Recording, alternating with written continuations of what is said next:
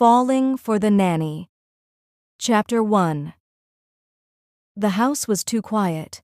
Ling Cyrilak stood in the center of the living room, her posture straight, shoulders squared, arms crossed tightly against her chest, as if holding herself together by force alone. The silence pressed in from every direction, thick, suffocating, unnatural. This house had never been meant to feel like this, not with children in it, not with them in it. A loud crash shattered the stillness. Ling didn't flinch. She simply closed her eyes for a brief second, inhaled slowly through her nose, and exhaled with controlled precision before turning toward the source of the noise. "Leo!" she called, her voice calm, but carrying a sharp edge of authority that echoed through the halls. "What did I say about running inside the house?" "I didn't run," came the immediate high-pitched protest. A beat. "I jumped." Ling walked toward the kitchen. She already knew what she would find, and she was right. Leo stood on a chair, one foot still planted on the seat, the other halfway on the counter, his small hands gripping a cookie jar that had very clearly not been within his reach before. Crumbs were scattered everywhere. The lid lay on the floor. Lena stood nearby, arms crossed, watching the situation unfold with the kind of quiet judgment only an older sibling could deliver. "He ran," she said flatly. "I didn't," Leo shot back. "You ran and jumped." "I jumped with style." Ling stopped just inside the doorway. For a moment she simply watched them, two children, too young to have lost what they had lost, too full of life for a house that had gone cold overnight. Her expression didn't soften, but something behind her eyes shifted. Barely. "Leo," she said, voice measured, "get down." He hesitated. Then, slowly, he obeyed. Good. At least that much still worked. Ling stepped forward, her movements precise and controlled as she picked up the fallen lid and placed it back onto the counter. Her gaze swept over the mess. Crumbs, sticky fingerprints, chaos. Unacceptable. "I told you," she continued, her tone calm but firm, "that you are not to climb on the counters. It's dangerous." "I was careful," Leo muttered. "You were reckless." "I was hungry." Ling paused. Lena snorted. Ling straightened slightly, her gaze shifting briefly to the girl. "And you," she said, "why didn't you stop him?" Lena shrugged. "I wanted to see what would happen." "Of course you did." A beat of silence passed. Then Ling reached for a cloth. "I have a meeting in 20 minutes, she said, more to herself than to them. "And someone will be here shortly." Lena perked up. "The nanny?" Ling didn't look at her. "Yes." Leo frowned. "Do we have to have a nanny?" Ling stilled for a fraction of a second. A question like that, simple, innocent, shouldn't have weight, but it did. "Yes," she said firmly. "We don't need one," Leo insisted. "I can take care of myself." "You cannot." "I can. You climbed onto a counter for cookies." "I had a plan." Ling exhaled slowly, pinching the bridge of her nose for just a moment before regaining her composure. "This is not a discussion," she said. And just like that, the matter was closed. At least for her. The doorbell rang exactly 3 minutes later. Ling checked her watch. On time. Good. She walked to the door, smoothing down the sleeve of her dark blazer out of habit more than necessity. Everything about her was immaculate, every strand of hair in place, every detail controlled. She opened the door and paused. The woman standing on the other side did not match the image in her mind at all. "Hi," the girl said brightly, offering a slightly breathless smile. "I'm Orm Cornafat. I'm here for the nanny position. I hope I'm not late. The bus, well, actually I got off one stop early because I panicked and thought I missed it, but then I didn't, so I had to walk back, which is why I'm a little—" She stopped, blinking, then laughed awkwardly. "Talking too much." Ling stared at her. Blonde, soft features, bright eyes, and an energy that felt completely out of place in this house. "You're early," Ling said. Orm visibly relaxed. "Oh, good, that's good. Early is good." Ling stepped aside. Come in. Orm entered carefully, as if unsure whether she was allowed to breathe too loudly. Her eyes moved around the space, taking in the high ceilings, the polished floors, the quiet luxury, and Ling caught the exact moment she realized just how out of place she felt. Orm clasped her hands together in front of her. So, this place is really beautiful. It's functional. Right. Functional. Very functionally beautiful. Ling closed the door behind her. Sit. Orm nodded quickly and moved to the sofa, sitting a little too straight, a little too stiff, like a student trying to make a good impression. Ling remained standing. Of course she did. Your application, Ling began, states that you have previous experience with children. Yes, Orm said quickly. I babysat my cousin's kids for 2 years, and I also helped at a daycare for a while, and I... A loud thud echoed from the hallway, followed by, Leo. I didn't do it. Ling closed her eyes briefly. Orm blinked. Should I be concerned? No. Another crash. Ling turned her head slightly. Stay here. But before she could take a step, 2 small bodies burst into the room. Ling! Leo started, before stopping abruptly when he noticed Orm. Lena, however, did not stop. She walked straight up to Orm and looked at her. Really looked at her. Then, You're pretty. Orm froze. Thank you? Leo squinted. Are you the nanny? Orm hesitated. Maybe? You look too nice, he said. Is that bad? Yes. Lena ignored him, climbing onto the sofa beside Orm like she had known her for years. Can you braid hair? She asked. Orm blinked. Yes? Good. You're hired. Ling stepped forward. I'm the one who makes that decision. Lena didn't even look at her. You should hire her. I'm aware. Leo climbed onto the other side of Orm. Can you make pancakes? Yes? With chocolate chips? Yes? Okay. I like her. Orm looked between them, clearly overwhelmed, but smiling. And Ling saw it. The way the children leaned into her without hesitation. The way Orm didn't pull away. The way the tension in the room, constant, heavy, suffocating, shifted. Just slightly. Ling studied her for a long moment, then, You start tomorrow. Orm's head snapped up. Wait, really? Yes. Just like that? Yes. Orm blinked, then smiled, bright, unfiltered, warm. Okay. And for the first time in days, the house didn't feel quite as empty. Perfect, continuing exactly with the tone, pacing, and slow build. Orm did not expect to feel this nervous over a suitcase, and yet, as she stood just outside the large gates of Ling Cyrilac's house the next morning, gripping the handle of her slightly overstuffed luggage, her heart was beating far faster than it reasonably should have been. Okay, she whispered to herself. It's just a job. A live-in job, in a mansion, with a terrifyingly beautiful CEO. It's fine, she added quickly. Totally fine.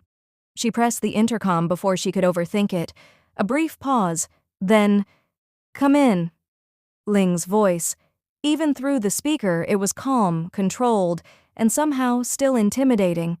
The gates clicked open. Orm swallowed. Okay. And stepped inside.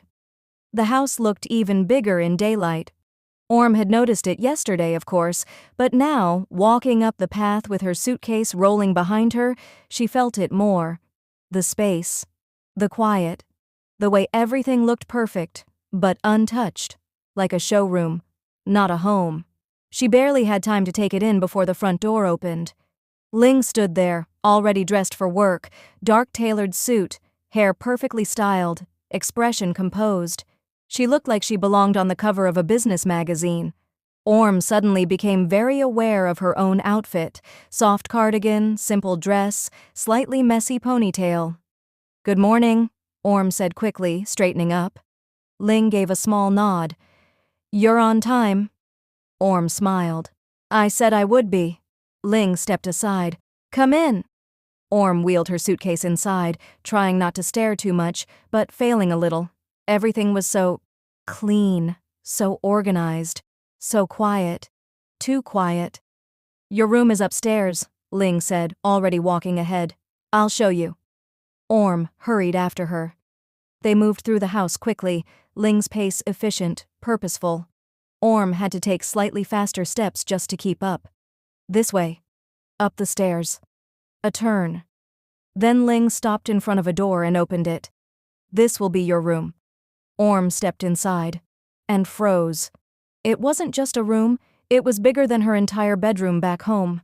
Soft lighting, large bed, clean, minimal decor, but still warm in a way the rest of the house wasn't. A window that let in sunlight. Orm turned slowly, taking it all in. This is... mine? Yes. It's huge. Ling didn't respond to that. If you need anything, inform me, she said instead. Your responsibilities will be discussed after breakfast. Orm nodded quickly. Okay. A pause. Ling lingered for half a second, like she was about to say something else. Then didn't. I have a meeting, she said. I'll be leaving shortly. And just like that, she turned and walked out. Orm blinked. Right. She stood there for a moment longer. Then, she's so cool. The words slipped out before she could stop them. Orm clapped a hand over her mouth. Oh no. Orm! Orm barely had time to turn before Leo crashed into her legs like a small, very excited missile. You're here, he shouted. I'm here. Orm laughed, steadying herself so she didn't fall over. Lena appeared in the doorway a second later, far calmer, but her eyes lit up just the same. You actually came back, she said. Orm smiled softly. Of course I did. Leo grabbed her hand immediately. Come on, come on, come on! Wait, where are we going? To the kitchen! That sounds dangerous, Orm said. It is, Lena confirmed, already following them. The kitchen looked exactly like it had yesterday, spotless, untouched, until... Okay, Orm said, rolling up her sleeves slightly. What do we feel like eating? Pancakes, Leo yelled. With chocolate chips, Lena added. Orm laughed. Of course. She moved around the kitchen with surprising ease, opening cabinets, checking ingredients, figuring things out as she went. It didn't take long before the space started to feel different. Less like a showroom, more like something lived in. Leo stood on a chair again. Careful, Orm said gently, placing a hand on his shoulder. Let's not fall, okay? I won't fall, he said confidently. You said that yesterday. I almost didn't fall, Orm smiled. Sit properly. And he did. No argument. Lena watched that closely. Interesting. Very interesting. By the time Ling walked into the kitchen, the smell hit her first.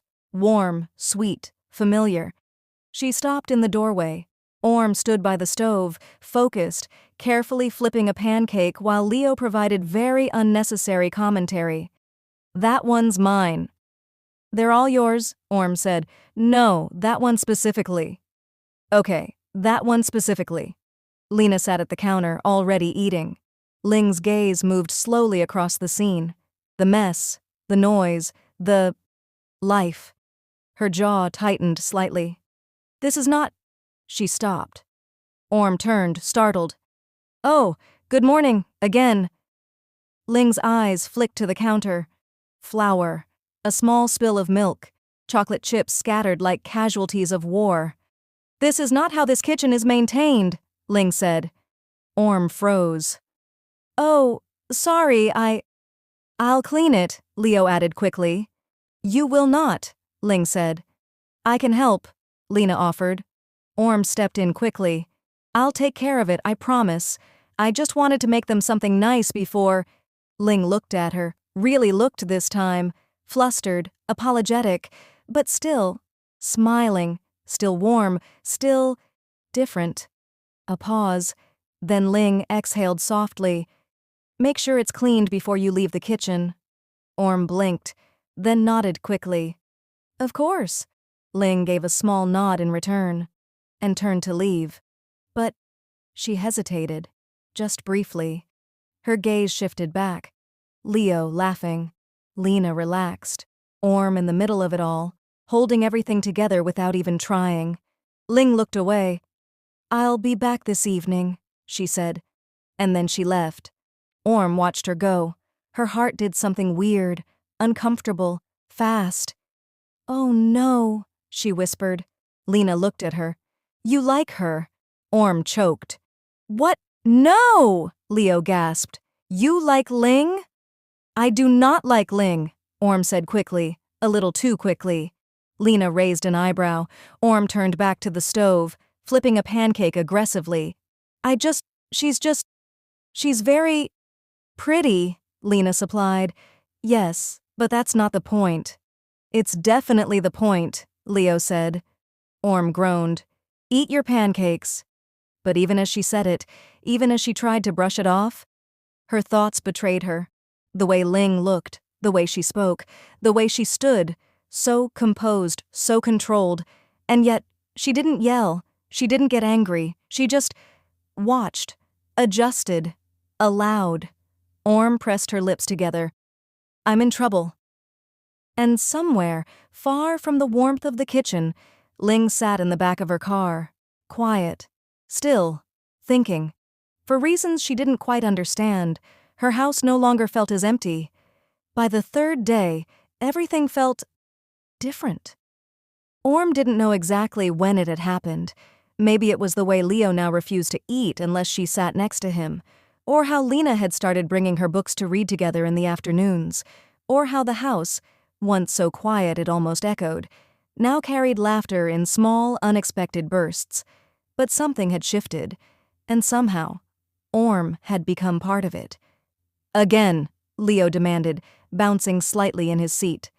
"You've already had 3 stories," Orm laughed, holding the book just out of reach. "Your brain needs a break." "My brain is strong," he argued. "Your brain is sleepy." "I'm not sleepy. You're blinking slowly." "I blink normally." Lena didn't even look up from her own book. "You're definitely sleepy." "I'm not." Orm smiled, watching the two of them. This was easy, natural. It didn't feel like work. It felt like home. The thought caught her off guard. She blinked. "Okay, one more," she said softly. Leo cheered like he'd just won something important. It was late afternoon when the front door opened. Orm didn't hear it, but Lena did. And more importantly, Ling did. Ling stepped inside, removing her heels with a quiet efficiency before placing them neatly by the door. Her movements were, as always, precise, controlled, but the moment she looked up, she stopped. Voices, soft, warm, coming from the living room. She followed them without thinking, and what she saw made something in her chest tighten. Orm sat on the couch, one leg tucked under her, the other barely touching the floor. Leo was curled against her side, his head resting against her arm, eyes half closed. Lena sat on the other side, leaning just slightly into Orm as she listened. Orm's voice was gentle as she read, occasionally pausing to change her tone for different characters. Animated, soft, alive. Ling stood there, watching, unmoving. She didn't announce herself, didn't interrupt. She simply observed. The way Leo's hand lightly held onto Orm's sleeve, the way Lena didn't look guarded for once, the way Orm smiled, completely unaware she was being watched. And for a brief, quiet moment, Ling felt like an outsider in her own home. And then the dragon said. Orm stopped, her eyes flicked up, and landed directly on Ling. She froze. "Oh." Leo stirred slightly but didn't wake. Lena turned her head. "Oh, you're back," she said casually. Ling stepped forward. "Yes." Orm gently closed the book, careful not to wake Leo. "I didn't hear you come in," she said quietly. "I noticed." There was no edge in Ling's voice, no disapproval, just a statement. Still, Orm suddenly felt nervous, like she'd been caught doing something she shouldn't. "I was just, he wanted another story and then he kind of..." Ling's gaze shifted to Leo, then back to Orm. "He's comfortable," she said. Orm blinked. "Yes?" A pause. Then Ling gave a small nod. Good. And just like that, the tension eased. A little. Do you want dinner?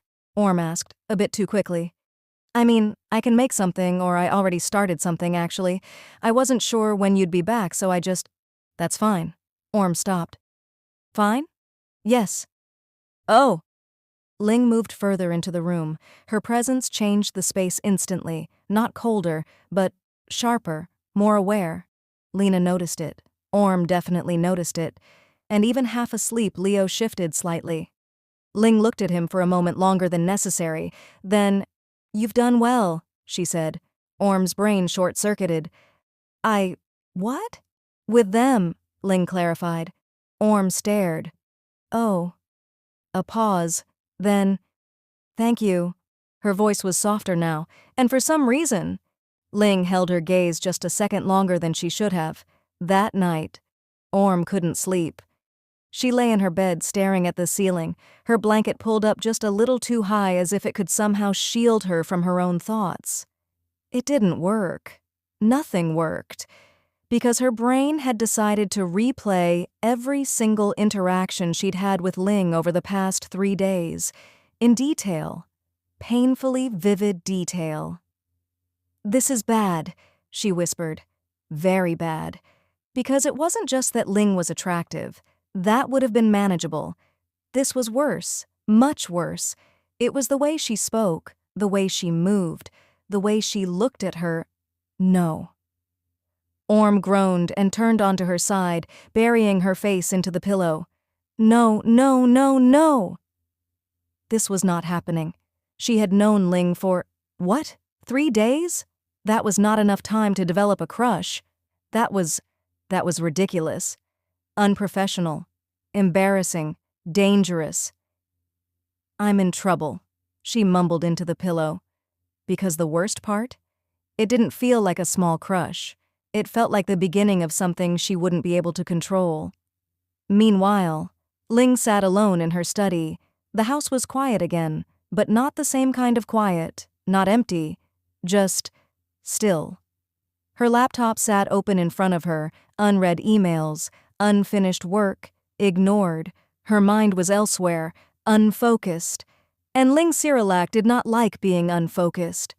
She leaned back slightly in her chair, her fingers resting against the desk as she stared ahead. Thinking, analyzing, replaying, Orm. The way she laughed, the way the children responded to her, the way she had filled the space without even trying. Ling's jaw tightened slightly. This was inefficient, unnecessary, a complication. She had hired a nanny. That was all, a solution to a problem. Nothing more. Nothing should be more. Her fingers tapped once against the desk, then again. Controlled, measured. And yet, her thoughts refused to cooperate. Ling exhaled slowly. Maintain distance. The words were quiet, deliberate, a decision. Because whatever this shift was, whatever this feeling of disruption, it needed to be contained. The next morning, Orm noticed immediately. Good morning, she said brightly. Ling didn't look at her. Breakfast is at 8. Orm blinked. Okay? No small nod, no pause, no softness, just distance, clear, intentional. And for reasons she didn't fully understand, Orm felt it. Did I do something? She asked carefully. Ling picked up her coffee. No. Are you sure? Yes. That was it. Conversation over. Orm stood there, confused, a little hurt, a little off balance, because yesterday had felt different, better, closer, and now, this? Lena watched the whole thing from the table, then looked at Orm. She does that, she said. Orm blinked. Does what? Gets weird when she starts liking people. Orm choked. She does not. Lena shrugged. She does. Orm turned back toward Ling, but Ling had already walked away, and just like that, the distance had been set. Orm tried not to think about it. She really did. Careful, Leo, don't run! Too late. Leo sprinted past her in a blur of energy, nearly crashing into the hallway wall before redirecting himself at the last second. "I'm fast!" he yelled. "You're going to be injured," Orm called after him, hurrying to catch up. "I won't." "You said that last time." "I was right eventually." Orm grabbed his arm gently before he could launch himself onto the couch. "Walking," she said firmly, though she was smiling. "We practice walking indoors." Leo groaned like she had just ruined his entire life. Behind them, Lena shook her head. "You're enabling him," she said. "I am guiding him," Orm corrected. "You let him eat chocolate chips for breakfast." "That was one time. It was yesterday. We're growing as people." The moment was light, easy, normal. But underneath it, Orm felt it, that shift, that distance, because every time Ling walked into a room, everything changed. Ling entered the living room just then, already dressed for the day, her presence instantly straightening the atmosphere like an invisible line had been drawn. Leo slowed, Lena sat up properly, and Orm suddenly became very aware of herself, her posture, her voice, her hands. "Good morning," Orm said, trying to sound casual. Ling gave a small nod. "Report." Orm blinked. "Report?" "Their schedule. What have they done this morning?" "Oh, breakfast, then we read, and now I was going to take them to the park, if that's okay." Ling considered that. Then, "Be back by noon." "Okay." That was it. No lingering, no eye contact longer than necessary, no softness, just instructions. Orm watched her go, again. "Okay," she whispered. Leo tugged on her sleeve. "Are we still going to the park?" Orm blinked, snapping out of it. Yes, we are." Lena studied her. "You're thinking too much." "I'm not thinking too much." "You're thinking about her." Orm choked. "I am not." "You are." "I'm literally not." "You said okay 3 times after she left." "That's not proof." "It's emotional evidence." Orm stared at her. "You're 8. And I'm right." The park should have helped. It usually did. Fresh air, space, noise, life, a break from the quiet intensity of the house. And for a while, it worked. Leo ran wild with other kids. Lena sat beside Orm on a bench, reading but occasionally glancing up to make sure Leo wasn't starting a small war. Orm leaned back slightly, letting the sun hit her face, breathing, relaxing, trying not to think about, "Hey." Orm opened her eyes. A woman stood nearby, confident, stylish, effortlessly put together, and smiling. "Hi," Orm said, sitting up a bit straighter. "You're new," the woman said. "Is it that obvious?" "A little," she laughed. "I'm Anong." Orm blinked. "Oh." She knew that name. Ling had mentioned it. Once, briefly. "Orm," she said quickly. "I'm, the nanny." "I figured," Anong said, her eyes flicking toward the kids before returning to Orm. "You're doing a good job. They look happier."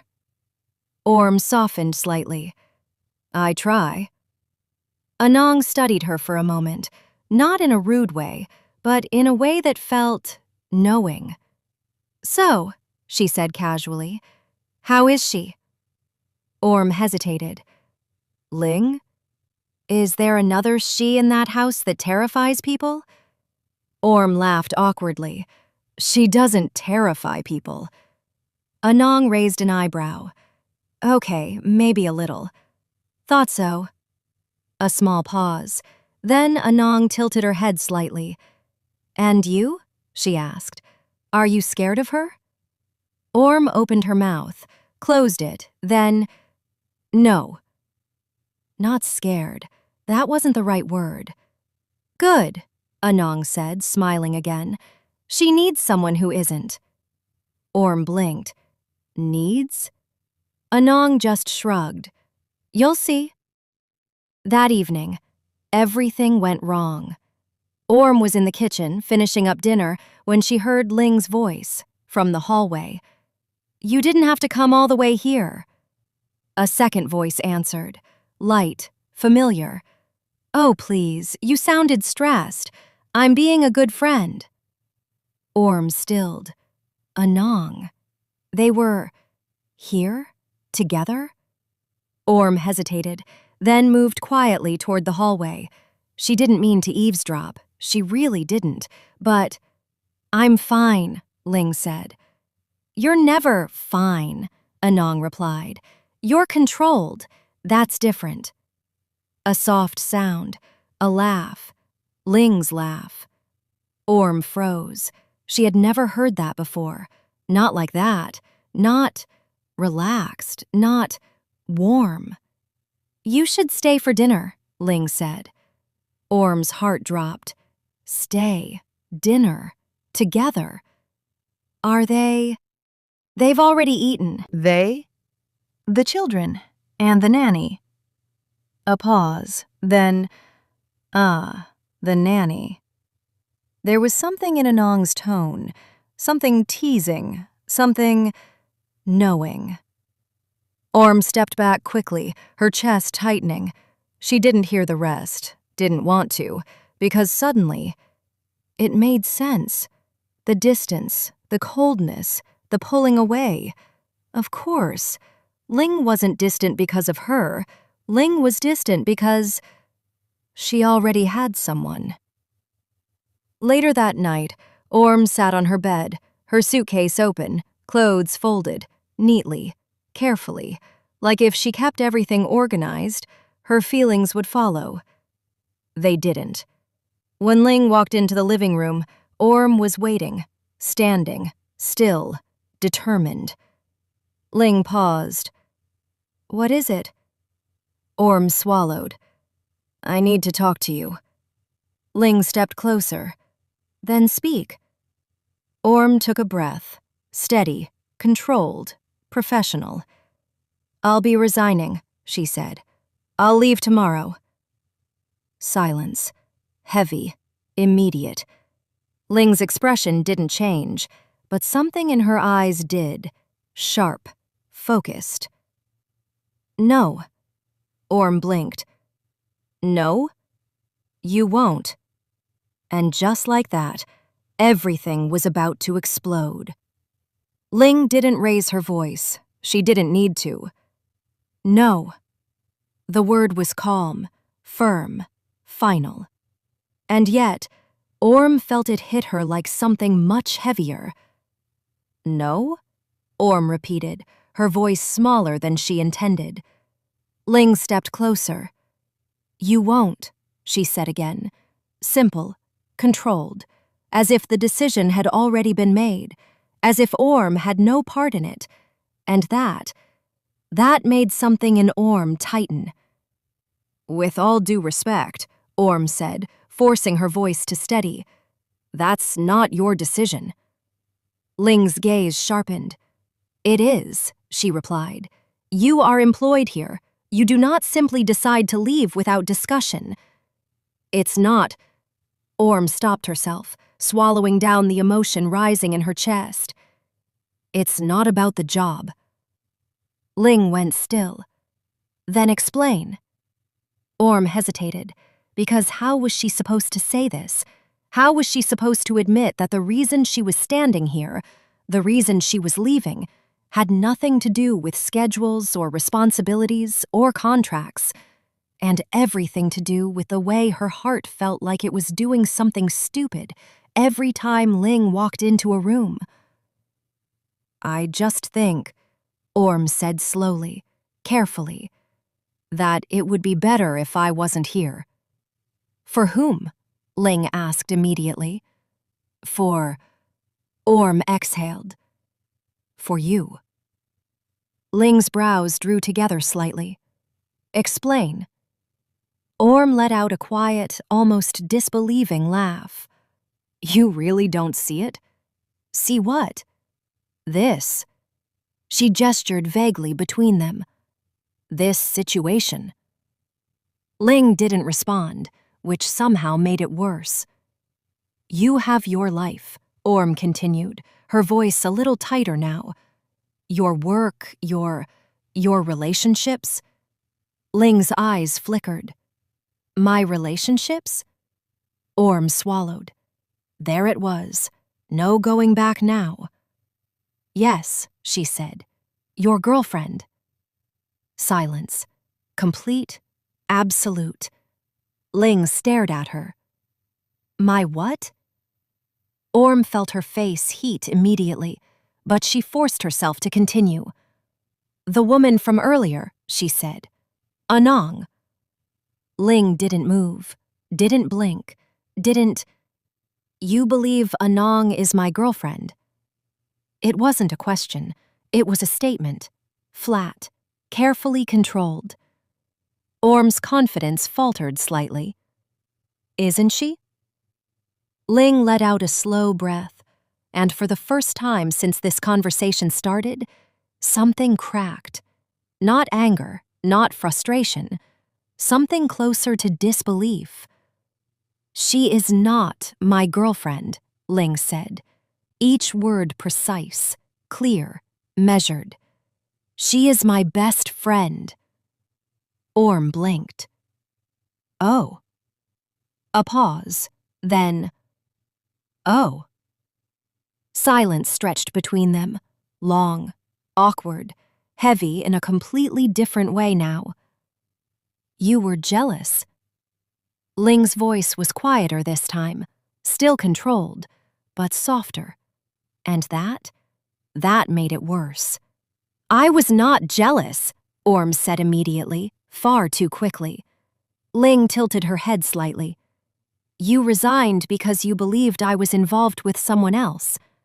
I resigned because it's not appropriate for me to... To what? Orm stopped. Her brain stalled. Her mouth opened, closed, opened again. This is not about me. Ling took another step closer. Now there was barely any space between them. Then what is it about? Orm's heart was racing. Too fast, too loud, too close. Ling was too close. It's just...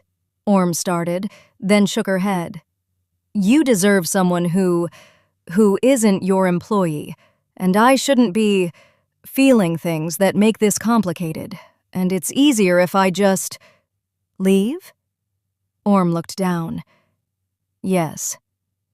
Another silence, but this one felt different, heavier, more dangerous. Ling studied her, carefully, taking in every detail. The way Orm avoided her gaze, the way her hands were slightly clenched, the way her breathing wasn't quite steady, and something in Ling's chest shifted. No. Orm looked up again. Ling. You will not leave, Ling said, still calm, still controlled, but this time there was something underneath it, something firmer, something that felt dangerously close to possession. You are good with them, Ling continued. They need stability. They need you. Orm's chest tightened. And you? She asked before she could stop herself. The question slipped out, soft, unintended, but impossible to take back. Ling stilled, for just a fraction of a second, and in that second, something unguarded flickered in her expression, gone almost immediately. This is not about me, Ling said. The same words, but they didn't sound as certain this time. Orm swallowed. Right. Of course it wasn't. She stepped back, creating distance, because if she didn't, she might do something stupid, like stay for the wrong reasons. I'll stay, Orm said quietly. Ling didn't react, not outwardly, but the tension in her shoulders eased, just slightly. Good, Ling said. And just like that, the conversation was over, but neither of them moved. For a moment, they just stood there, facing each other, too close, too aware, too something. Then Orm looked away first. "Good night." Ling nodded once. "Good night." And that should have been the end of it. It wasn't. Because later that night, Orm made a mistake. She called her family. "You thought she had a girlfriend?" Niren's voice came through the phone, already laughing. "I didn't think, I just assumed," Orm muttered, pacing her room. "That's worse," he said. Molly's voice cut in immediately. "You were jealous." "I was not jealous." "You resigned," her mother said. "That's dramatic. That's romantic. That's jealous." "It was not romantic." "It was extremely romantic," Niren added. "If this was a drama, this is the part where the audience screams." "I am not in a drama." "You're living in a mansion with a hot CEO and raising kids together," Molly said. "You're in a drama." Orm opened her mouth, closed it. "That's not the point." "The point," her father added calmly, "is that you like her." "I do not like her," Orm said, for what felt like the 100th time. "I just," she hesitated, "admire her." There was a pause, then laughter, loud, uncontrolled, unhelpful. "Oh, you're in trouble," Niren said. "So much trouble," Molly agreed. Orm groaned, dropping onto her bed. "I am not in trouble." "You're already jealous," Niren said. "Imagine when she actually dates someone." "I will not be jealous." "You will suffer," Molly said dramatically. "I will not suffer." "You will cry." "I will not cry." "You will absolutely cry," all three of them said at once. Orm covered her face with a pillow. "I hate all of you." "We love you," they replied instantly. But even after the call ended, even after the laughter faded, even after the house went quiet again, Orm lay there, staring at the ceiling, her heart still not quite steady. Because no matter how much she denied it, no matter how much she tried to simplify it, this wasn't just admiration, and deep down, she knew it. Across the hall, Ling stood by her window, silent, still, thinking. She was jealous. The words were quiet, measured, but they lingered, and for the first time since Orm had arrived, Ling didn't try to push the thought away. She let it stay. Chapter 2. The shift was subtle. So subtle that, to anyone else, it might not have existed at all. But Orm felt it, in the way Ling no longer avoided her entirely, but also didn't linger. In the way her gaze would pause for half a second too long before snapping away. In the way every interaction now felt deliberate, measured, like Ling was thinking before every word, and somehow, that was worse. "Okay, we're not thinking about it," Orm muttered to herself as she adjusted the straps of Leo's tiny backpack. "You're thinking about it," Lena said immediately from the doorway. Orm jumped. "Why do you move so quietly? Why do you talk to yourself so loudly?" "That's not the point." "It is the point." Orm narrowed her eyes. "You're 8. And I'm right." Orm opened her mouth to argue, then stopped, because arguing would only prove Lena right. "Shoes," Orm said instead, clapping her hands once. "Both of you, now. We are leaving in 5 minutes." Leo ran past her like a blur. "I'm already wearing shoes." Orm looked down. "Those are on the wrong feet." Leo looked down too. A pause. "It's a style." "It's not a style." "It could be." Lena walked past them calmly, already fully ready. "He tried to invent that yesterday." "I'm innovative," Leo protested. "You're confused." Orm pressed her lips together, trying not to laugh. This part was easy. Grounding. Normal. No complicated feelings. No intense eye contact. No Ling. Right, she said, nodding to herself. We're doing great. Doing what? Leo asked. Nothing. Everything. Where are you taking them? Orm froze. She hadn't heard Ling approach. Of course she hadn't. Ling didn't approach. She appeared, like a very elegant, very intimidating ghost. Orm turned quickly. Park, she said, maybe a little too fast. Just for a bit. Fresh air, movement, sunlight, healthy things. Ling's gaze rested on her, steady, unreadable. Be back before noon. Orm blinked. Why did that feel like approval? Okay. A pause. Ling didn't move. Orm didn't move either. And suddenly, they were just standing there. Again. Too close. Too aware. Leo broke the moment by grabbing Orm's hand. Let's go. Yes, Orm said quickly. Let's go. We're going. She moved. Fast. Too fast. Lena followed, but not before glancing back at Ling. Watching. Observing. Ling noticed. Of course she did. The park was louder today. More people, more children, more everything. Which should have made it easier for Orm to relax. It didn't, because her brain, her very unhelpful brain, kept replaying, "You were jealous." Nope, Orm muttered, sitting down on the bench. We are not revisiting that. We are revisiting that, Lena said, sitting beside her. Orm closed her eyes briefly. I need you to be on my side. I am on your side. Then stop analyzing me. I'm analyzing the situation. You're 8, and you like Ling. I do not. Orm! Leo yelled from across the playground. Look! Orm turned just in time to see him attempt something that definitely required more coordination than he possessed. Oh no. He jumped. He landed. He did not fall. Orm exhaled. Okay, good. Progress. Minimal, Lena said. I'll take it. A shadow fell over them. Orm looked up and blinked. Oh.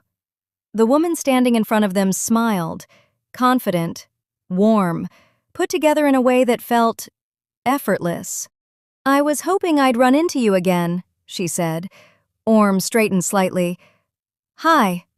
Lena looked between them, slowly, carefully. You know her, Lena said. We met yesterday, Orm replied. Anong, the woman said again, offering her hand, this time more formally. Orm shook it. Orm. I know, Anong said, her smile widening just a little. Ling talks about you. Orm's brain stopped. She does?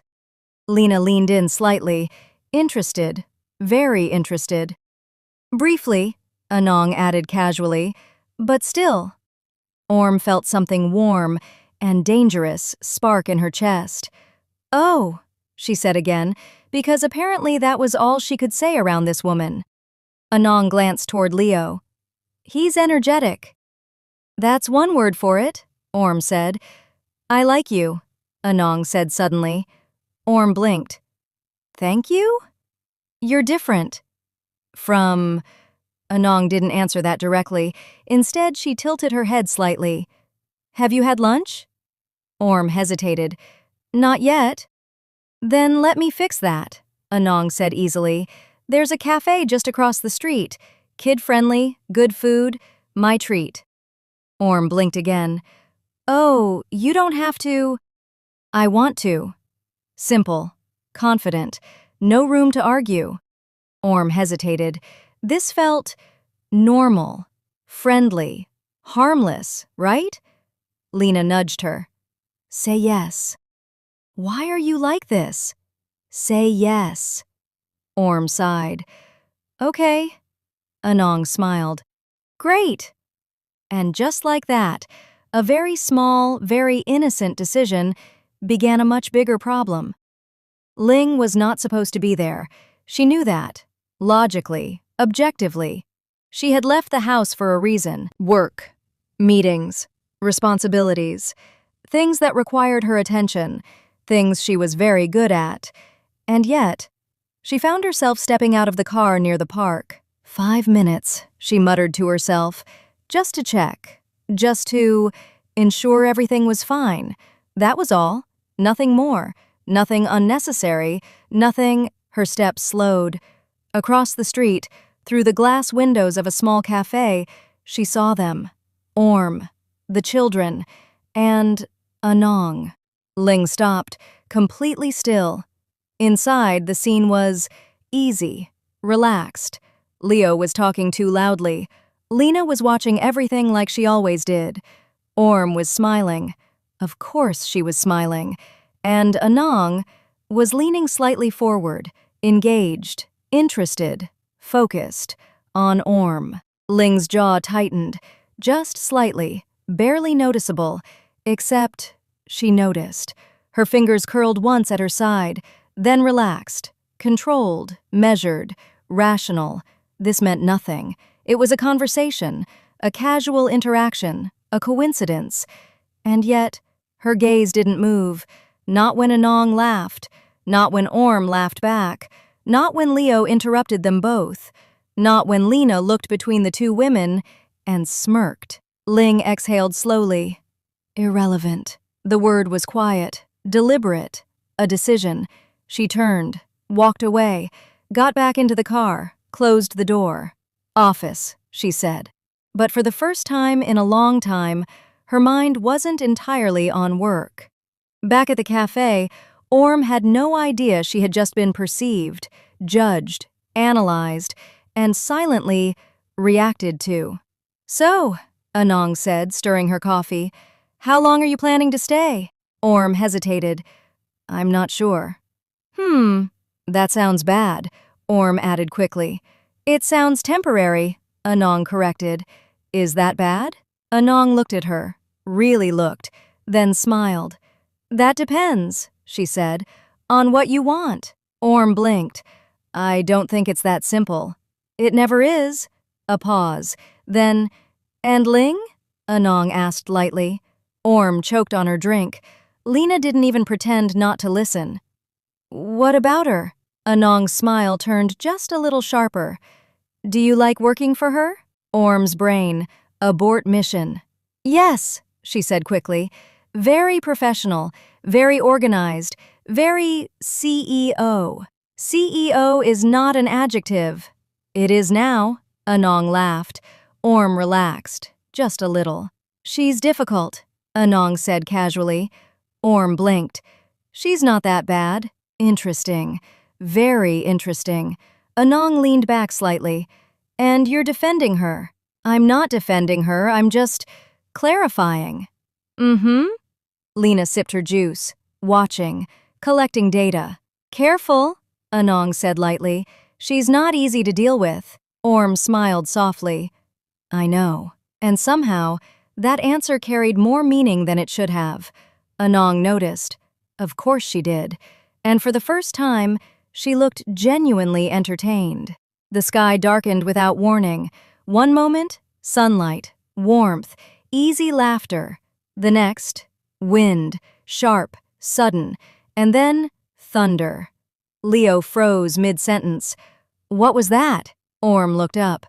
Oh, the clouds had rolled in fast, too fast. Lena closed her book. That's not good. No, Orm agreed. That's really not good. Rain started falling, hard, immediate, relentless. People scrambled, children shouted, chairs scraped. Leo grabbed Orm's arm. I don't like this.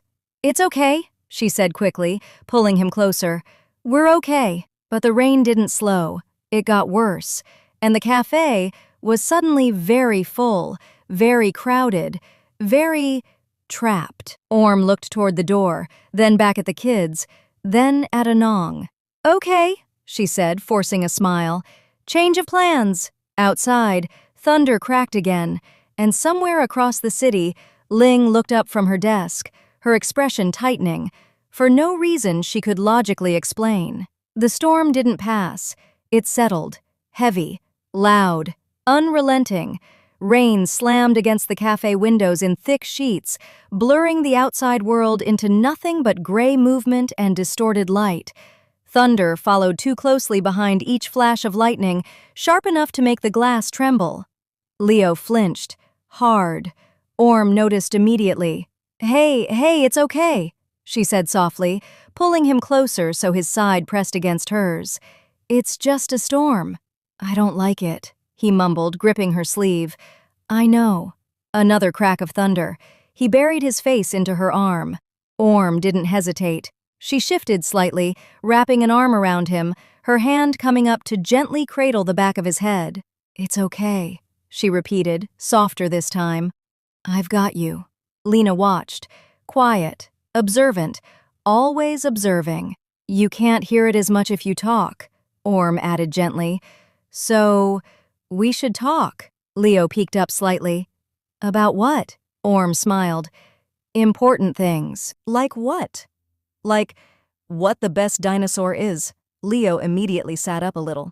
"T-Rex." "Wrong." "What?" Lena didn't even look up. "It's a triceratops." "No?" And just like that, the fear loosened. Not gone, but softer, manageable. Anung leaned back in her chair, watching the entire interaction with quiet interest. The way Orm didn't panic, the way she adjusted, the way she made it feel like nothing was wrong, even when it clearly was. "You're good at this," she said. Orm glanced up briefly. "At what?" "This." She gestured slightly. "The chaos, the emotions, the unexpected." Orm smiled faintly. "I think I just don't like seeing them scared." Simple, honest, and for some reason. That answer lingered. Anung studied her for a moment longer than before.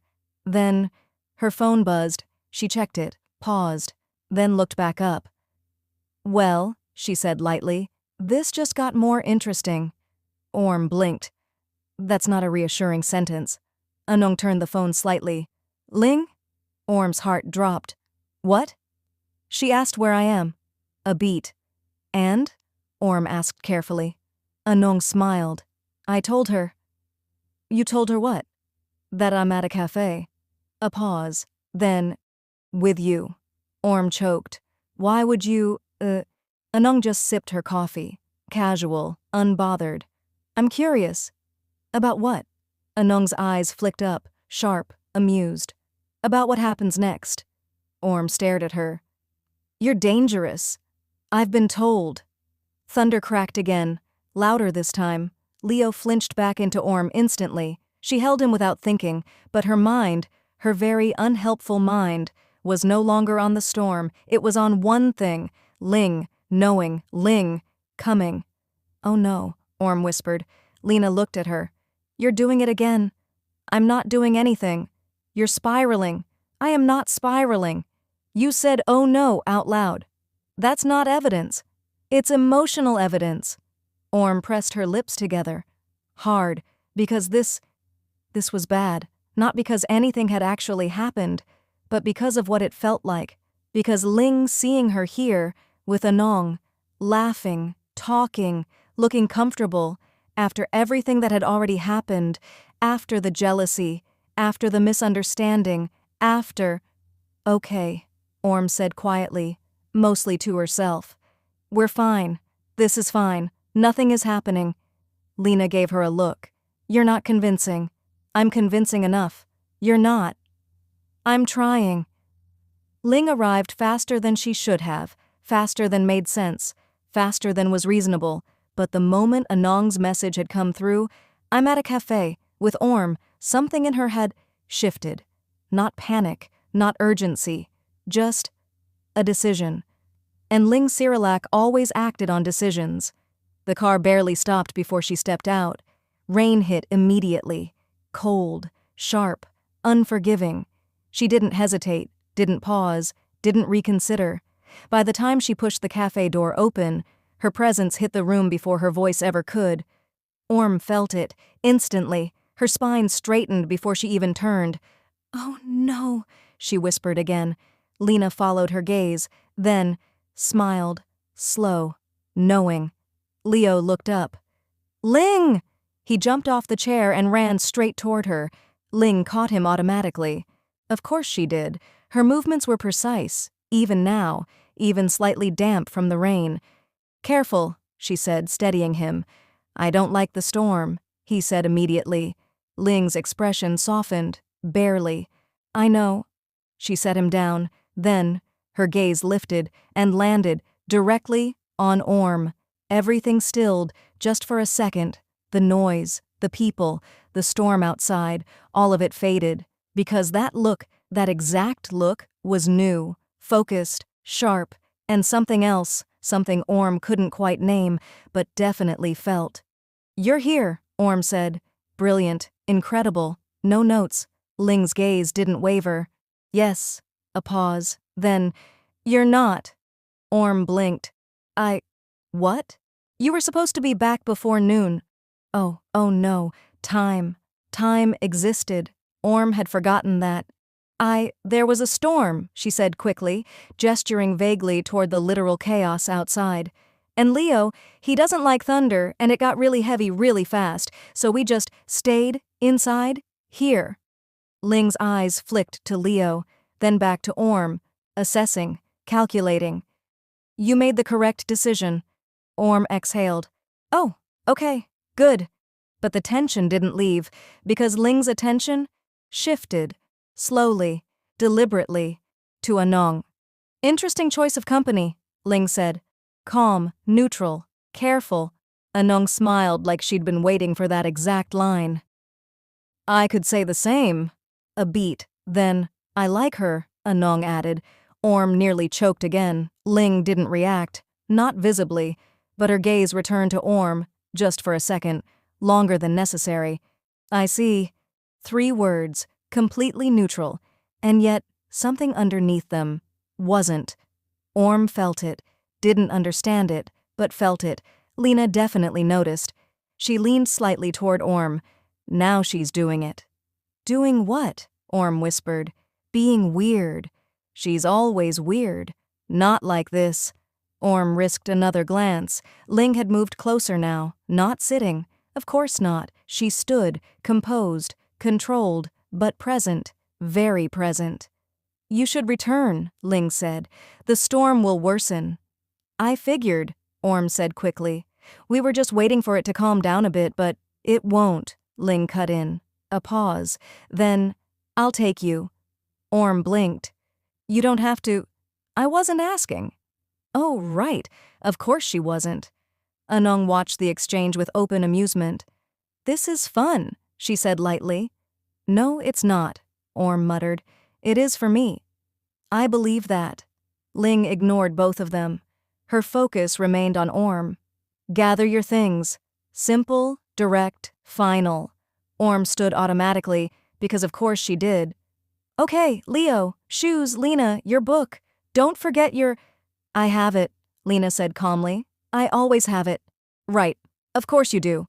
Everything felt too fast, too close, too charged, and Ling was right there, watching, not helping, just watching, as if observing how Orm moved under pressure, as if assessing her again, and that did something very inconvenient to Orm's heartbeat. The car ride was quiet, too quiet.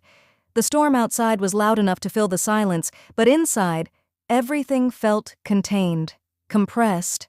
Leo sat pressed against Orm again, calmer now but still clinging slightly. Lena sat on the other side, watching the rain. And in the front, Ling, driving, focused, silent. Orm stared straight ahead, very aware of everything, of Ling's hands on the wheel, of the occasional glance in the rearview mirror, of the fact that every time Ling looked back, her eyes landed on Orm, not the kids, Orm. So, Orm said suddenly, because she couldn't take it anymore. That was, unexpected. No response. Great, fantastic, wonderful. I mean, the storm, she added quickly. Not you. I mean, you two, but not in a bad way, just unexpected in a neutral context. Orm, she froze. Yes? Ling's voice was calm, controlled, but closer now, sharper. Stop talking. A beat. Okay? Silence again.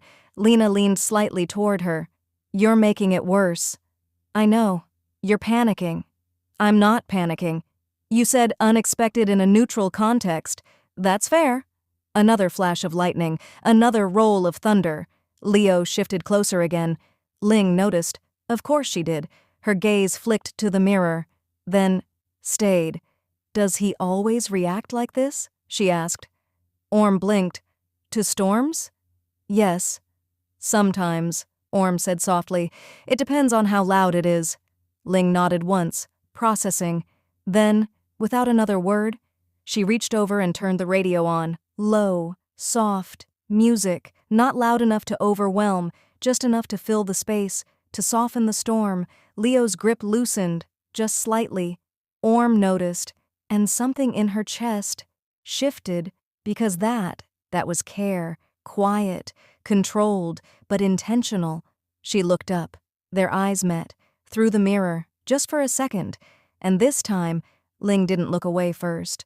The house felt different when they returned. Not quiet, not empty, but charged. The storm followed them in, not physically, but in the way the air seemed heavier, thicker, like something unresolved had settled into the walls.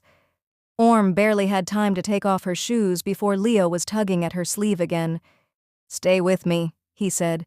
His voice was smaller now. The storm hadn't passed. It had just followed him inside. I'm right here, Orm said softly, crouching slightly so she was at his level. I'm not going anywhere. He hesitated, then nodded, satisfied, but he didn't let go. Ling watched the entire interaction from a few steps away, silent, still, observing, always observing. Lena, Ling said, her voice calm but firm. Dry your hair. You'll get sick. I'm fine, Lena replied automatically. You're wet. I've been wet before. Ling didn't react to the attitude, but her gaze lingered. Half a second longer than necessary. Now, Lena sighed dramatically, but she went. Because that was the thing about Ling. You could argue, you could resist, but in the end, you listened. Orm stood slowly, Leo still attached to her side. I'll make something warm, she said. That usually helps when it's like this. Ling's eyes flicked to her. You don't need to. I want to.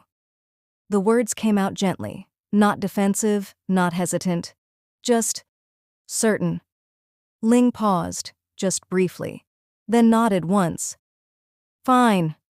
It wasn't permission, not exactly, but it wasn't rejection either, and somehow that mattered. The kitchen didn't stay spotless this time. It couldn't, not with a storm still echoing outside, not with Leo hovering close, occasionally jumping at louder thunder, not with Orm moving faster than usual, pulling ingredients, lighting the stove, filling the space with warmth again. This time, she didn't apologize for the mess. She didn't hesitate. She just did what felt right. Ling stood in the doorway, watching, again. The pattern was becoming familiar, Orm in motion, the children orbiting around her, the house shifting, responding, living, and Ling, still, controlled, but less distant than before. You're staring. Ling didn't look away. No, I'm observing. Lena leaned against the counter, towel around her shoulders, completely unimpressed. It's the same thing. It isn't. It is. A pause. Then, you like her cooking? Ling's gaze shifted slightly. That is irrelevant. She hasn't even finished yet. Ling didn't respond, which was an answer. Orm tried very hard not to react. She failed a little, just a little, because something warm spread through her chest. Uninvited, unhelpful, very inconvenient. Hot chocolate? She offered, glancing back over her shoulder. Leo immediately perked up. Yes. Lena nodded. Yes. Ling hesitated. Barely. Fine. Orm smiled, soft, small, but real, and for a moment, Ling's gaze lingered on that smile longer than it should have. They ended up in the living room. Storm still loud, lights slightly dimmed, warm mugs in hand. Leo tucked into Orm's side again, clutching his cup carefully. Lena sat nearby, more relaxed than usual. And Ling. Ling sat across from them, not working, not on her phone. Just there, present, which was new, very new, too new. Orm became painfully aware of it, every time she lifted her cup, every time she shifted slightly, every time Leo leaned more into her, every time Ling looked. Because she was looking, not constantly, not obviously, but enough. Enough for Orm to notice, enough for Lena to definitely notice. So, Lena said casually, sipping her drink, "Anung likes you." Orm choked. Leo blinked. "Who?" "The lady from the cafe," Lena clarified. "Oh," Leo said. "She was nice." "She was very nice," Lena said pointedly. Orm coughed. "Okay, wow, this is not a discussion we're having right now." Ling's grip on her mug tightened, just slightly. "Anung is like that," she said, neutral, controlled, careful. Orm glanced at her. "Like what?" "Friendly." A beat, then, "Overly so." Lena raised an eyebrow. Orm blinked. "Oh." Something about that tone, that specific tone, felt different. Not annoyed, not quite, but not neutral either. Not really. "Did you have fun?" Ling asked suddenly.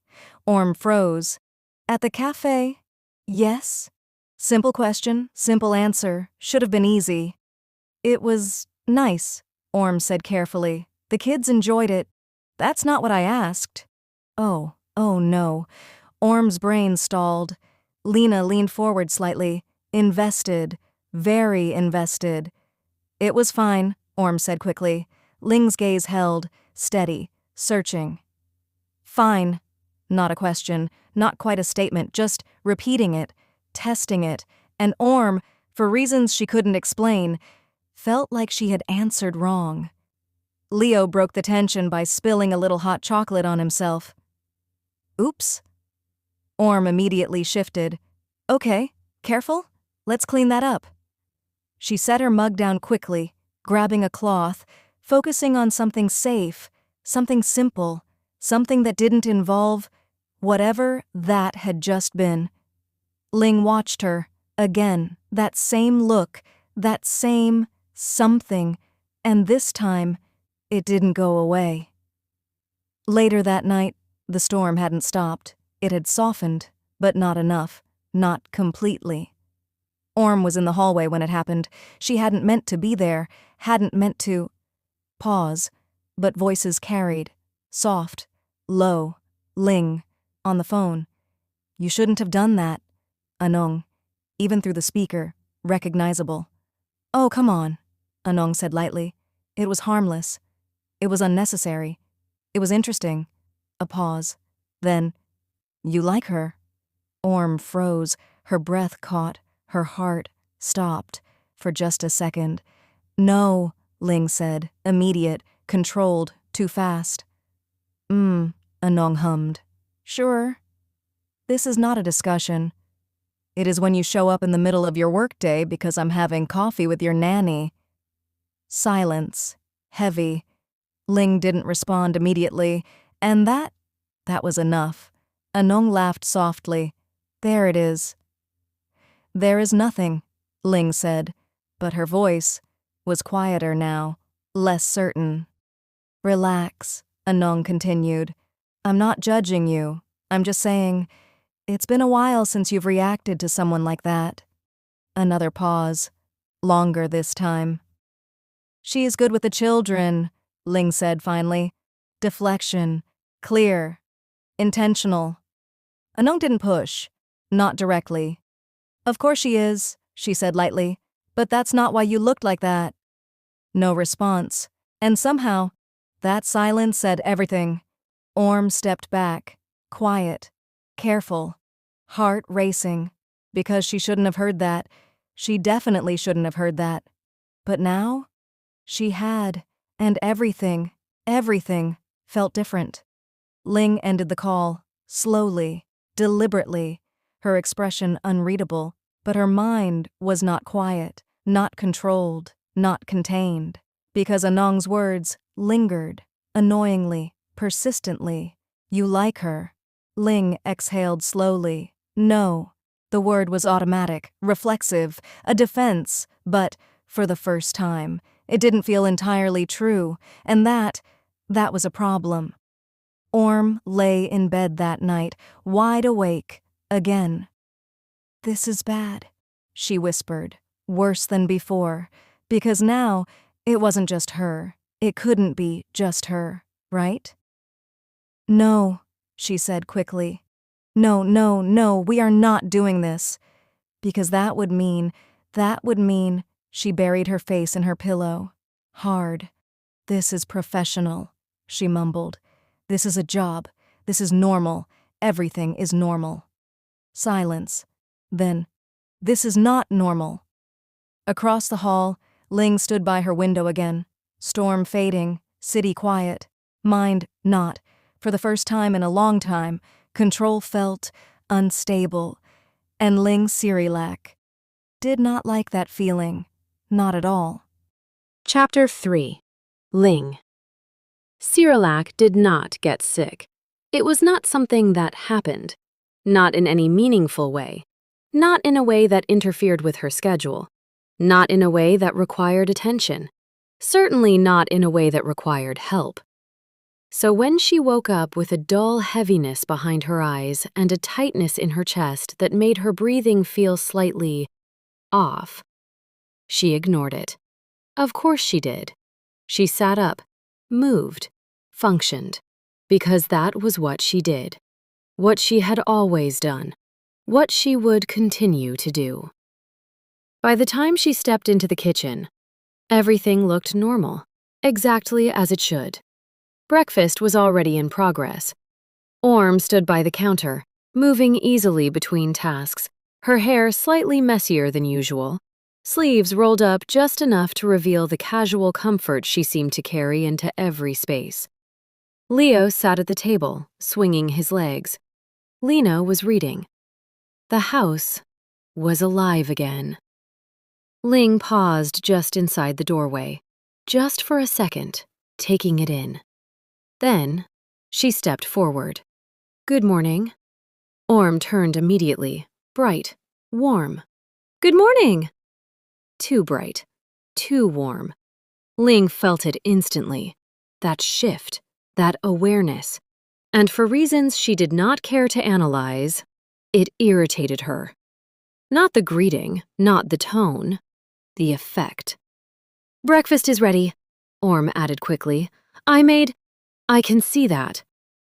The words came out sharper than intended, a fraction too cold. Orm blinked, just slightly. "Right." A pause, small, barely noticeable, but it was there. Ling noticed. Of course she did. And something in her chest tightened, unpleasant, unnecessary. "Sit," Orm said, softer now. "I'll bring it." Ling hesitated, half a second. Then, she sat. Because arguing over something that insignificant would be inefficient. Leo grinned. "You're eating with us today." "I always eat." "Not here," Leo said. "I eat where it is convenient." Lena didn't look up from her book. "That's a no." Ling didn't respond. Orm placed the plate in front of her carefully, not too close, not too far. Like she had learned the exact distance Ling preferred. And that did something very inconvenient to Ling's focus. "Thank you," Ling said. The words were automatic, but quieter than usual. Orm nodded quickly. "You're welcome." She turned away too fast, moved back to the counter, occupied herself with nothing, everything. Ling watched her, just for a second longer than necessary, then looked down at her plate. A bite, normal. Another, still normal. And yet, something was off. Not the food, not the room. Not the children. Her. Ling exhaled slowly, controlled, measured, irrelevant. Are you okay? Ling looked up. Orm was watching her, not casually, not lightly, but carefully. And that was new. I'm fine, Ling said immediately, too immediately. Orm didn't move, didn't look convinced. You look tired. I am not. You didn't sleep? I slept. You look like you didn't. Ling set her fork down, deliberate, controlled. I am fine. The tone should have ended the conversation. It usually did, but Orm didn't back down. Not this time. Not completely. Okay, she said softly, but she didn't look away. And somehow, that felt worse than arguing. Ling picked up her coffee, ignored the way her head pulsed slightly when she did, ignored the way her grip tightened just a fraction too much, ignored everything. Because that was what she did. Orm didn't push again, not out loud, but she watched. Small things, subtle things. The way Ling's shoulders were a little stiffer than usual. The way she didn't finish her food. The way she stood up a little too quickly, then paused, just briefly, as if steadying herself. Orm noticed. Of course she noticed. And that was a problem. I'll be in my study, Ling said. No eye contact, no pause, just distance. Again. Orm nodded. Okay. But her eyes followed Ling as she walked away, all the way down the hallway, until she disappeared. Lena looked up from her book. You're doing it again. Orm sighed. I know. She's sick. Orm blinked. What? She's sick. She said she's fine. She always says that. Orm frowned slightly. You've seen this before? Lena nodded once. She doesn't stop until she has to. Leo looked between them. Is she going to die? Orm turned immediately. No, she's not going to die. Okay. He went back to eating, completely unbothered. Orm exhaled slowly, then looked toward the hallway again, thinking, processing, deciding. Okay, she said quietly. What are you doing? Lena asked. I'm not doing anything. You're definitely doing something. I'm just checking. That's doing something. Orm ignored her, because something in her chest wouldn't settle, and ignoring it was no longer working. Ling's study door was slightly open, not fully, just enough. Orm paused outside, hesitated. Because this crossed a line. Professional, clear, important. She shouldn't. Ling coughed. Soft, but sharp enough to cut through every logical thought Orm had. Okay, Orm whispered to herself. We're doing this. She knocked lightly. No response. She pushed the door open. Slowly, carefully. Ling sat at her desk, laptop open, posture straight, expression composed, like nothing was wrong, like everything was under control. Always. You should knock, Ling said without looking up. I did. You should wait. You didn't answer. Ling's fingers paused over the keyboard, then continued. I was working. Orm stepped inside anyway. I can see that. A pause. Ling didn't respond, didn't look up, didn't acknowledge her presence beyond that, which was very intentional. Orm swallowed. Then, "You're sick." Ling's hands stopped, slowly. "No." "Yes." "No." "Yes." Ling looked up, sharp, controlled. "Leave." Orm didn't move. "No." Silence. Immediate. Heavy. Ling stood, slowly. "You are overstepping." Orm's heart jumped, but she held her ground. "I'm doing my job." "Your job is the children." "And you're their guardian," Orm shot back. "Which means if you collapse, that becomes my problem too." Ling stared at her.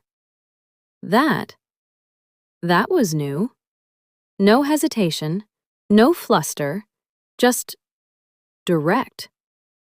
And for a moment, Ling didn't know how to respond to that, which never happened. "I am not going to collapse." "You almost did in the kitchen." "I did not." "You paused." "That is not collapsing." "It's a warning." Ling exhaled slowly, her patience thinning. "You are making assumptions, and you're ignoring reality." Another beat, another shift. Something tighter now, closer to snapping. Ling stepped closer, just one step. "That is enough." Low, controlled, a warning. Orm's breath caught, but she didn't step back. "No," she said, softer now. "It's not."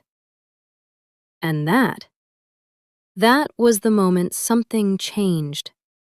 Because this wasn't about authority anymore. This wasn't employer and employee.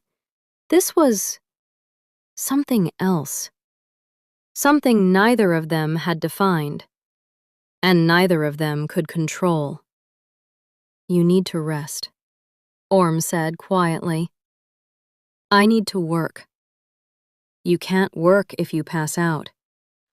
"I will not." Ling stopped, mid-sentence. Her hand came up slightly, as if to steady herself, just for a second, just one. But it was enough.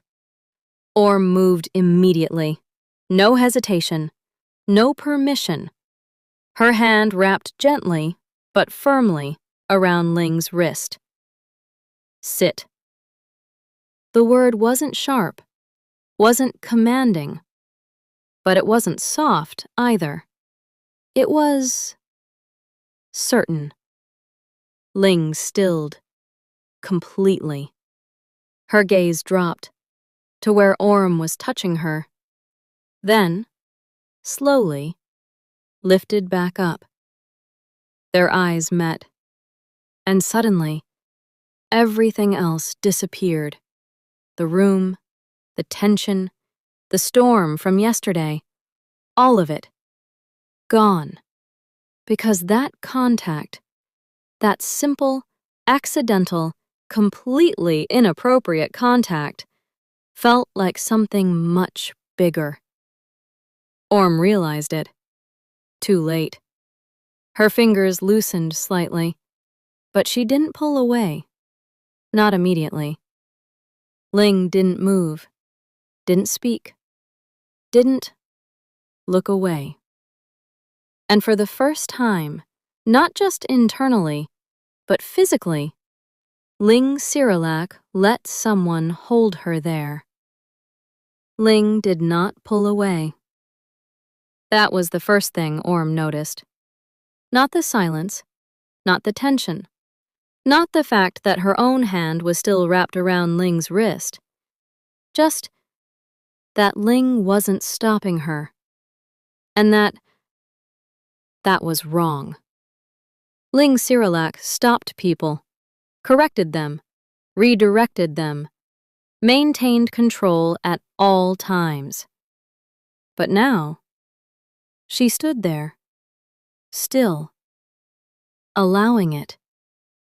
Orm's heartbeat picked up, too fast, too loud, too aware. "You need to sit," she said again, softer this time. Ling didn't respond immediately. Her gaze dropped briefly to their hands, then back up. Something unreadable flickered there, gone too quickly to name. "You are being unreasonable," Ling said. But the words lacked force, lacked edge, lacked conviction. Orm swallowed. Maybe. A small step. Closer. Not enough to be obvious. Enough to matter. But I'm still right. Ling exhaled slowly, like she was recalibrating, recentering, rebuilding control. But her body didn't move. 5 minutes, she said finally. Orm blinked. What? "I will sit for 5 minutes," Ling clarified. "Then I will return to work." That wasn't rest. That wasn't enough. But it was something. And right now, something was more than nothing. "Fine," Orm said. 5 minutes. Ling's gaze narrowed slightly. "You sound dissatisfied." "I am." Noted. But she didn't argue, didn't walk away, didn't shut the conversation down. Instead, she sat, on the edge of the couch near the wall, posture still straight, still controlled, like even resting had rules. Orm watched her for a second. Then, moved. Quietly, purposefully. Ling tracked the movement immediately. "Where are you going?" "Stay there," Orm said. "I didn't agree to that. You agreed to 5 minutes. That does not include sit," Orm repeated. Not sharp, not commanding, but steady. Ling went still, again, and for reasons she could not immediately justify, she stayed. When Orm came back, she was holding a glass of water and a small strip of medicine. Ling's expression tightened. "No. Yes. No. Yes." Ling stared at her.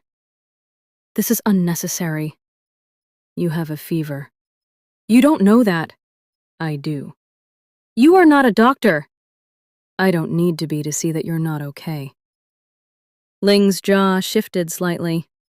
Tension, resistance, control, all of it pushing back. But weaker now, subtler, because her head still hurt, because her body was not cooperating the way it should. "I do not take medication unnecessarily." "This is not unnecessary." "It is." "It's not." Ling exhaled, slow, measured, like she was choosing her next move very carefully. "You are persistent. You're stubborn. I am disciplined. You're sick." Silence. Then, Ling held out her hand. Not quite surrender, but close enough. Orm blinked. "Oh."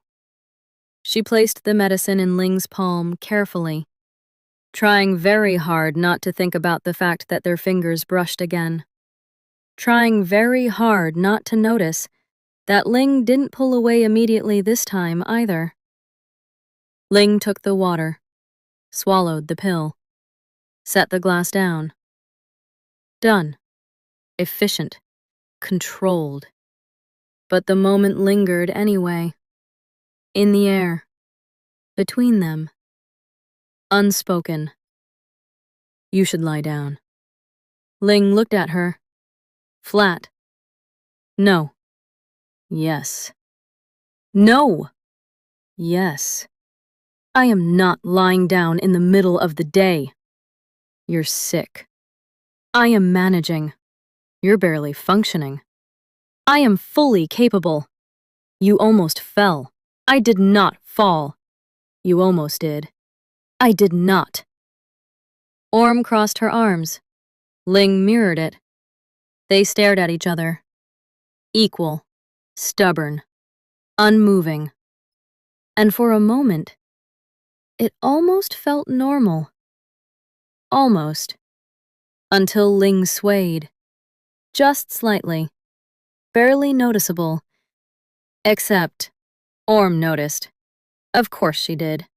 Her expression changed instantly. Okay, no, she said, stepping forward. We're not arguing about this anymore. Ling straightened immediately. I am fine.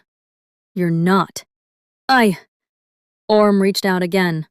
This time, more firmly. Her hand finding Ling's arm. Steadying. Guiding. Sit properly, she said, softer now, but leaving no room for argument. Ling inhaled sharply. Not from pain. From something else. Because this was new.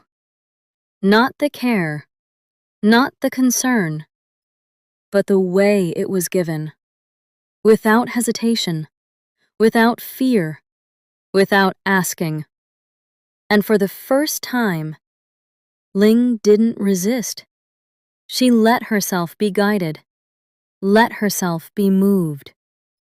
Let go. Just a little. Orm blinked, because she felt it. That shift, that moment where Ling stopped pushing back. And it did something dangerous to her chest. Okay, Orm said quietly. Just lie back for a bit. Ling hesitated. Then, slowly, she leaned back against the couch. Not fully relaxed. Not completely. But enough. Enough to count. Enough to matter. Orm let go. Stepped back, immediately missing the contact, which was not helpful at all. I'll get a blanket, she said quickly, turning away before she could overthink it. Ling watched her go, her expression unreadable, but her thoughts were not. Because this was wrong. Not in action, not in intent, but in effect. She was allowing something she shouldn't, letting someone in. Closer than necessary. Closer than appropriate. Closer than safe.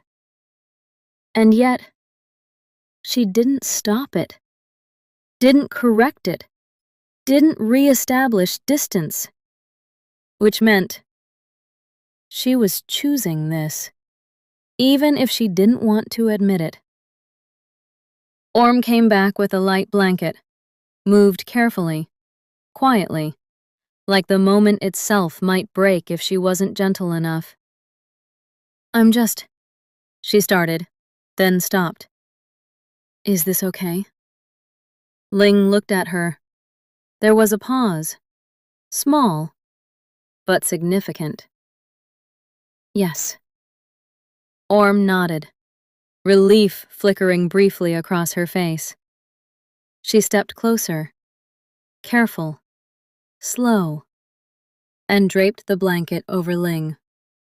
Their proximity was different now. Closer, quieter, charged in a way that had nothing to do with the storm. Orm adjusted the edge slightly, and her fingers brushed Ling's shoulder. Ling's breath caught. Barely, but enough.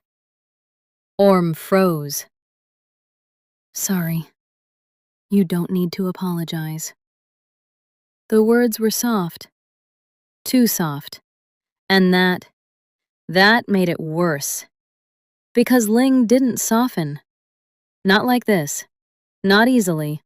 Not for anyone. Orm swallowed, stepped back, but not far enough, because Ling's gaze held her there. And for a moment, neither of them moved, didn't speak, didn't look away, just stayed. Too close, too aware, too something. Ling's eyes dropped, just slightly, to Orm's lips. Then back up. And that was it. That was the moment. The one that shouldn't exist. The one that crossed something invisible but very real. Orm felt it. Her breath hitched, her body stilled, because suddenly, everything was too quiet, too focused, too intentional. She should move. She should step back. She should... Orm! Orm! The moment shattered. Completely. Leo's voice echoed down the hallway. Loud, urgent, immediate. Orm jumped back like she'd been caught doing something wrong. I'll... She stammered, already turning. I'll check. And then she was gone. Just like that. Ling remained on the couch. Still, silent, staring at the space Orm had just occupied. Her breathing, not quite steady. Her thoughts, not quite controlled. Because that should not have happened. That almost should not have existed. And yet, it had. Ling closed her eyes briefly, then opened them again, focused, sharp, controlled, rebuilding, reconstructing, reinforcing. Unacceptable. The word was quiet, deliberate, a decision, but it didn't erase the moment, didn't undo it, didn't make it disappear, because the truth was, Ling hadn't pulled away. Orm! Leo's voice carried again, louder this time, a mix of urgency and mild panic that echoed through the hallway.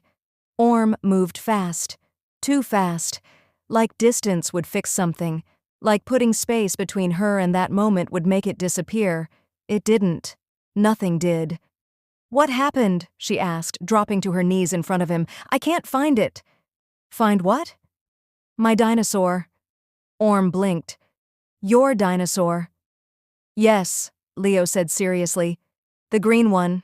It's important. A beat. Then, okay, Orm said, pressing her lips together to keep from laughing. We'll find it. Behind her, Lena leaned against the wall, watching. Of course she was watching. You look weird, Lena said. Orm didn't turn around. I do not look weird. You ran out of the room. I was responding to a crisis. It's a toy. It's an important toy. It's plastic. It has emotional value. Lena tilted her head slightly. You're deflecting. Orm stood up quickly. I am helping Leo. You're avoiding Ling. I am not. She stopped. Because she was. I'm helping Leo, she repeated, weaker this time. Lena didn't push, didn't need to. She already had her answer. Back in the study. Ling had not moved. Not much. Not really. The blanket was still draped over her. The glass of water still within reach. The room. Still. But inside, nothing was still. Her mind replayed it. Not the whole thing. Not the conversation. Just moments. Fragments. Orm's hand on her wrist. The way she said, sit. The way she didn't hesitate. The way she didn't pull away. Not immediately.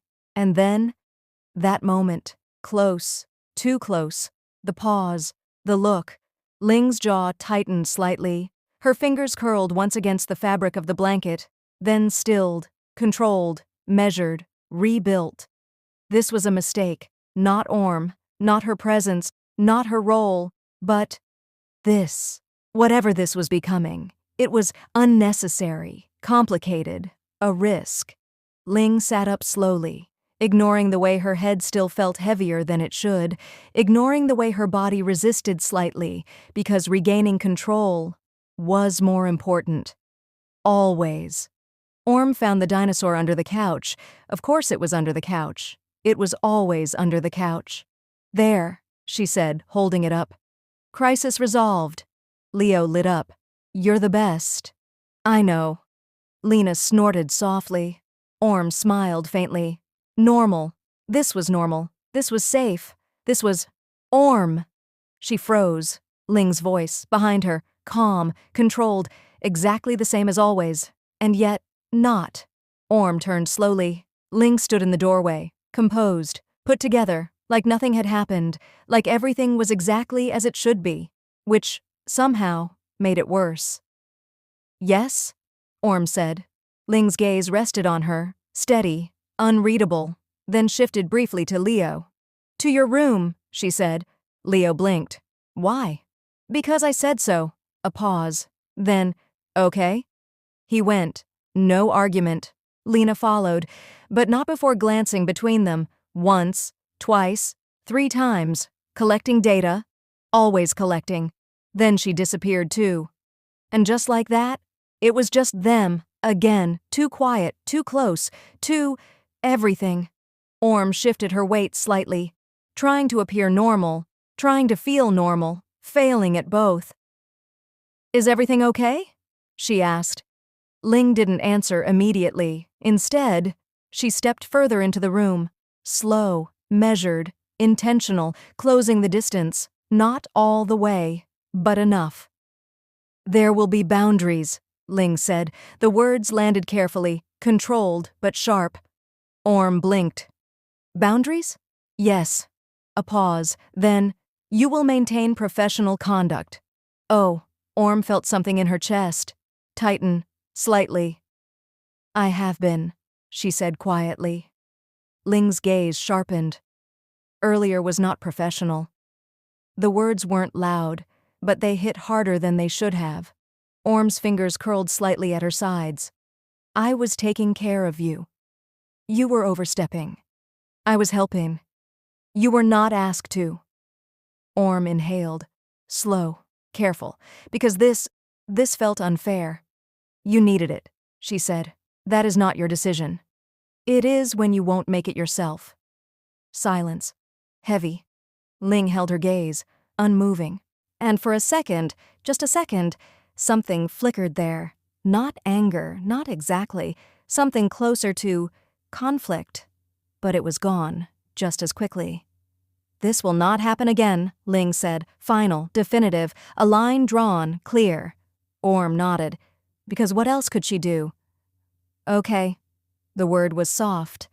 Too soft. And Ling noticed. Of course she noticed. But she didn't comment on it, didn't acknowledge it, didn't fix it. Instead, she stepped back, recreating distance, physically, emotionally, immediately. "I expect this to be understood," she added. "It is. A lie. A partial one." Because Orm understood the words, but not the feeling behind them, not the contradiction, not the way Ling had let her, and now was pretending she hadn't. Ling turned, just like that. Conversation over, control restored, order reestablished, at least on the surface. Orm watched her go. Again, that familiar feeling settling in her chest. Confusion, hurt, frustration, and something else. Something quieter, but stronger. Because that moment, that almost, hadn't been one-sided. She knew that. She felt that. And now, Ling was acting like it hadn't happened at all.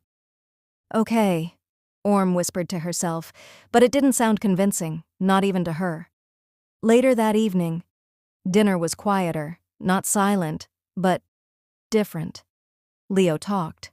Of course he did. About dinosaurs, about storms, about things that made sense, Lena observed. Of course she did. Between bites, between glances, between moments, and Ling. Ling was back to normal, composed, controlled, untouchable, like nothing had shifted, like nothing had almost happened. Orm responded when spoken to, smiled when needed, moved through the motions, but the ease from before was gone, replaced with something more careful, more distant, more guarded. And Lena saw all of it, every detail, every shift, every look that wasn't exchanged. "This is boring," she said suddenly. Leo looked up. "What is?" "You two," Lena replied. Orm choked on her drink. Ling didn't react, at all, which was suspicious. "Eat your food," Ling said calmly. "I am," Lena said. "I'm also observing dysfunction." Orm covered her face briefly. "There is no dysfunction," Ling said. "There is tension. There is structure. There is awkwardness. There is none. You're both lying." Orm coughed. "Okay, wow, moving on." Lena ignored her. "You liked her this morning," she said to Ling. Silence. Immediate. Leo blinked. "Liked who?" "No one," Ling said. Flat. Controlled. Too fast. Lena smirked slightly. "And now you're pretending you don't. Eat." "I am eating." "Then stop speaking." "Multitasking is a skill." Orm stared at Lena. "You're grounded."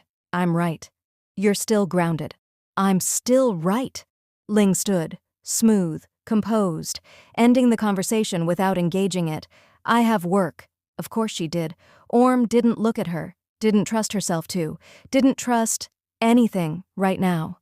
Ling paused, just briefly, her gaze flicking toward Orm, then away, and she left. Again. That night. Orm sat on her bed, staring at nothing, thinking too much, feeling too much. "She said it wouldn't happen again," she whispered, "and that shouldn't bother her. It should make things easier, clearer, safer. So why did it feel like something had just been taken away?" Across the hall, Ling stood by her window. Again. Same position, same silence, different thoughts. Boundaries. The word felt correct, necessary, logical, and yet her mind betrayed her, replaying not the argument, not the words, but the way Orm had looked at her, the way she had said her name, the way she had stayed. Ling exhaled slowly. Her reflection stared back at her, composed, controlled, unshaken. A lie. "Maintain distance," she said quietly. A decision, a rule, a necessity, but this time it felt harder to enforce, because the truth was, she had already crossed it. Falling for the Nanny. Chapter 4.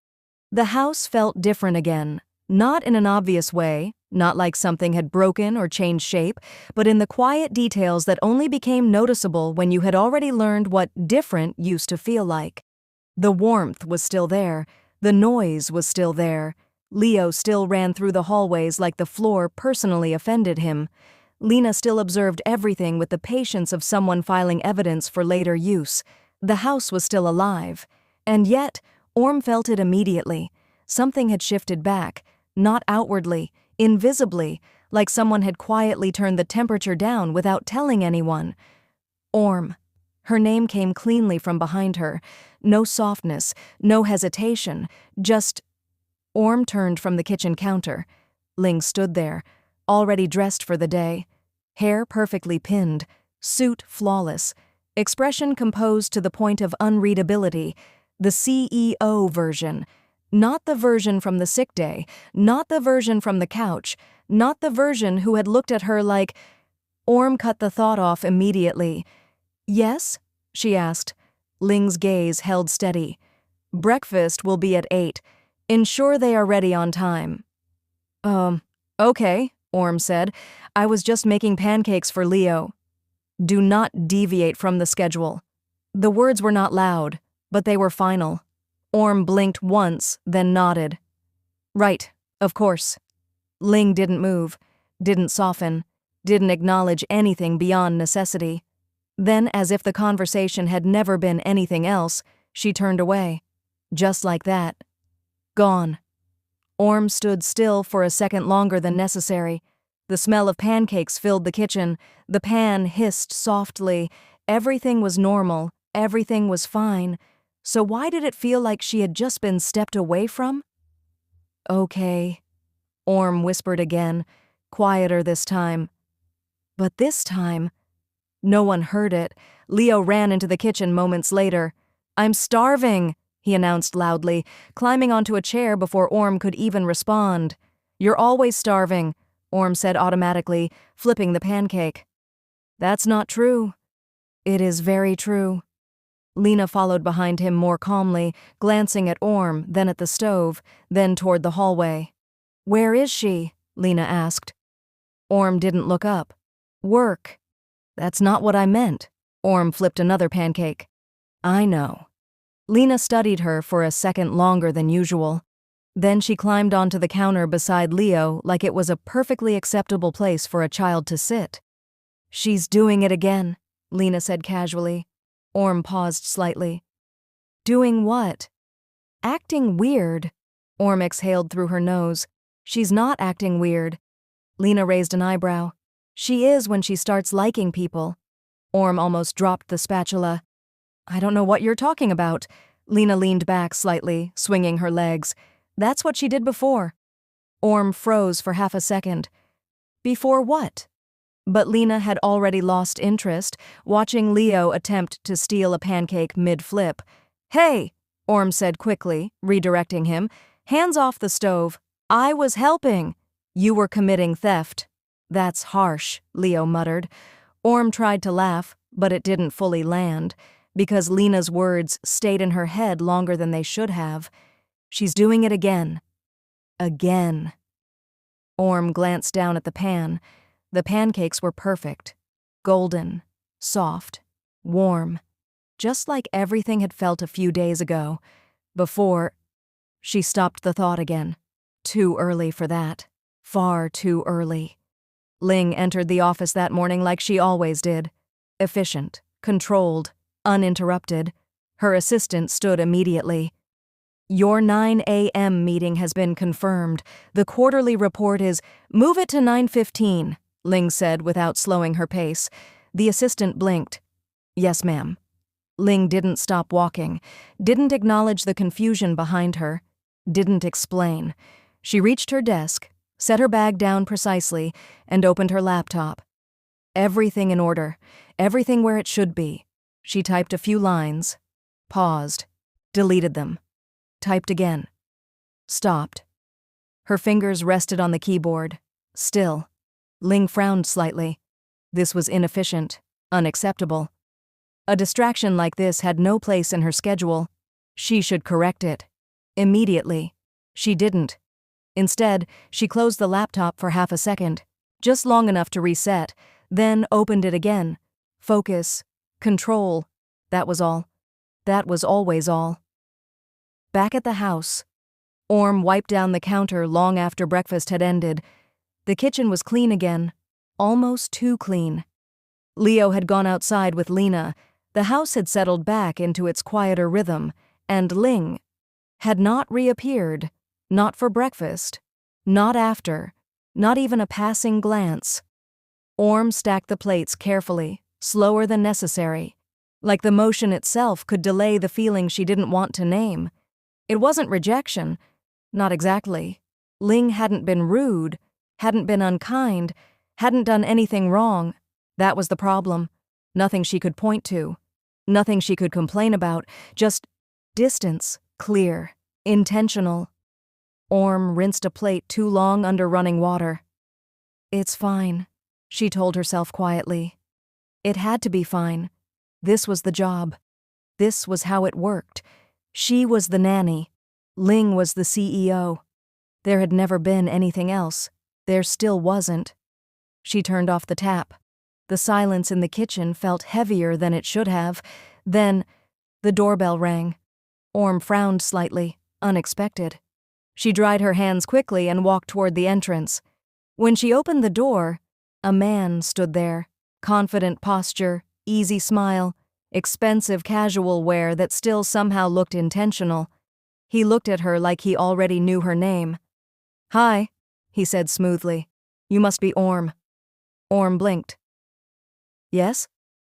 His smile widened slightly. Perfect timing. Behind him, a car door closed, and somewhere in the house, Ling's presence, still unseen, suddenly felt a little less distant. Orm hesitated at the door. The man didn't. He stepped forward as if the house had already granted him permission. "I'm Kale," he said, offering a relaxed smile that felt practiced but not unpleasant. "Ling's cousin." Orm's shoulders eased a fraction, instinctively polite, still careful. "Oh, hi," she said. "I didn't know anyone was visiting today." Kyle tilted his head slightly, amused. "I don't think Ling knew either." That made Orm pause. "Oh." Before she could ask anything else, footsteps echoed from deeper inside the house. Controlled, measured, precise. Orm didn't need to turn to know. Ling. She appeared at the end of the hallway like she always did, without urgency, without visible emotion, as if the house itself had summoned her rather than the other way around. Her eyes landed on Kale first, then shifted to Orm, and something, barely noticeable, tightened in her expression, just for a fraction of a second, gone immediately. "Kyle," Ling said flatly. Her voice was neutral, too neutral. Kyle smiled wider. "Cousin," he greeted easily. "You didn't mention you were adopting a whole household atmosphere." Ling didn't respond to the joke. Instead, she stepped forward. Not toward Kale, toward Orm. "Why is he here?" she said. Not a question. A statement disguised as one. Kale lifted his hands slightly. "Ouch. Warm welcome." Orm glanced between them quickly. "I just opened the door. He said he was your cousin." "I am," Kale added cheerfully, in case there was confusion. Ling's gaze stayed on him for half a second too long. Then, "To the study," she said. Kyle blinked. "That's it? No tea? No polite small talk? I flew in." "You did not inform me." "I like surprises." "I do not." Kyle smiled like he was enjoying that answer. Still the same Ling. Something flickered in Ling's eyes. So fast Orm almost missed it. Almost. Then it was gone again. Controlled. "Study," Ling repeated. Kale shrugged. "Fine, but I'm meeting the kids first." That made Ling stop, just slightly. Not enough for anyone else to notice. But Orm noticed. Always now. "I will introduce you," Ling said. Kale smiled. "You mean supervise me?" Ling didn't deny it, which, strangely, was worse. They moved into the living room together. Orm followed slightly behind, unsure if she was supposed to stay or leave. The children were already there. Leo immediately perked up. "Who's that?" Kale crouched slightly, easy and friendly. "Your favorite type of person," he said. "A visitor." Lena narrowed her eyes. "You're too confident," she said. Kale gasped lightly. "I've been accused of worse." Orm almost smiled at that. Almost. Then she glanced sideways. Ling was standing near the edge of the room, not sitting, not participating, just watching. But her gaze wasn't neutral anymore. It lingered longer than necessary when Kale spoke to Orm. A fraction too long when he leaned slightly closer to hear Leo, a fraction tighter when Orm laughed politely at something he said. Orm felt it. She wasn't imagining it. Something had shifted. Ling wasn't cold, not fully, not cleanly. This was different, contained, but strained, like something being held too tightly. Kale straightened again, glancing at Orm. "So," he said casually, "you're the legendary Nanny I've been hearing about." Orm blinked. "Legendary?" Kale smiled. "Oh yes.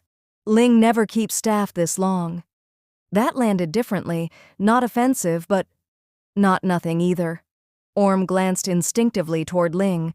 Ling's expression didn't change, but her voice did. "It is not necessary to discuss staff retention." Kale raised an eyebrow. "I'm just observing." Ling stepped forward slightly, enough that the air shifted. Not dramatic, not obvious, but real. "She is working," Ling said again, sharper now. "Not for conversation." Kale blinked once, then slowly smiled. "Relax," he said. "I'm not stealing her." A pause, then lightly, "Unless she wants to be stolen." Orm froze. That was not serious. It was a joke. It had to be a joke, but the room shifted anyway, because Ling didn't respond immediately, didn't correct him, didn't dismiss it. She just stood there, still. Too still. Then, her voice came out lower. "Leave that." Not loud, but final. Kyle tilted his head slightly, and Orm saw it then. For the first time, Ling's control wasn't intact, not fully, not cleanly. There was a crack, small, but visible. Lunch came later than usual. Orm made it without thinking too much, needing something normal to hold on to. The kids were noisy. Kale was worse. He talked too easily, filled silence too naturally, moved through the house like he belonged there. And Ling. Ling was present, but fractured, not outwardly, only in the smallest ways. She corrected Kale twice more than necessary. She responded faster when he spoke to Orm. She stopped looking at her tablet entirely, and once, only once, Orm caught her staring. Not at Kale. At Orm. Just for a second too long. Then Ling looked away. Immediately. As if she had been caught doing something improper. Orm's chest tightened slightly. She didn't understand why, but she felt it anyway. After lunch, Kale leaned casually against the counter while Orm cleaned. "So," he said, watching her work, "do you always do everything around here?" Orm blinked. "Oh no, I just like keeping things tidy." Kale hummed. "Ling doesn't really do tidy. She does controlled." Orm glanced toward the hallway instinctively. Ling wasn't there, but it felt like she was. Kale continued, softer now. "She's not easy to read, is she?" Orm hesitated. "No." Kale smiled slightly. "That's her problem." Orm paused her movements. "Problem?" He shrugged. "She thinks control is the same as distance." Orm didn't answer immediately, because that felt too accurate, too close, too personal. Before she could respond, footsteps returned. Ling. Kyle straightened slightly. "Speak of the devil." Ling didn't acknowledge him. Her gaze went directly to Orm, then Kale, then back. "There is a meeting," she said. Kale raised a brow. "Already?" "Yes." He sighed dramatically. "You're no fun." "I am not required to be."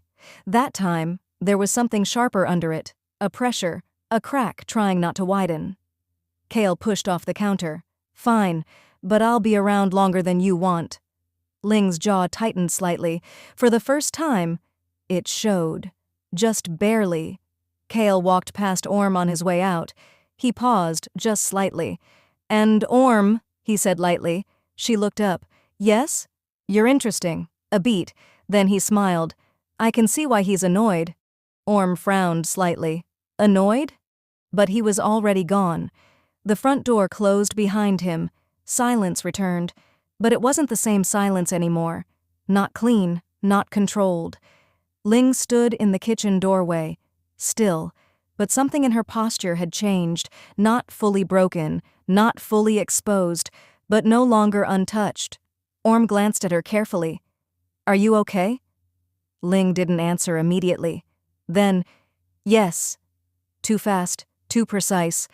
A lie wrapped in structure, and for the first time since the cold reset began, Orm didn't believe her. Ling turned away. But not before Orm saw it.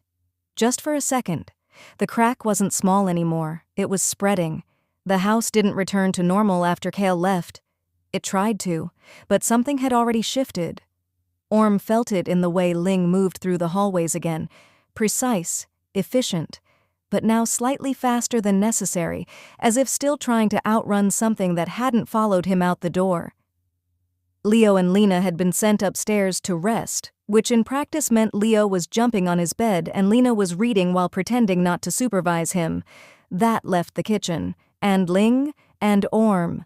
Too much space, too much silence. Orm wiped the counter for the third time in the same spot. It was already clean. She just needed something to do with her hands. Ling stood by the island, tablet in hand, not reading it, just holding it. Still. Too still. Orm finally spoke first. "He's gone now." Ling didn't look up. "I am aware." A pause. Orm hesitated. He seemed nice. That did it. Not visibly, not dramatically, but Ling's fingers tightened slightly around the edge of the tablet. Just enough. Nice is irrelevant, she said. Orm blinked. Okay. Silence returned. Orm tried again. He talks a lot. Yes. And he's confident. Yes. And he clearly knows you well. That one landed differently. Ling finally looked up. Slowly. Not sharp, not cold. Just focused. Yes, she said again. He does. Something about the way she said it made Orm pause. Not jealousy, not directly, but something adjacent to it. Orm set the cloth down. It bothered you. Ling's gaze didn't move. It did not. The answer came too quickly, too clean. Orm exhaled softly. That was fast. Ling's eyes narrowed slightly. This is not a discussion. It is if it's affecting the house. It is not affecting the house. Orm almost laughed. Ling. That made Ling stop, just slightly. Hearing her name said like that, not formal, not careful, just Ling. Orm stepped closer, not fast, not challenging, but not backing down either. You've been different since he arrived. I have not. You have. Ling finally turned fully toward her. Now they were facing each other, close enough that the air between them felt smaller than it should have. I am working, Ling said. That's not what I mean. Then be clear. Orm hesitated, because she didn't have clear. She had feeling. She had instinct. She had that moment in the kitchen that refused to leave her alone. That moment Ling had looked at Kyle, and not at her. You got cold again, Orm said softly. Ling's expression tightened. I have always been like this. No, Orm said before she could stop herself. You haven't. Silence. That landed, harder than anything else. Ling didn't respond immediately. Her jaw shifted slightly, a controlled reaction trying not to become visible. That is enough, she said finally. But it didn't carry authority, not the way it used to. Orm didn't move. Why does it bother you so much? She asked quietly. That question again. Ling's eyes flickered, just for a second, but she still didn't answer. And that was the answer. Orm nodded slowly. Okay. She turned slightly, not fully leaving, just creating space. If it's nothing, she said softly, then it shouldn't matter what I do either. That sentence changed the air. Ling's head lifted immediately. What does that mean? Orm shrugged lightly, though her fingers were tense at her sides. He asked me to show him the garden earlier. Silence. Ling didn't react at first. Then, what? Orm looked at her, calm, but not soft anymore. I said no, she continued. But I might not always say no if I don't understand why I'm supposed to? Ling's expression sharpened. That was the first real crack. Not controlled, not contained. Sharp, immediate. Orm. But Orm was already moving past her, not running, not dramatic, just stepping away. I'm just saying, she added quietly, you don't get to act like it doesn't matter, and also act like it matters too much. She stopped at the doorway, looked back once. Ling hadn't moved, but something in her posture had changed, like something inside her had tightened to the point of strain. Orm's voice softened slightly. It's confusing. And then she left. The silence after Orm left wasn't the same silence from before. Before Kale, before the shift, before everything started pulling in different directions at once. This silence was heavier, not empty, pressurized. Ling stood still for a long time. Long enough that the tablet in her hand dimmed, long enough that the house noises returned faintly in the distance, long enough that she should have moved on. She didn't. Instead, her grip tightened slightly, not enough to break anything, but enough to register. Irrational, she said quietly. The word should have been enough. It usually was. A classification, a correction, a dismissal. But it didn't settle anything this time, because she knew what irrational was supposed to feel like, and this was not that.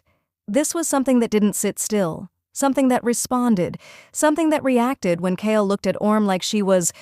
Ling stopped the thought. Immediately. Too sharp, too unfamiliar, too uncontrolled. She set the tablet down carefully, far more carefully than necessary, then exhaled, slow, measured. But it didn't fix anything, it only made the silence louder.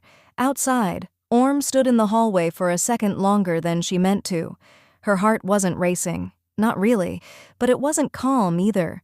She pressed her palm lightly against her chest.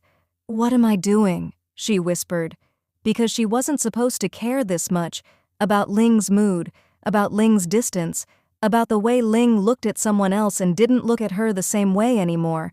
That wasn't part of the job, that wasn't part of anything, and yet, it felt like losing something she didn't even know she had been holding. Behind her, Lena appeared quietly, watching her. Of course she was. "You argued with her," Lena said. Orm sighed. "I didn't argue." "You did." "I expressed concern." "That's arguing." Orm gave her a look. Lena shrugged. "You're bad at this," Lena added. "At what?" "Her." Orm froze slightly. That's not a thing." Lena tilted her head. "It is." Orm exhaled slowly. "You're 8. And I'm observant." Orm looked away, because Lena was right about something, but not in the way she thought. Not fully, not yet. Back in the kitchen, Ling finally moved. Slowly, controlled. She picked up her tablet again, but didn't open it. Instead, she stared at the blank screen for a long time. Then, very quietly, "This is not supposed to matter." But it did. And that was the problem. By the time afternoon arrived, the house felt like it was holding its breath. Not quiet, not peaceful, held. Orm stayed in the children's room longer than necessary, helping Leo arrange toy dinosaurs in what he insisted was a strategic formation. Lena watched from the floor, correcting him occasionally with surgical precision. "You put the carnivore next to the herbivore," she said flatly. "That's inefficient." "It's realistic," Leo argued. "They need to learn coexistence." "That's not how ecosystems work." "It is in my world." Orm smiled faintly, but her attention kept drifting. To the hallway, to the silence beyond it, to Ling. She hadn't come back, not since the kitchen, not since. Orm stopped that thought before it could form fully. But it stayed anyway. Footsteps interrupted her thoughts. Not Ling's. Heavier. Easier.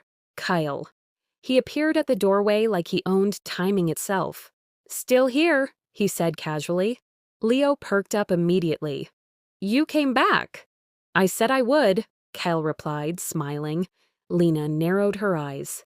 "I don't trust him." Kale placed a hand over his chest dramatically. "That hurts." Orm stood slowly. "Did Ling know you were coming back?" Kale shrugged. "I didn't ask." That alone made something tighten in Orm's chest. Before she could respond, Ling appeared, and the temperature of the room changed instantly. She didn't speak at first, just looked. At Kale, at Orm, at the space between them that wasn't actually close, but suddenly felt like it was. "You are still here," Ling said. Kale smiled. "I told you I would be." Ling's eyes narrowed slightly. "I expected you to leave." "I like staying where I'm not wanted," he replied lightly. A pause. Then Ling stepped forward. Not fast, not aggressive, but enough that the shift was immediate. "You are disturbing the household routine," she said. Kyle tilted his head. "Am I?" "Yes." He looked at Orm then, just briefly. "Am I disturbing you?" he asked her. Orm blinked, caught. No, I mean..." "Answer the question," Ling cut in immediately. That was sharper than before. Too sharp. Orm looked at Ling. "No," she said carefully. "He's not disturbing anything." That should have ended it. It didn't, because Ling didn't look relieved. She looked worse. Kyle smiled slightly. See, I'm harmless. Ling's jaw tightened. For a fraction of a second, it showed. The crack widened. Later in the hallway, Orm was alone. That was when Ling found her, or stopped her. It wasn't clear which. Orm, her name again. But different this time. Not formal, not controlled, just tighter. Orm turned. Yes? Ling stood a few steps away, still composed, still upright. But something in her posture had changed since the morning. Less stable, more restrained. You will avoid unnecessary interaction with Kale, Ling said. Orm blinked slowly. Is it unnecessary? Yes. Everything he's said to me has been about the kids. Ling paused, just slightly. That is not the point. Orm frowned a little. Then what is? Silence. Ling didn't answer immediately, and that silence was becoming a pattern. Orm stepped closer again, not fully confrontational, but not retreating either. You keep saying it doesn't matter, she said softly, but you keep acting like it does. Ling's gaze sharpened. I am not acting. You are. A beat. Orm's voice lowered slightly. Just tell me why it bothers you. That question again, the same one. Ling's expression flickered. Something in her control strained, not breaking yet, but bending. I have already given instructions, Ling said instead. That's not an answer. It is sufficient. For who? That landed, hard. Ling went still, completely still. For a moment, the air between them tightened so much it felt physical. Orm didn't move, neither did Ling. Then, Orm exhaled slowly. You don't trust me? That wasn't what she meant to ask, but it came out anyway. Ling's eyes flickered slightly. That was new. That was different. No, Ling said immediately. Too immediate, too defensive. Orm stared at her. That was fast. Ling didn't respond, because there was no good answer to that. And silence, again, was the only one she had. Orm nodded slowly. Okay. She turned slightly, not leaving yet, just creating distance. If you don't trust me, she said quietly, then maybe I shouldn't stay in situations you can't explain. That changed everything. Ling's head lifted immediately. But Orm was already moving, not running, not dramatic, just walking away, controlled, quiet, but final enough to matter. And that was the first real loss of control Ling felt. Ling followed, not immediately, not impulsively. But by the time she reached the garden corridor, Orm was already there. Kale was with her, smiling, talking, too close. Not physically inappropriate, but close enough. Ling stopped, and for the first time, she didn't analyze it, didn't classify it, didn't correct it internally. She just felt it, sharp, immediate, unfiltered.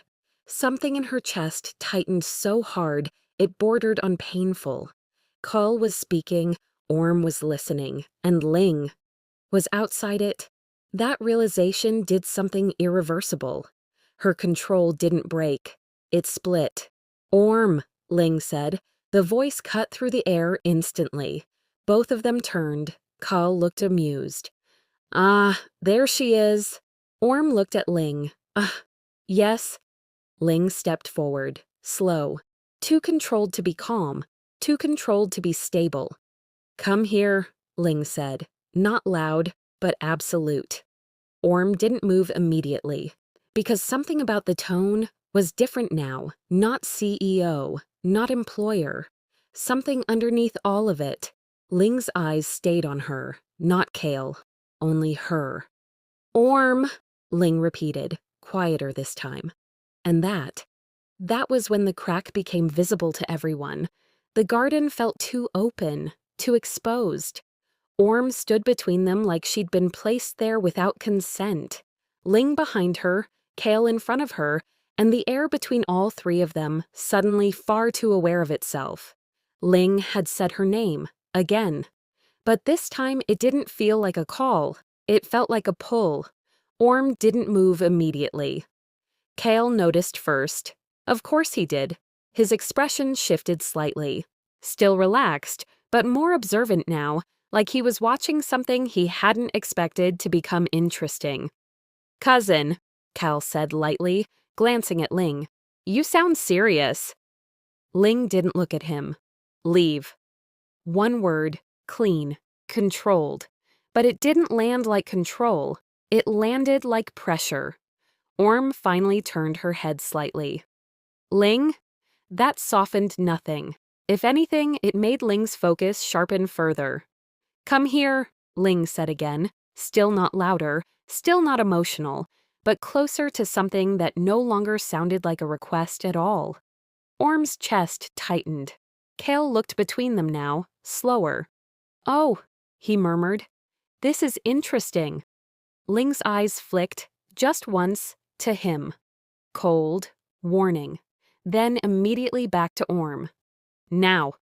That time, Orm moved, not because she obeyed, but because staying still suddenly felt worse. She stepped away from Kale, one step, then another, and as she moved, Ling's shoulders eased a fraction. Not relief, not calm, something more dangerous, containment returning. Kyle sighed dramatically. "I see," he said. "I should probably stop making myself a problem." Ling didn't respond. Orm stopped a few feet away from Ling. Close enough now. Too close, actually. She could see it. Really see it. Ling wasn't calm. Not anymore. The surface was still there. Posture straight, face composed, voice even. But underneath it, everything felt strained. Like something held too tightly for too long. Orm spoke quietly. "Why did you call me?" Ling didn't answer immediately. Her gaze stayed on Orm's face, not moving, not softening, not hiding anymore either. Then, "You do not need to be here with him." Orm blinked. "That's not an answer." "It is sufficient." "No," Orm said, firmer now. "It's not." Silence. Kale watched from a distance now, arms loosely folded, expression no longer amused, just attentive. Ling exhaled slowly through her nose. A controlled breath. Then, "You were leaving." Orm froze slightly. That was not what she expected. "That was earlier," she said quietly. "And now?" Orm hesitated, because now, everything felt worse, not simpler, not clearer. Worse. "I'm not," she admitted softly. Ling's jaw tightened slightly. Just a fraction, but enough. Kyle spoke from behind them. "I'm going to assume I'm not invited to this part of the conversation." Neither of them looked at him. Ling said flatly, "No." Kale nodded. "Good talk." And he left. Finally. The garden felt smaller immediately. Too small. Just them now. Orm swallowed. "You're acting strange," she said. Ling didn't deny it. That alone was answer enough. "I told you not to make assumptions," Ling said instead. Orm frowned. "I'm not assuming anything. I'm asking." Ling stepped closer. Now there was almost no space left. Her presence was overwhelming in a way Orm wasn't used to anymore. Not fear, not intimidation. Something sharper, focused. "You will not go with him anywhere," Ling said. Orm blinked. "That's not your decision." Ling went still. That sentence hit differently now, because it wasn't just defiance, it was clarity. Orm was holding her ground, really holding it. Ling's voice dropped slightly. "It is my house." "And I'm not your property," Orm replied immediately. Silence. Sharp. Immediate. Even the air seemed to pause. Orm didn't look away. Neither did Ling. For a long moment, nothing moved. Then Ling exhaled slowly. Not calm, not controlled. Something closer to restraint reaching its limit. "You do not understand," Ling said quietly. "Then explain it," Orm said. That was it. That was the moment. Because Ling tried. She actually tried. Her mouth opened slightly, then closed again. A flicker of something crossed her expression. Frustration, not at Orm, at herself. Kale's words echoed in the back of everything. So did Orm's. So did the distance. So did the thought she had refused to name all day. Ling's hand lifted slightly, then stopped. Half motion, half collapse. Orm's voice softened just slightly. Ling. That name again. Not formal, not distant, just her, and something in Ling finally broke the wrong way. Not loudly, not dramatically. Just enough that control stopped being enough. "You were going to leave," Ling said. Orm blinked.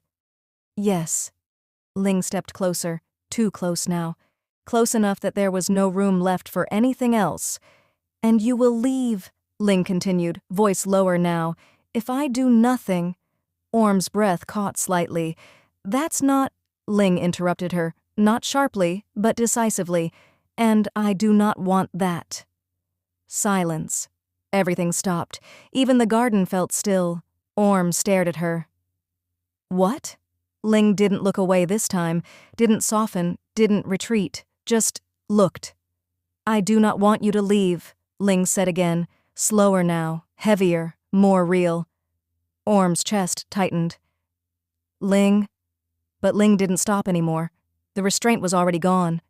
"You are distracting," Ling said quietly. "You are disruptive. You are—" She paused, just a fraction, then corrected herself. "You are here." That last part landed differently. Orm's voice came out softer than she intended. "That's not an explanation." Ling's gaze flickered to her lips for half a second, then back to her eyes, and that was the moment everything snapped, because Ling stepped forward and kissed her. No warning, no softness, no hesitation, just control collapsing into something immediate. Orm froze completely at first. Her hands didn't move, her breath didn't move, her thoughts didn't move. Nothing did. For a second, the world didn't make sense. Then, Ling didn't pull away. And that was what changed everything, because it wasn't a mistake, it wasn't confusion, it wasn't accident. It was choice. Slowly, Orm's fingers tightened slightly at her sides, not pushing, not pulling, just reacting. The kiss wasn't gentle, but it wasn't careless either. It was controlled, until control ran out. And when Ling finally broke away, both of them were breathing differently. The silence that followed wasn't empty. It was irreversible. Orm stared at her, completely still. "You—" She stopped, because there were no words that worked fast enough. Ling didn't move back, didn't fix her expression, didn't hide it anymore. Just looked at her, quiet, certain, unsteady in a way she would never admit out loud. And then, very softly, "You are not going to leave," Ling said. Not a question, not a command, a truth she had just forced into existence. Orm's heart was still catching up. "I wasn't," she admitted again, quieter this time. Ling's eyes didn't leave her, not once, and for the first time since this all began, there was no distance left between them at all. Falling for the Nanny. Chapter 5.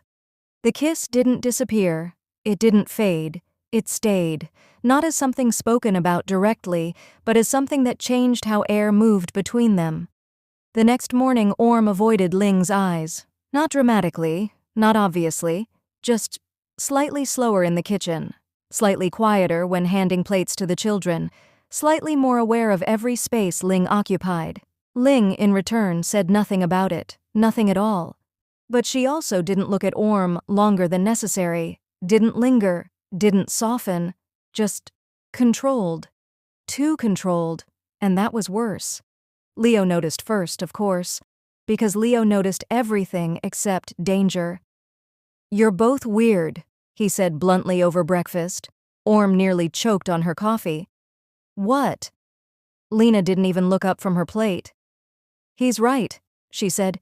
"He is not right," Orm said quickly. Ling set her cup down precisely.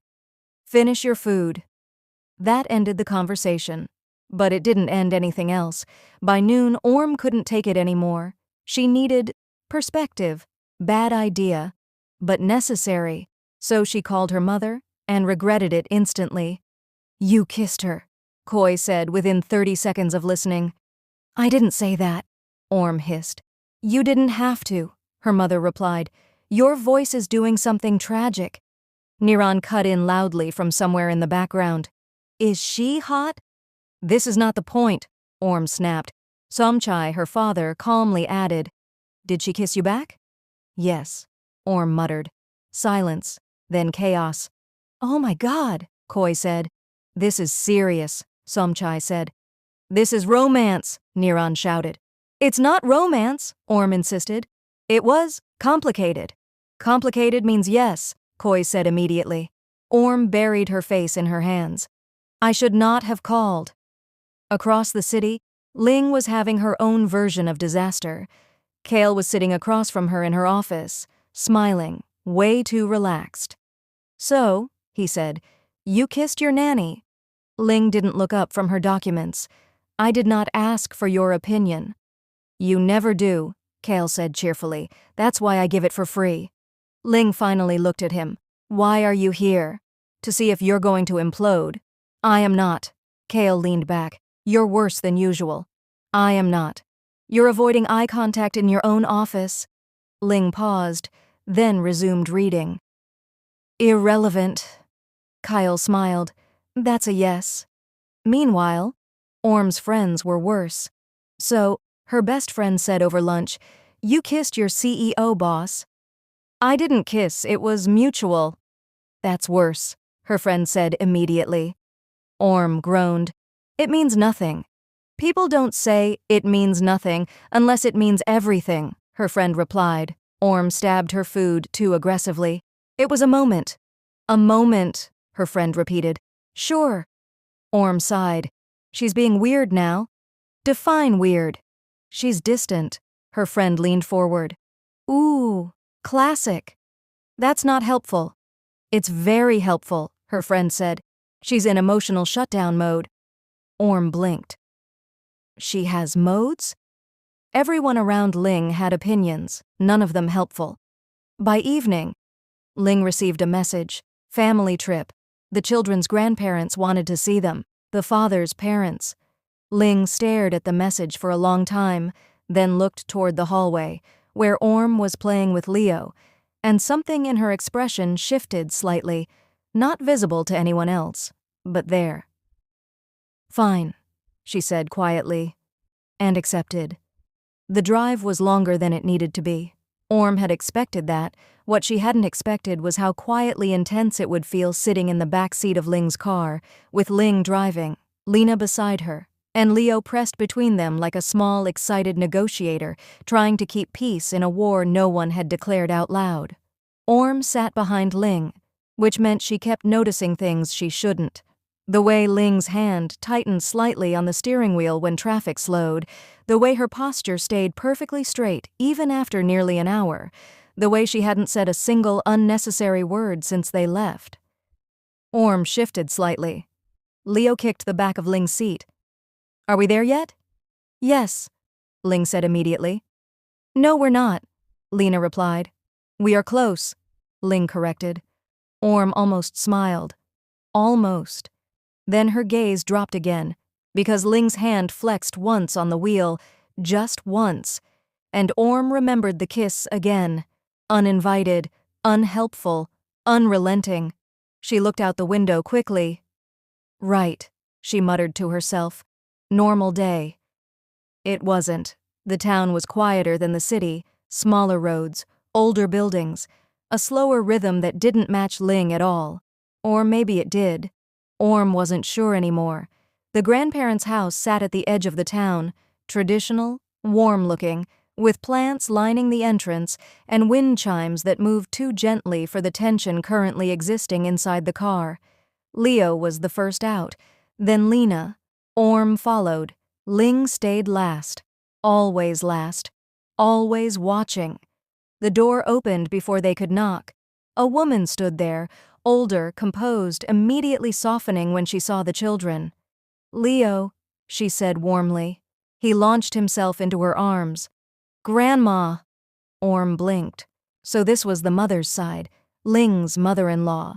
Her eyes shifted immediately to Ling, and softened further. "Ling," she said. Ling nodded once. "Mother." Not cold, not warm, just restrained.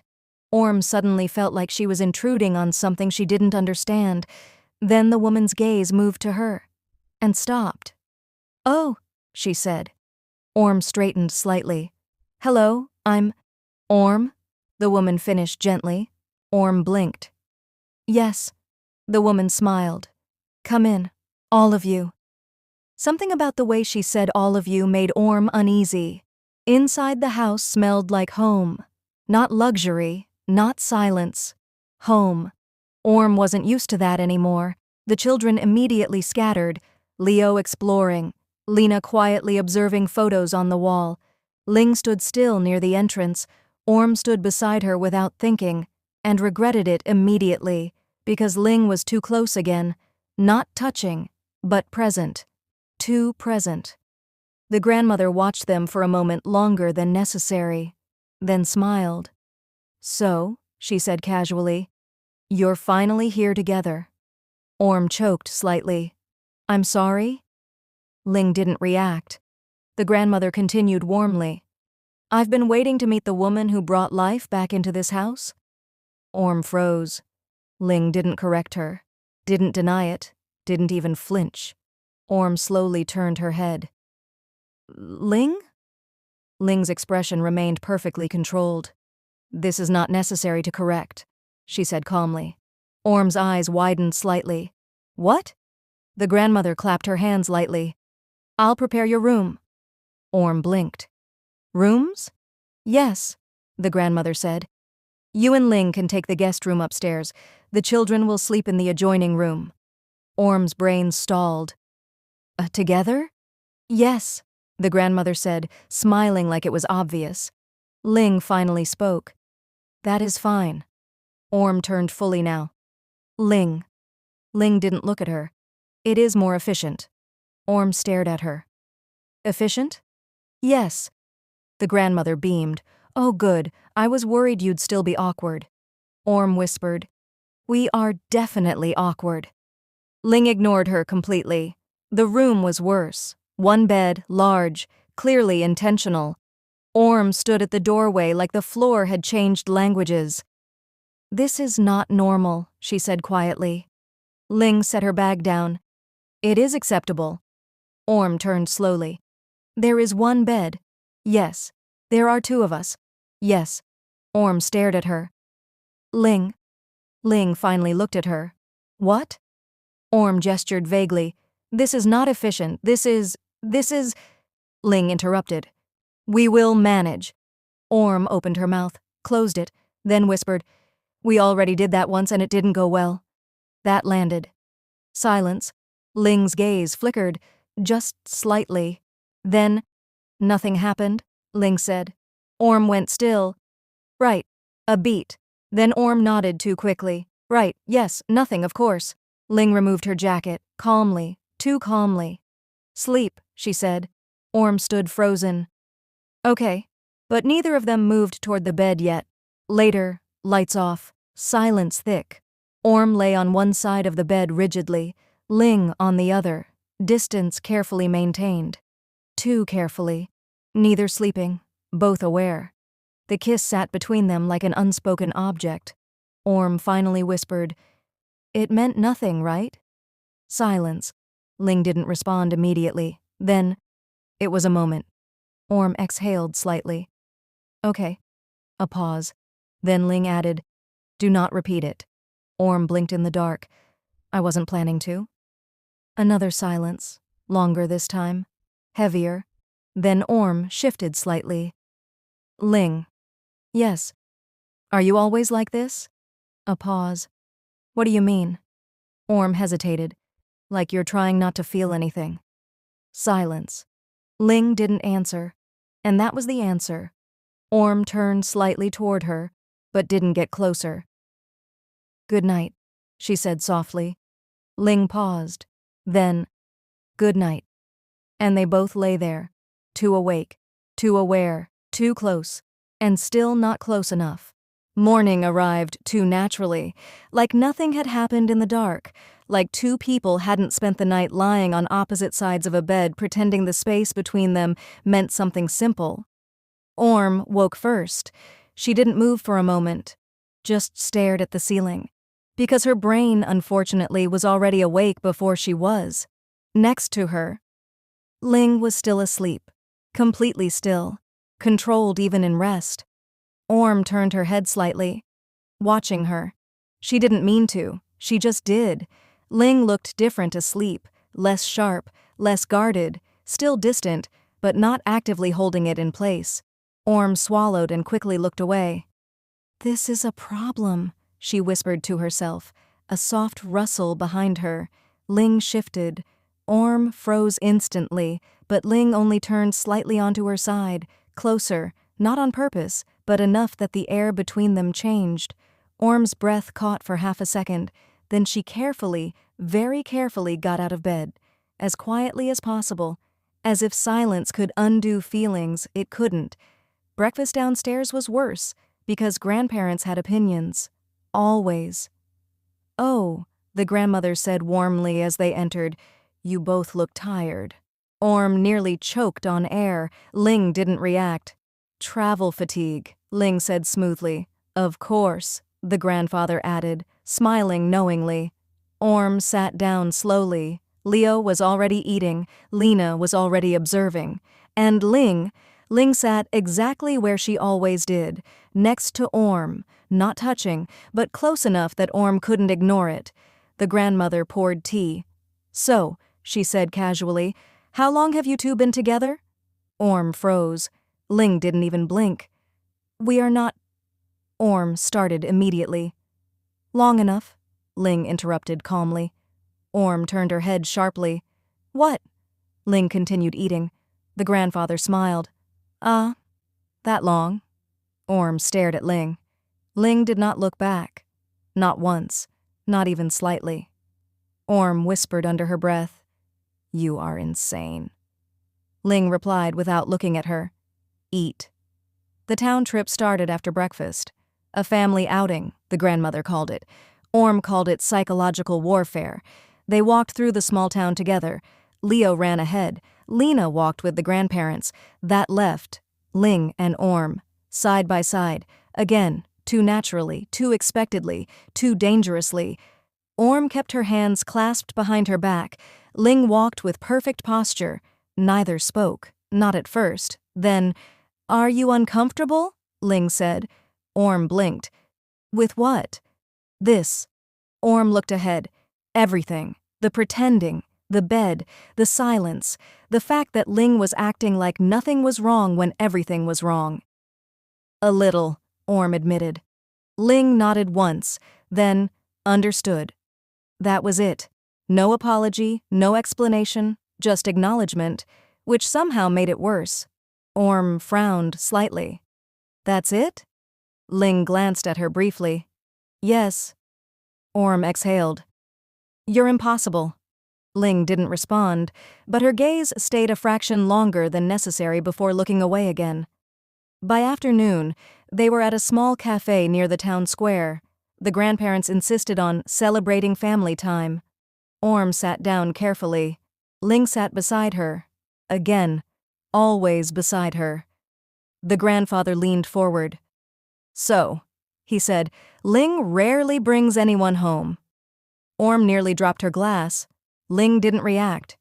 The grandmother smiled softly. "It's nice to see her like this." Orm blinked. "Like what?" The grandmother gestured lightly. "Relaxed." Silence. Ling's hand paused mid-movement for half a second, then continued. Orm looked at her. Ling did not look back. But her jaw tightened slightly, just slightly. And Orm noticed. Of course she noticed. It was later, much later, that things shifted. The bar was not planned. It never was. It was the grandfather's idea.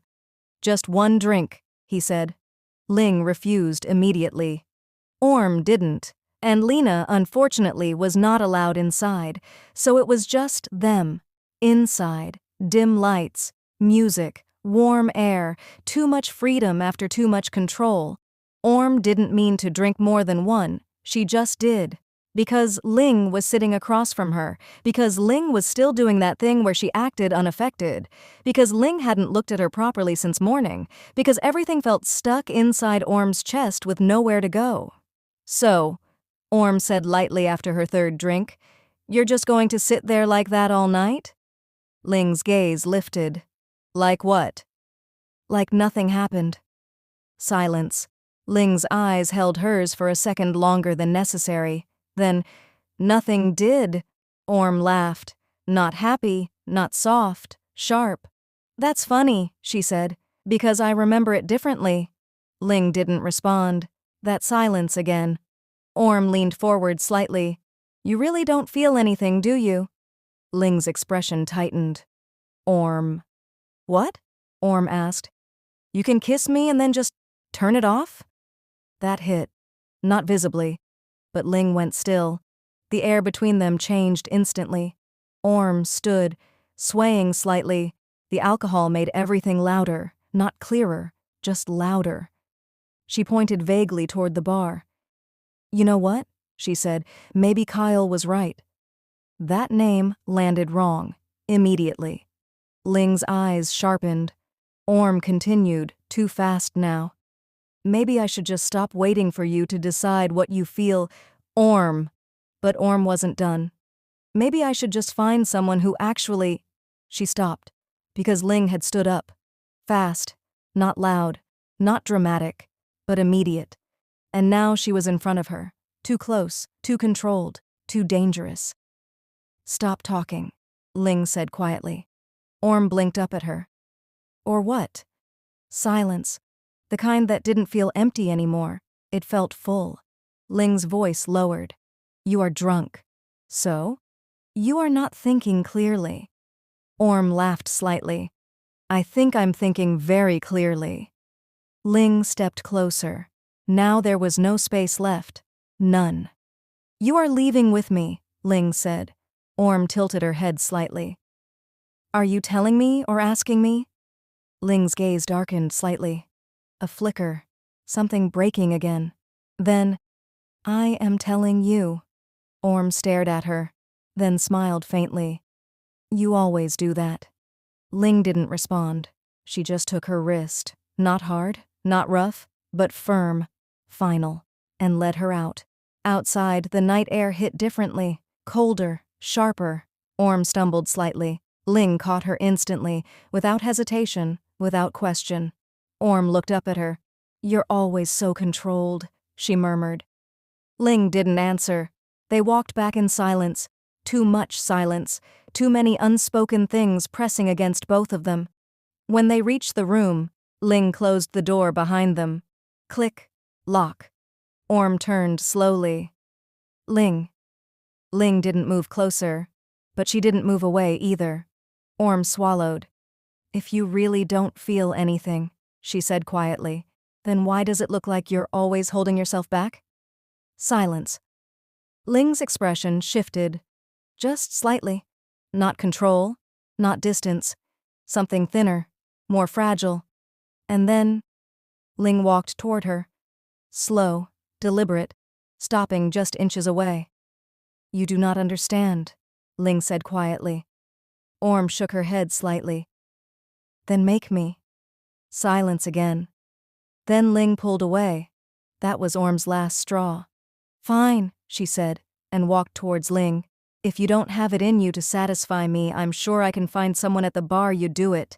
She headed to the door before she felt herself being pulled away and thrown on the bed. Ling stood above her with a strict expression.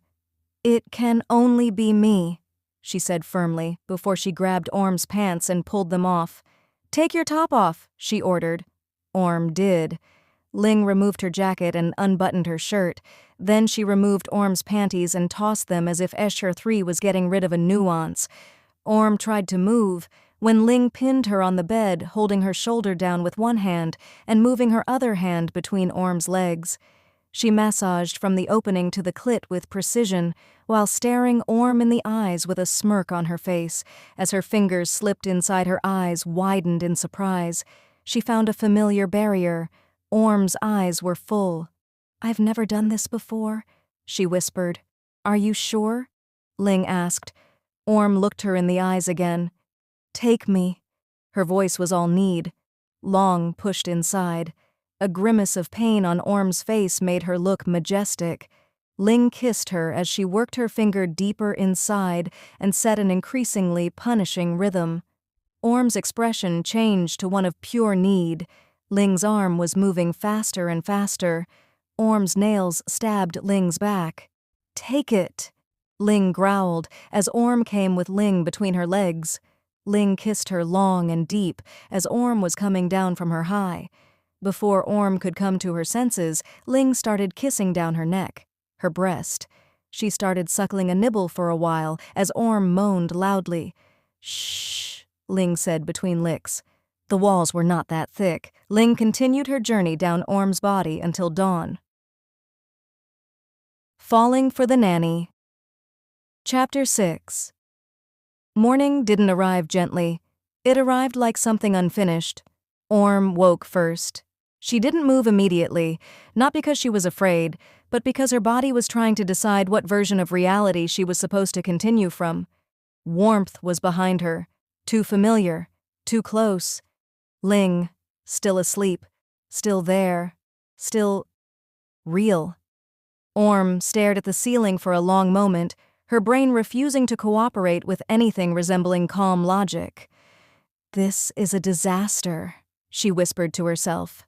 Not regret, not panic, just recognition. Behind her, Ling shifted slightly. A small unconscious movement, enough to pull the space between them tighter for a second. Orm froze instantly. Ling didn't wake, only exhaled softly, as if her body had forgotten the rules her mind enforced so strictly. Orm closed her eyes for a second, then carefully slid out of bed.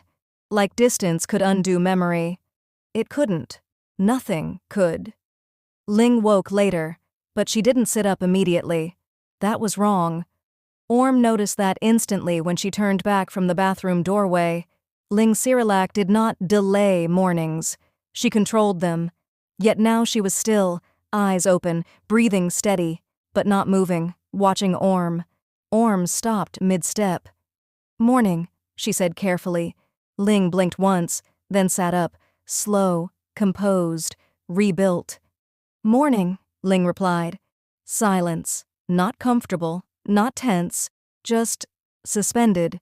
Orm looked away first, because Ling looking at her too long now felt different, heavier, like something unspoken had weight. Ling broke the silence first. "We should go back." Orm nodded quickly. "Yes." That was all. Neither of them mentioned anything else, but the absence of it filled the room anyway. The drive back felt longer than the trip there, not because the distance had changed, because the silence had. Ling drove the same way she always did, steady, precise, controlled. But Orm noticed things now, things she hadn't noticed before. The way Ling's grip on the steering wheel didn't relax even on empty roads. The way her jaw stayed slightly set, like she was holding something in place. The way she hadn't turned the music on, not once. Orm sat behind her again. Same seat as before, different world entirely. Leo was asleep this time, curled against Lena, who was staring out the window with quiet focus. But Orm wasn't looking at them. She was looking at Ling's reflection in the rearview mirror, and immediately regretting it, because Ling's eyes met hers, just for a second, then away, too fast, too controlled. Orm shifted in her seat. "Right," she muttered under her breath. "Normal is going to be impossible." Lena, without looking away from the window, said, "You're both worse than usual." Orm nearly jumped. "I'm not." "Yes, you are," Lena cut in calmly. "She is too." Orm pressed her lips together. "That's not helpful." "It's accurate." Lena replied. That ended the conversation, but it didn't end anything else. When they arrived back at the house, everything looked the same. That was the problem. Same clean lines, same quiet space, same perfect order. But Orm noticed the absence immediately. The warmth from the trip didn't follow them inside. It stayed behind, somewhere on the road. Ling stepped out first, as always. She opened the door for Lena and Leo without a word. Orm followed last, as always. And for the first time she felt like the pattern meant something, something she couldn't name, something she didn't want to name. Inside, the house swallowed them again. Quiet returned instantly, too fast, too clean. Leo stirred slightly in Lena's arms. "We're home?" he mumbled. "Yes," Lena said softly. Orm forced a smile. "Let's get you to bed." Ling didn't move, just stood in the entryway, watching them disperse, like she was checking that everything had returned to its correct position. But Orm noticed. Ling didn't immediately go to her office. She stayed, just a second longer than usual, watching Orm help Leo up the stairs, watching Lena follow, watching the house fill again. And then she looked away and left. Orm felt it immediately. The shift, not visible, not dramatic, but real. Because whatever had happened in that room last night, Ling had already started locking it away. By evening things were almost normal. Almost. Orm cooked dinner. Lena did homework at the table. Leo talked too loudly about nothing important. The house had sound again. But Ling was quieter than usual. Not absent. Just distant. Present in the space. Absent in everything else. Orm noticed it most when Ling entered the kitchen. She stopped at the doorway, looked at the table, at the children, at Orm. "Dinner is ready," Orm said softly. "Yes," Ling replied. She didn't sit immediately. That was new. Orm kept stirring the food unnecessarily, because stillness felt dangerous. When Ling finally sat, she didn't look at Orm, not once. And Orm understood something she didn't want to understand. This wasn't avoidance. This was decision. After dinner, Ling left first. Back to work, back to control, back to whatever version of herself made sense again. And Orm stayed behind with the children. But even Leo noticed something wrong. "You're quiet," he said. "I'm always quiet," Orm lied. Lena didn't look up. "No," she said. "You're not." Orm exhaled slowly. "Eat your dessert." Lena did, but she was still watching her. That night, Orm stood in her room longer than usual. She didn't sit down immediately. She didn't unpack anything. She just stood there, listening to the house, listening for something she couldn't name, and failing to hear it. Because the house was back to normal, too normal, like nothing had ever changed. And downstairs, Ling stood in her study, staring at a document she hadn't read in 10 minutes. Then she closed it, slowly, precisely, and leaned back in her chair. "Maintain control," she whispered. But for the first time, it didn't sound like a command. It sounded like a warning. The change didn't happen all at once. It happened in pieces, small enough to deny, clear enough to feel.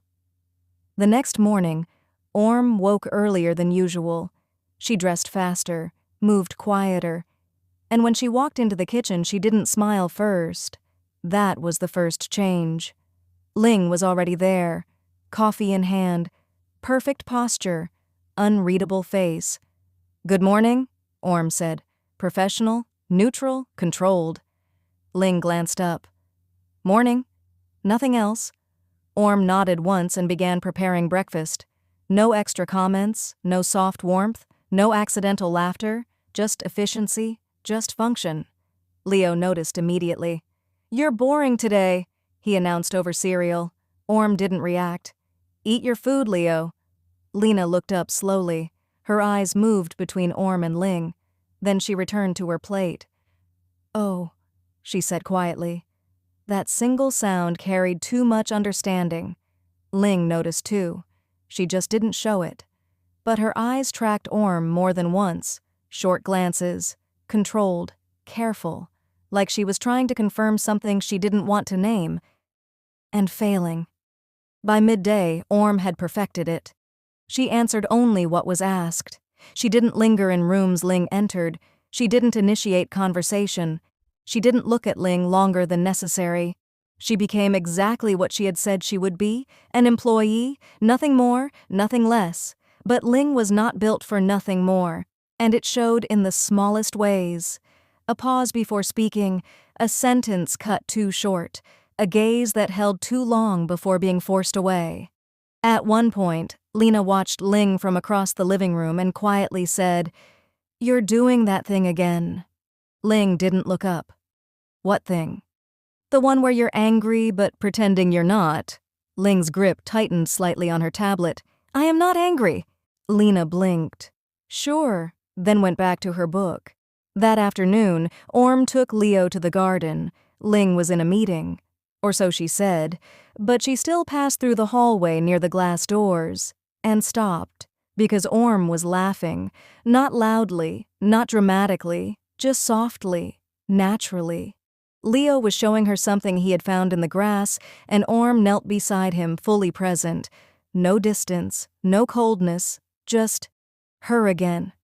Ling stood still, long enough that her assistant spoke from behind her. "Ma'am?" Ling didn't answer immediately. Then, "Cancel my next call." "Yes, ma'am." But Ling didn't move back toward her office. She stayed there, watching. That evening the house felt tighter, not physically, emotionally. Orm cooked again. Ling sat down without speaking. The children ate faster than usual. Even Leo sensed something and kept his voice lower than normal. Lena eventually said, "This is weird." Orm didn't look up from her plate. "Eat?" Lena frowned slightly. "I don't like this version." Orm's hand paused for half a second, then continued serving food. "It's just work," she said softly. Ling's fingers stopped against her glass, just for a moment, then continued. After dinner, Orm stood first. "I'll clean up." Ling looked up immediately. "No." Orm blinked. "No? I will handle it." Orm forced a polite nod. "Of course." She stepped back. That was new too. Permission instead of participation. Distance instead of closeness. Ling watched her leave the room, and something in her expression tightened. Just slightly, just enough to be dangerous. Night came slower this time. Or maybe it just felt slower. Orm finished her work early and went upstairs.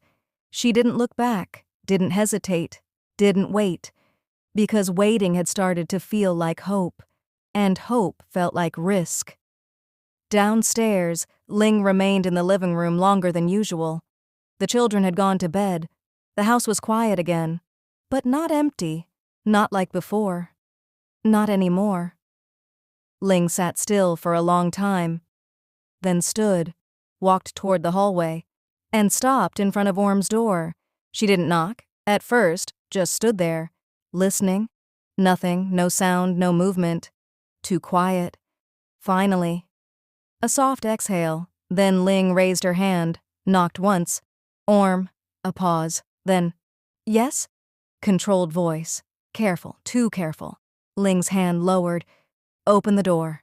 Silence, long enough to matter. Then footsteps. The door opened slightly.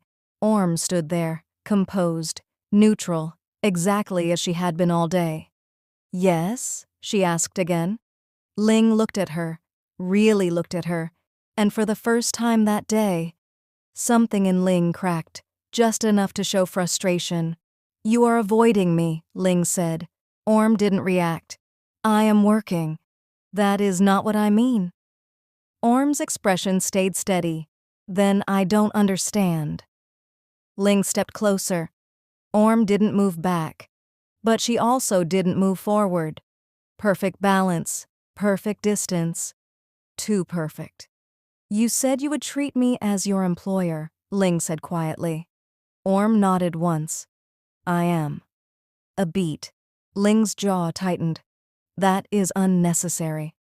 Orm's eyes flickered slightly. It's what you wanted. Silence. Because Ling had no answer that didn't contradict her own control. Behind them, Leo's voice called faintly from upstairs. "Good night," Orm immediately responded. "Good night, Leo." Normal voice. Warm voice. Then it dropped again the second she faced Ling. Empty again, controlled again. Ling watched that shift, and something in her broke further, not loudly, not visibly, but deeply. "You are doing this on purpose," Ling said quietly. Orm's expression didn't change. "No." Another pause. Then, "Good night, Ling." And she started to close the door. That was when Ling moved. Fast, not aggressive, not rough, but immediate. Her hand stopped the door. Orm froze. Ling stepped closer. Now there was no space between them and the hallway, no distance left to hide behind. "You don't get to shut me out," Ling said quietly. Orm's voice stayed calm. "I'm not." Ling's eyes darkened slightly. "Yes, you are." Silence. The kind that pressed in. The kind that couldn't be ignored. Orm finally exhaled. "Then what do you want from me?" That question landed heavier than anything else. Ling didn't answer immediately, because the answer wasn't controlled, and Ling only spoke when she was in control. But control was already slipping, so when Ling finally spoke, it was quiet, unplanned, unfiltered. "Be my girlfriend." Silence, absolute. Orm didn't move, didn't breathe immediately, just stared at her. Ling didn't repeat it, didn't correct it, didn't retreat. She just stood there, waiting. For the first time in a long time. Not controlling the outcome. Orm looked at her for a long moment. Too long. Ling didn't break eye contact, didn't look away, didn't soften, didn't hide. And then, Orm exhaled slowly. "You're impossible," she said softly. Ling's expression tightened slightly. Waiting. Still waiting. Orm took one small step closer. Ling didn't move. Another step. Still nothing. Then Orm's expression shifted. The coldness cracked, just a little, and she smiled. Small, soft, real. "Okay," she whispered, and stepped into her. Ling caught her immediately. No hesitation. No control left to lose. Just arms around her. Finally. Falling for the Nanny. Chapter 7. The next morning felt different. Not lighter, not easier, but clearer. Orm woke up in her own bed this time, which was already strange because after last night part of her had expected no. She cut that thought off immediately. "Normal," she whispered to herself. "We're aiming for normal." That lasted exactly 3 minutes. Because when she walked into the kitchen, Ling was already there, and the moment their eyes met, everything from last night came rushing back. The hallway, the words, "Be my girlfriend." Orm froze mid-step. Ling didn't. She took a slow sip of her coffee, controlled, composed, like she hadn't said something that had completely rearranged Orm's brain. "Good morning," Orm said. Her voice was steady, mostly. Ling nodded once. "Morning." A pause. Then, "We need to discuss something." "Of course we do," Orm thought.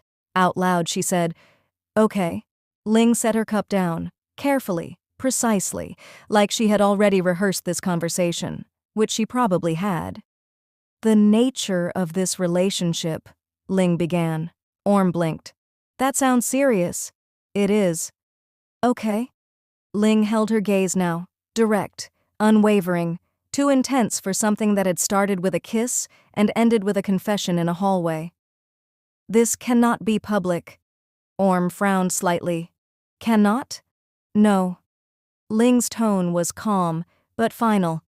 "People will talk," she continued. "They will assume things, that I abused authority, that you were pressured, that this is inappropriate." Orm crossed her arms slightly. "It is kind of inappropriate." Ling's eyes flickered, just slightly. That is not the point. It is a little bit the point, Orm muttered. Ling ignored that. As long as you are employed here, she said, this must remain private. Silence. Orm looked at her. Really looked at her, because there it was. Control again, not distance this time, but structure, rules, boundaries, safety. Ling didn't do messy. Even this, even them, had to be contained. So what are we then? Orm asked quietly. Ling didn't hesitate. We are together. The words were simple, direct, certain. Orm's heart did something stupid again. Just secretly. Yes. Orm exhaled slowly, processing, feeling, thinking, overthinking. Then, okay. Ling stilled. Okay? Orm nodded once. You're not wrong, she said. People would talk. Ling watched her carefully. You are not upset? Orm shrugged lightly. I mean, I don't love the hidden relationship thing, she admitted. But I get it. A pause. Then she tilted her head slightly. Besides, Ling's eyes narrowed just slightly. Besides what? Orm smiled, soft, dangerous, teasing. We'll just have to be more careful. Ling's breath paused, barely, but Orm saw it. Careful, Ling repeated. Yes. Orm stepped closer, not touching, but close enough. Quiet, she added. Ling didn't move. Discreet, Orm continued. Ling's jaw tightened slightly. Professional, Ling said. Orm smiled wider. Sure. And that was the moment Ling realized this was going to be a problem, because Orm leaned in slightly, close enough that her voice dropped, only for Ling. No one will notice anything, she said softly, then stepped back like nothing happened. Orm! Leo yelled from the hallway, saved by chaos. Orm turned immediately. Coming! Then glanced back at Ling, just for a second, smile still there, eyes bright, very aware of what she had just done, and walked away. Ling stood alone in the kitchen, still, unmoving, completely composed, except for the way her grip tightened slightly around her coffee cup. Careful, she repeated under her breath. But something told her Orm's version of careful was not going to match hers, and she was right, because 10 minutes later, Orm passed behind her in the hallway, and her fingers brushed Ling's hand. Light, quick, accidental, not accidental. Ling didn't react, didn't turn, didn't acknowledge it, but her entire body stilled for half a second. From the living room, Lena watched everything and said quietly, "This is going to be interesting." Careful lasted less than a day, not because Ling didn't try. She did. She maintained distance at the table, kept her tone even, gave instructions like nothing had changed. Perfect, controlled, CEO mode. The problem was, Orm didn't behave like a controlled variable. It started small. It always did.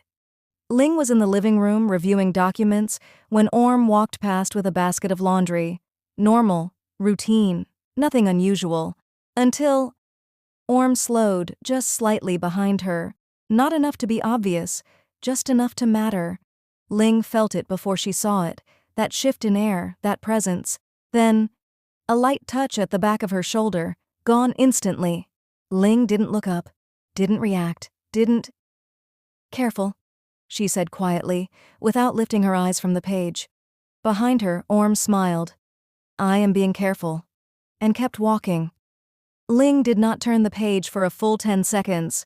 By afternoon, it escalated, because Orm had decided something. If they were going to hide, then she was going to enjoy it. Can we bake?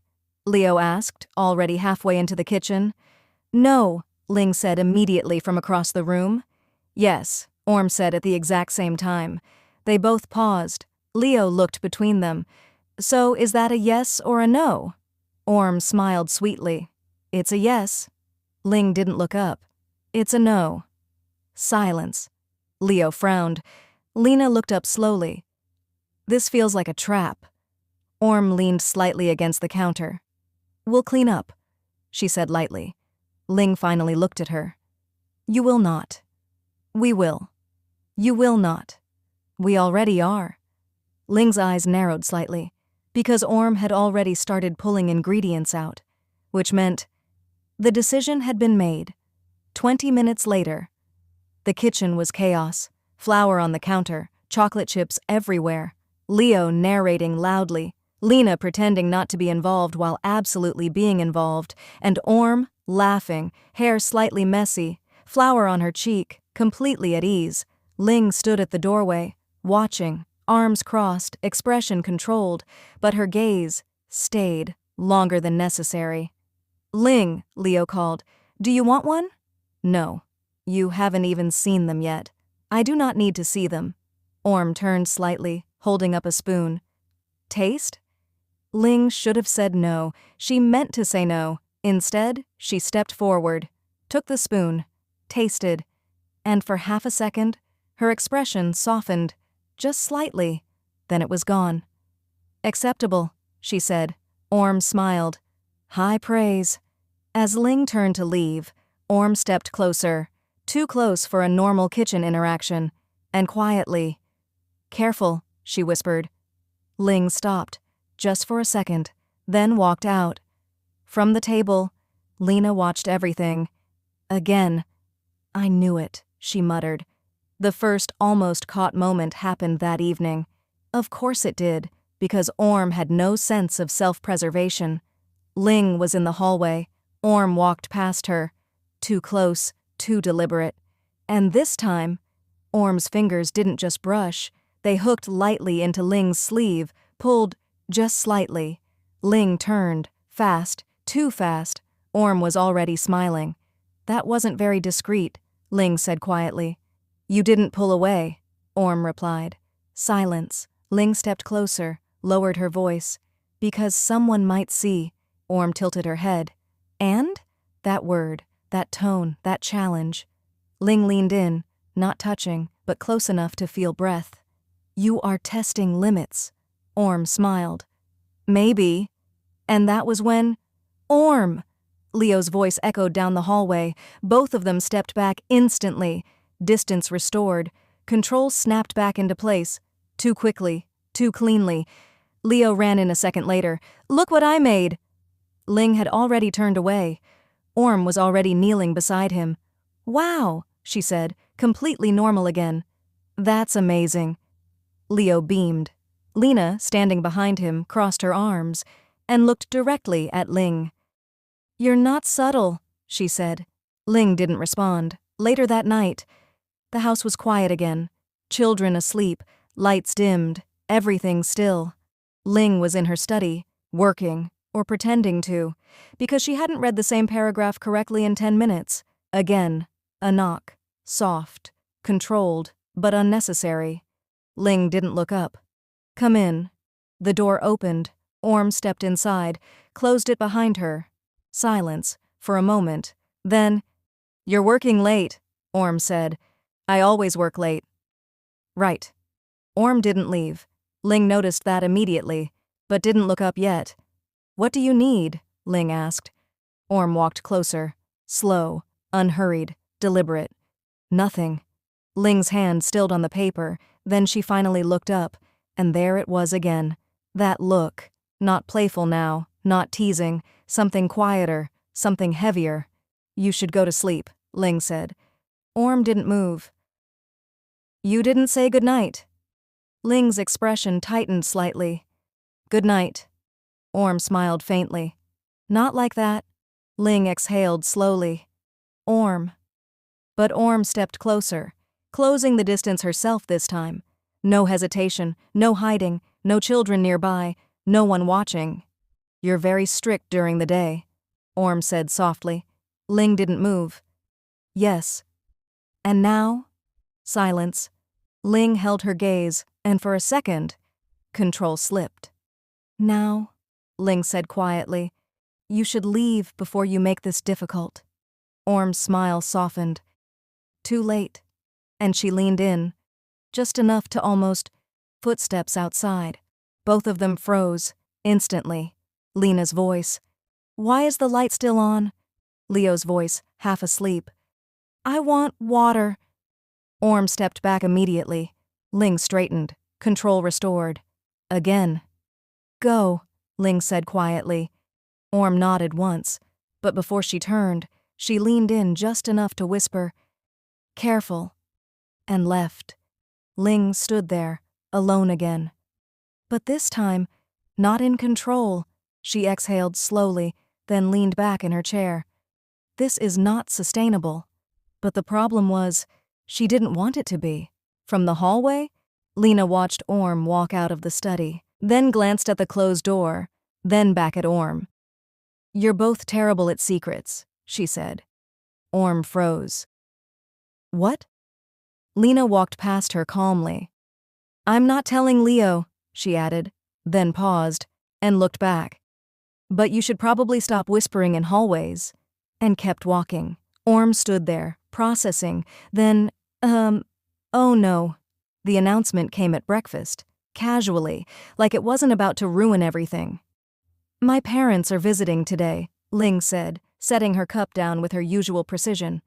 Orm blinked. Today? Yes." A pause. Then, "My brother will be with them." Orm nodded slowly.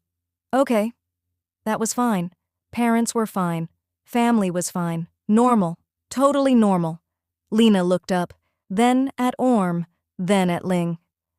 "Oh," she said quietly. Leo, as always, was excited. "Are they bringing food?" "Yes," Ling replied. "Good," Leo said, satisfied. Orm tried not to overthink it. She really did. But there was something about the way Ling had said it. Too calm, too neutral, too prepared. Like this wasn't just a visit, like it was something else. "You don't have to do anything differently," Ling added. Orm nodded. "Okay." A beat. Then Ling's eyes flickered slightly. "Be yourself." Orm smiled faintly. That's usually the plan. But something about the way Ling held her gaze for a second too long made Orm feel like that might be the problem. They arrived mid-afternoon, and they did not arrive quietly. The door hadn't even fully opened before, "Ling!" A woman's voice filled the entire entryway, warm, loud, immediate. Ling's mother stepped inside like she owned the house, which, Orm suspected, she probably felt like she did. "Mother," Ling said, composed as ever. But Orm caught it, that tiny shift, that slight tightening in her posture. Not discomfort, not quite, just awareness. Behind her, a man entered, calmer, observant, Ling's father, then a third figure, tall, relaxed, smiling, too comfortable already. "And that must be the nanny," he said. Orm blinked. "Oh, hi." He stepped forward easily, confident, too confident. "I'm Kiet," he said, "Ling's brother." Orm smiled politely. "Orm." His smile widened. "Nice name." Ling noticed that. Immediately. Her gaze shifted, sharp, subtle, focused, on him, then on Orm, then back again. Something in her expression changed. Just slightly. First crack. "Come in," Ling said. Her tone was still controlled. But Orm heard it now, that edge, thin, new. The house changed instantly. More noise, more movement, more people, more eyes, too many eyes. Ling's mother found Orm within minutes. Of course she did. "You must be Orm," she said warmly. Orm smiled. "Yes, ma'am." "Oh, don't call me that." She waved it off immediately. "You're part of the house, aren't you?" Orm hesitated. Yes," Ling said from behind them. "Immediate. Final." Orm blinked.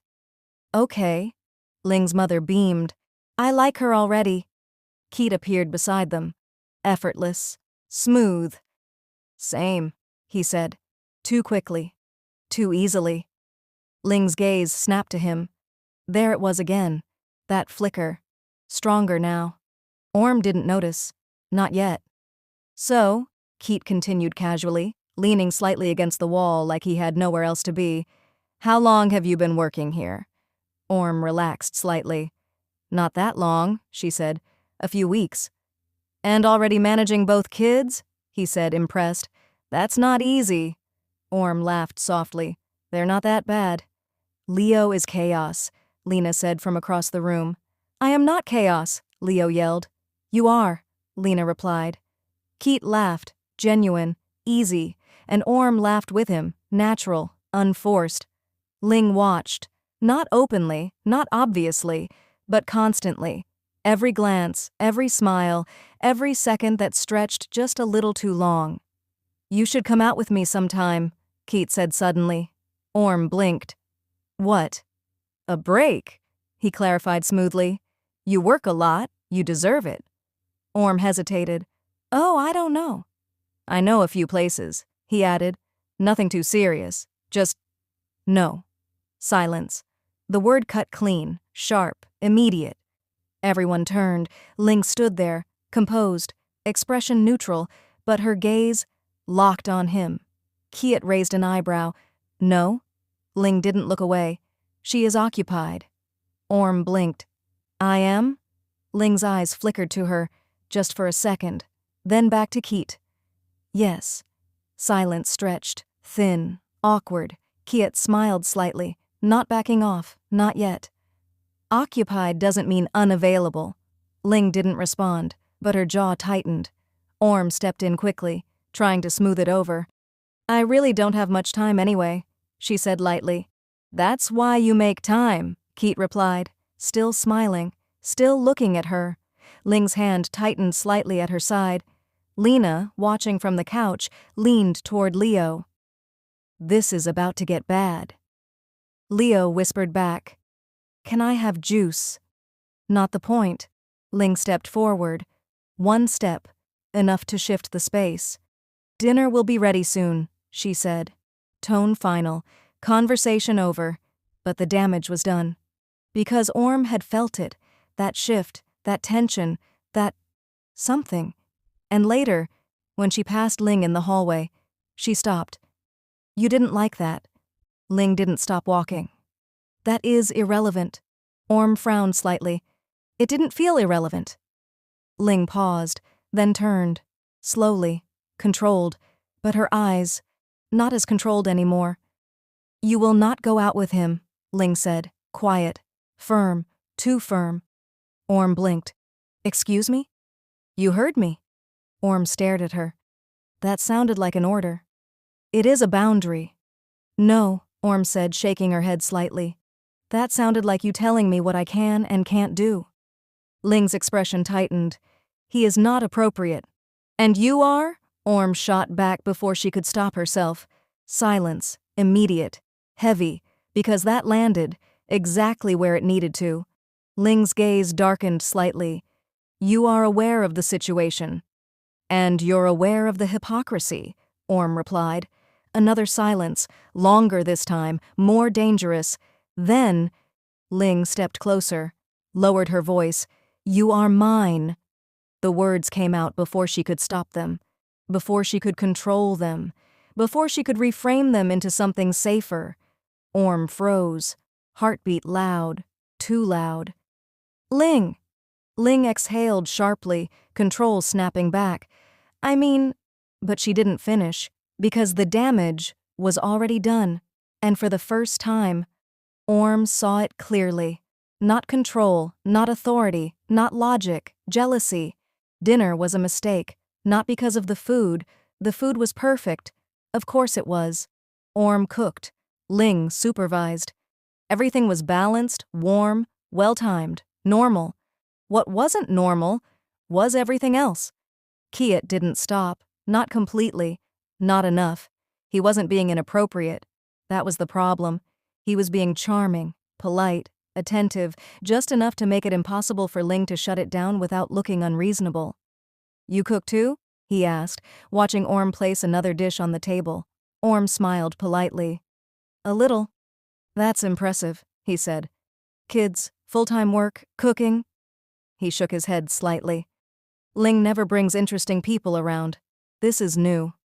Ling's fork paused mid-air, just for a second, then continued.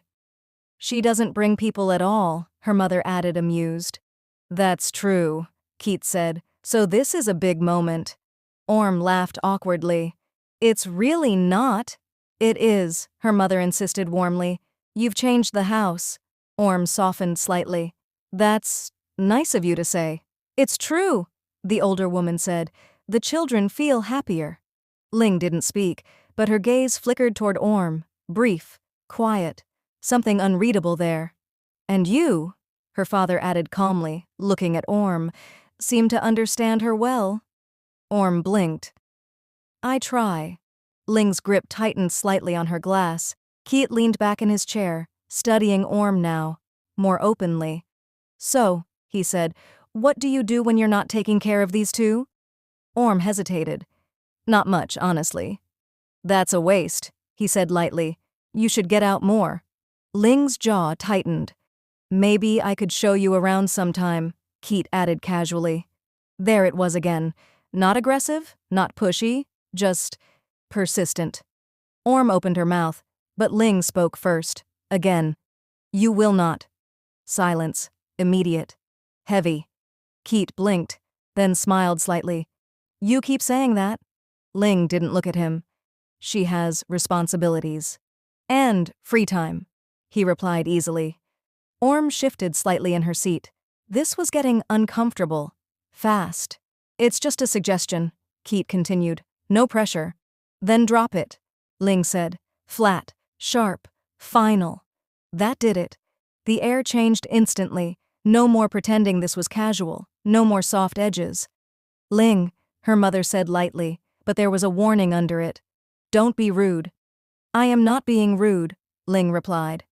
You are being territorial, Lena muttered under her breath. Leo nodded. I like turtles. No one acknowledged that. Keat leaned forward slightly now, still calm, still smiling, but watching Ling more carefully. Is there a reason you're so against this? Ling didn't answer immediately, because the answer wasn't controlled, and everyone was watching now. Orm looked at her, heart racing, because she knew what this was, what it meant, what Ling was trying not to say. Ling, Orm said quietly, trying to de-escalate. It's okay. No. That word again. Stronger this time. Ling stood, slow, deliberate, every movement controlled, except her eyes. You will not go out with him, she said again, not quieter, not softer, worse, clearer. Orm's chest tightened. Ling, but Ling didn't stop, because something had already snapped.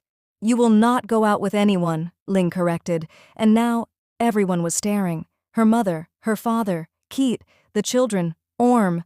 Ling's voice dropped, but didn't lose intensity. If anyone is unclear, a breath, sharp, uncontrolled, rare. Orm is mine. Silence. Complete. Absolute. Orm stopped breathing. Keat blinked. Lena's eyes widened slightly. Leo whispered, What? And Ling? Ling didn't take it back, didn't soften it, didn't correct it. She stood there, still, certain, exposed, and then her mother laughed. Soft at first, then louder. Her father followed, even Keat. Ling didn't move. What is amusing? She asked, voice dangerously calm. Keat leaned back, shaking his head. Finally. Finally? Ling repeated. Her mother smiled. Oh, Ling. Warm, knowing, completely unbothered. We've known for days. Orm blinked. What? Her father nodded calmly. The way you look at her, he said simply. Subtle, Keat added dryly. Very subtle. Ling's jaw tightened. That is not. It is, Lena said. No hesitation, no mercy. You're obvious, she added. Leo raised his hand. Does this mean you're married? No, Ling and Orm said at the exact same time. Silence, then laughter again. Orm covered her face. I'm so embarrassed. Ling didn't sit back down, didn't relax, but something shifted. Not control, not quite. Something lighter. Her mother reached over, touching her arm gently. You could have just said something, she said softly. Ling looked away. It was not necessary. It clearly was, Keat said. Orm peeked up through her fingers, meeting Ling's eyes, and for a second, everything else faded again. Ling exhaled slowly, then sat back down. This discussion is over. Of course it is, her mother said, smiling, but she looked very satisfied. Dinner continued. Somehow. Conversation shifting, energy lighter, easier, but under the table, Orm felt it. A hand, careful, controlled, finding hers. Ling didn't look at her, didn't acknowledge it, didn't move, but she didn't let go either. Orm smiled, small, private, real, and squeezed back. Across the table, Lena watched, then leaned toward Leo. "Told you." Leo nodded. "I still want juice." Falling for the Nanny. Chapter 8. Morning came softly, not quietly, never quietly anymore, but softly. "Leo, if you run in this house again—" "I'm not running, I'm accelerating." "That is the same thing."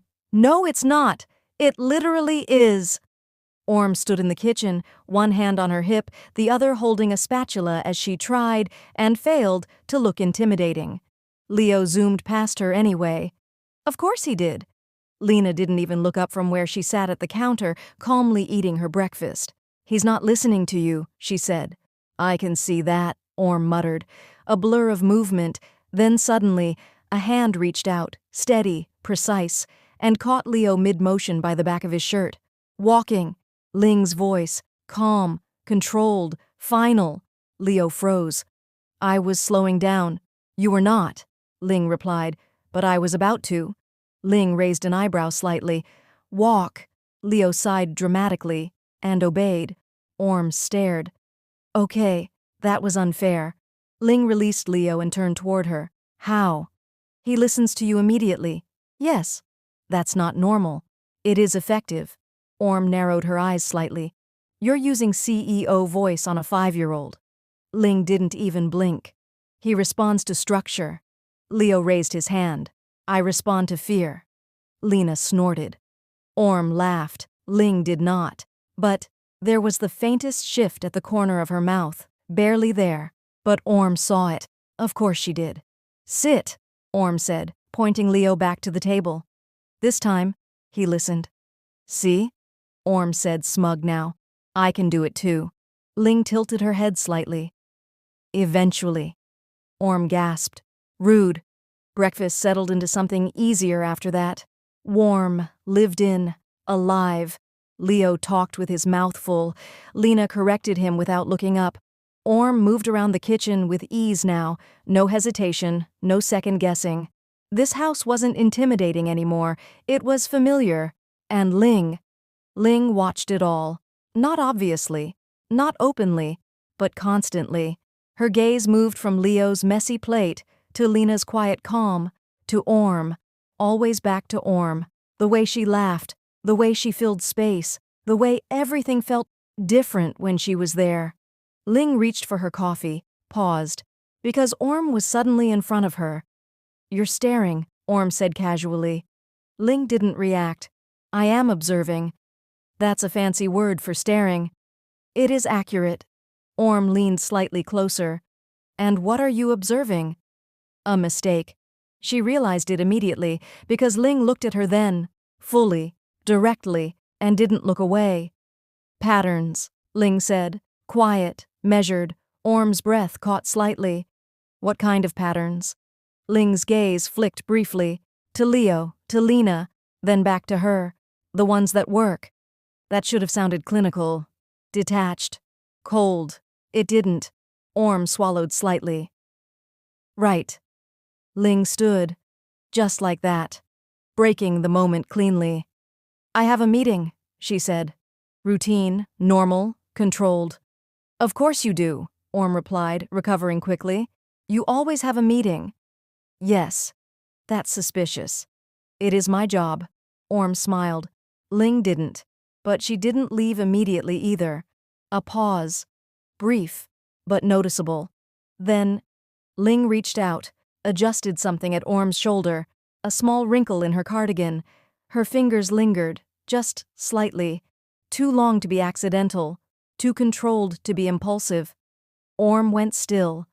Ling pulled her hand back, instantly. "I'll be back this evening," she said, and then she left. The door closed behind her. Silence, for exactly 1 second. Then, "You're in love," Leo yelled. Orm choked. "I am not."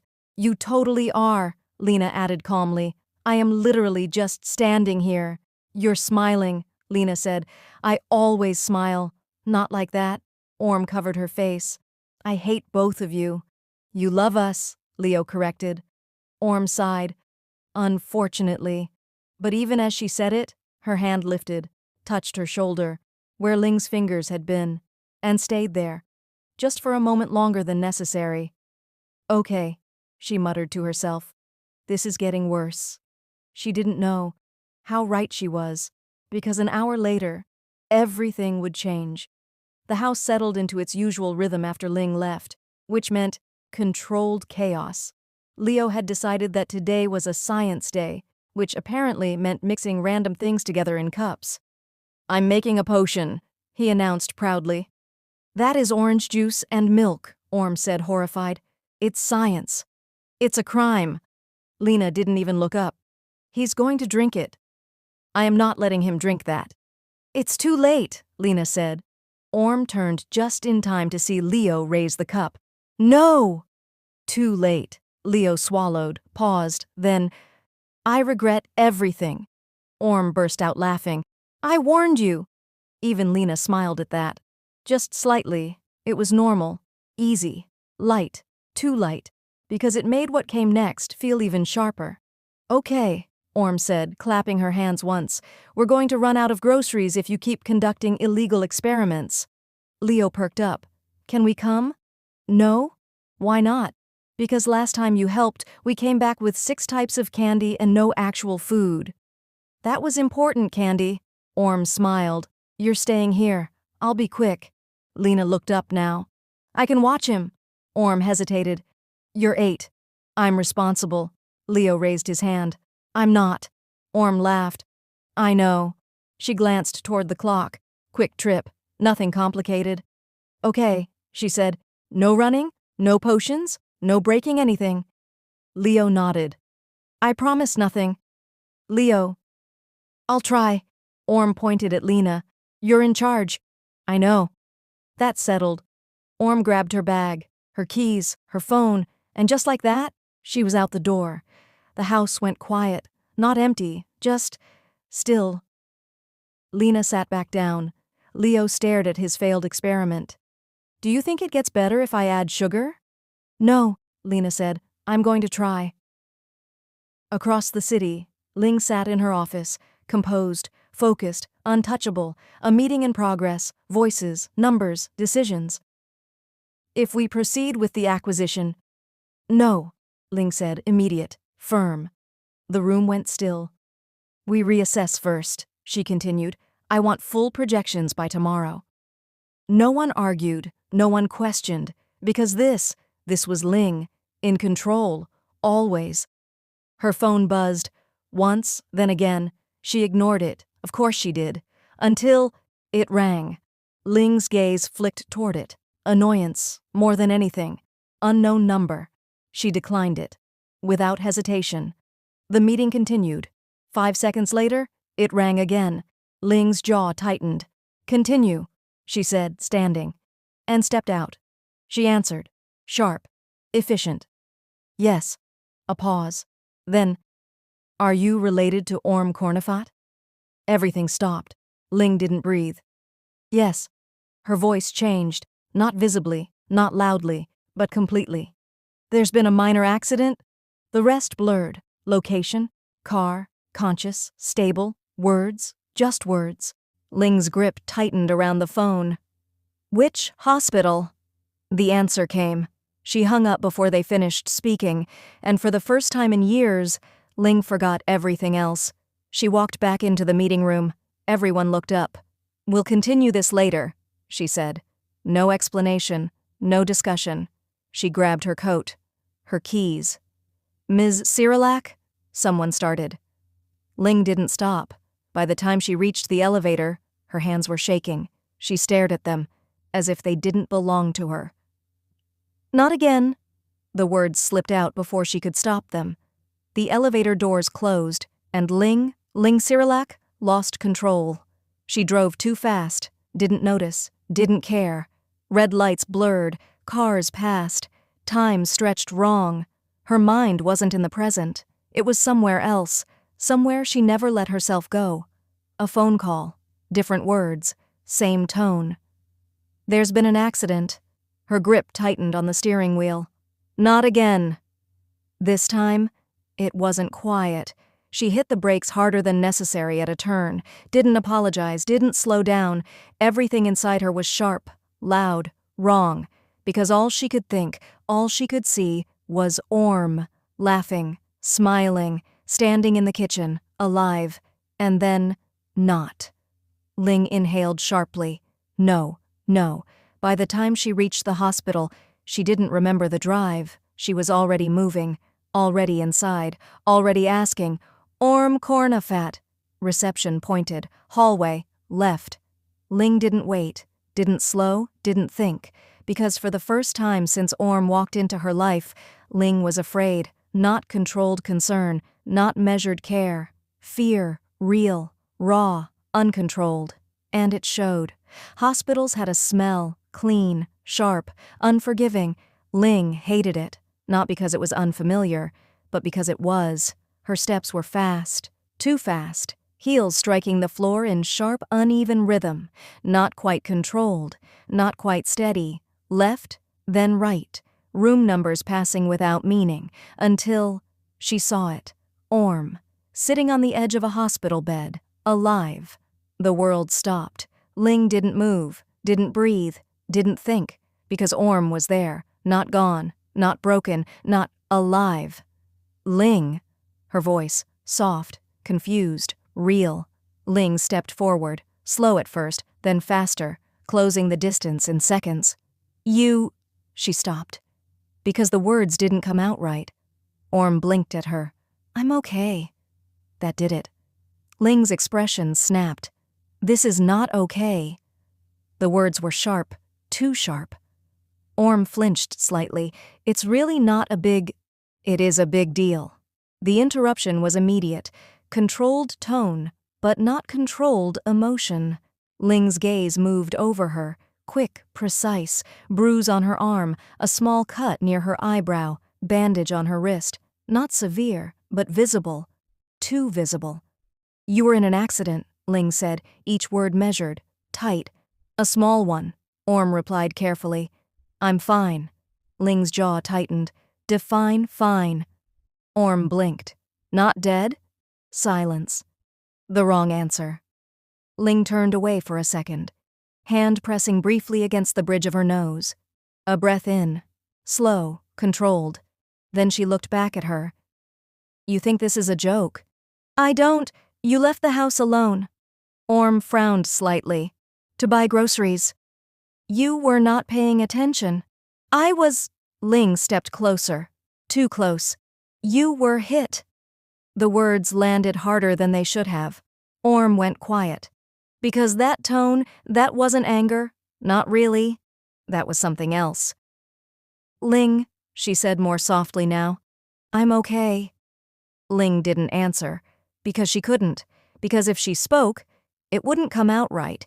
Instead, her hand moved, grabbing Orm's wrist. Careful, but firm. Checking.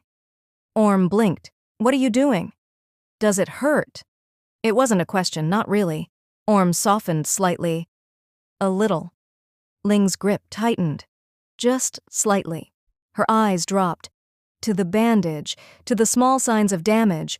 Proof that something had almost— She let go abruptly. "We're leaving," she said. Orm blinked. "I haven't been discharged yet. I will handle it." "That's not how hospitals— It is how this one will." Orm stared at her. "You're being intense." Ling didn't react. "Ling." "Nothing." "Ling," Orm repeated, softer this time.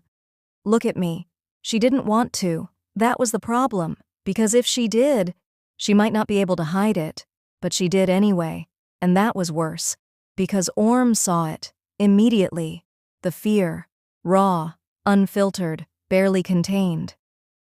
"Hey," Orm said quietly. Ling's expression tightened. "Don't," she said. "Don't what?" "Make this smaller than it is." Orm's brows pulled together. "Why are you acting like I almost died?" Silence. Ling didn't answer, because she couldn't say it, because saying it would make it real, would make her sound weak. But Orm kept looking at her, waiting. Ling. A beat, then quiet, low, unsteady in a way she hated. You could have. Orm stilled, and just like that, everything shifted, because that wasn't control, that wasn't authority, that wasn't distance, that was fear, real fear. Orm's expression softened instantly. But I didn't. Ling looked away, jaw tight. That is not the point. It kind of is. It is not. Orm exhaled slowly. You're scaring me more than the accident did. That landed. Ling stilled, because that was not the outcome she wanted. Silence stretched. Then, Ling stepped back, creating distance, controlled again. I will handle the paperwork, she said. Flat, professional, safe. And just like that, she left the room. Orm sat there, staring at the door. Okay, she whispered. Something had just happened, something big. And instead of bringing them closer, Ling had pulled away, again. The ride home was quiet, not the comfortable kind, not the soft kind, the wrong kind.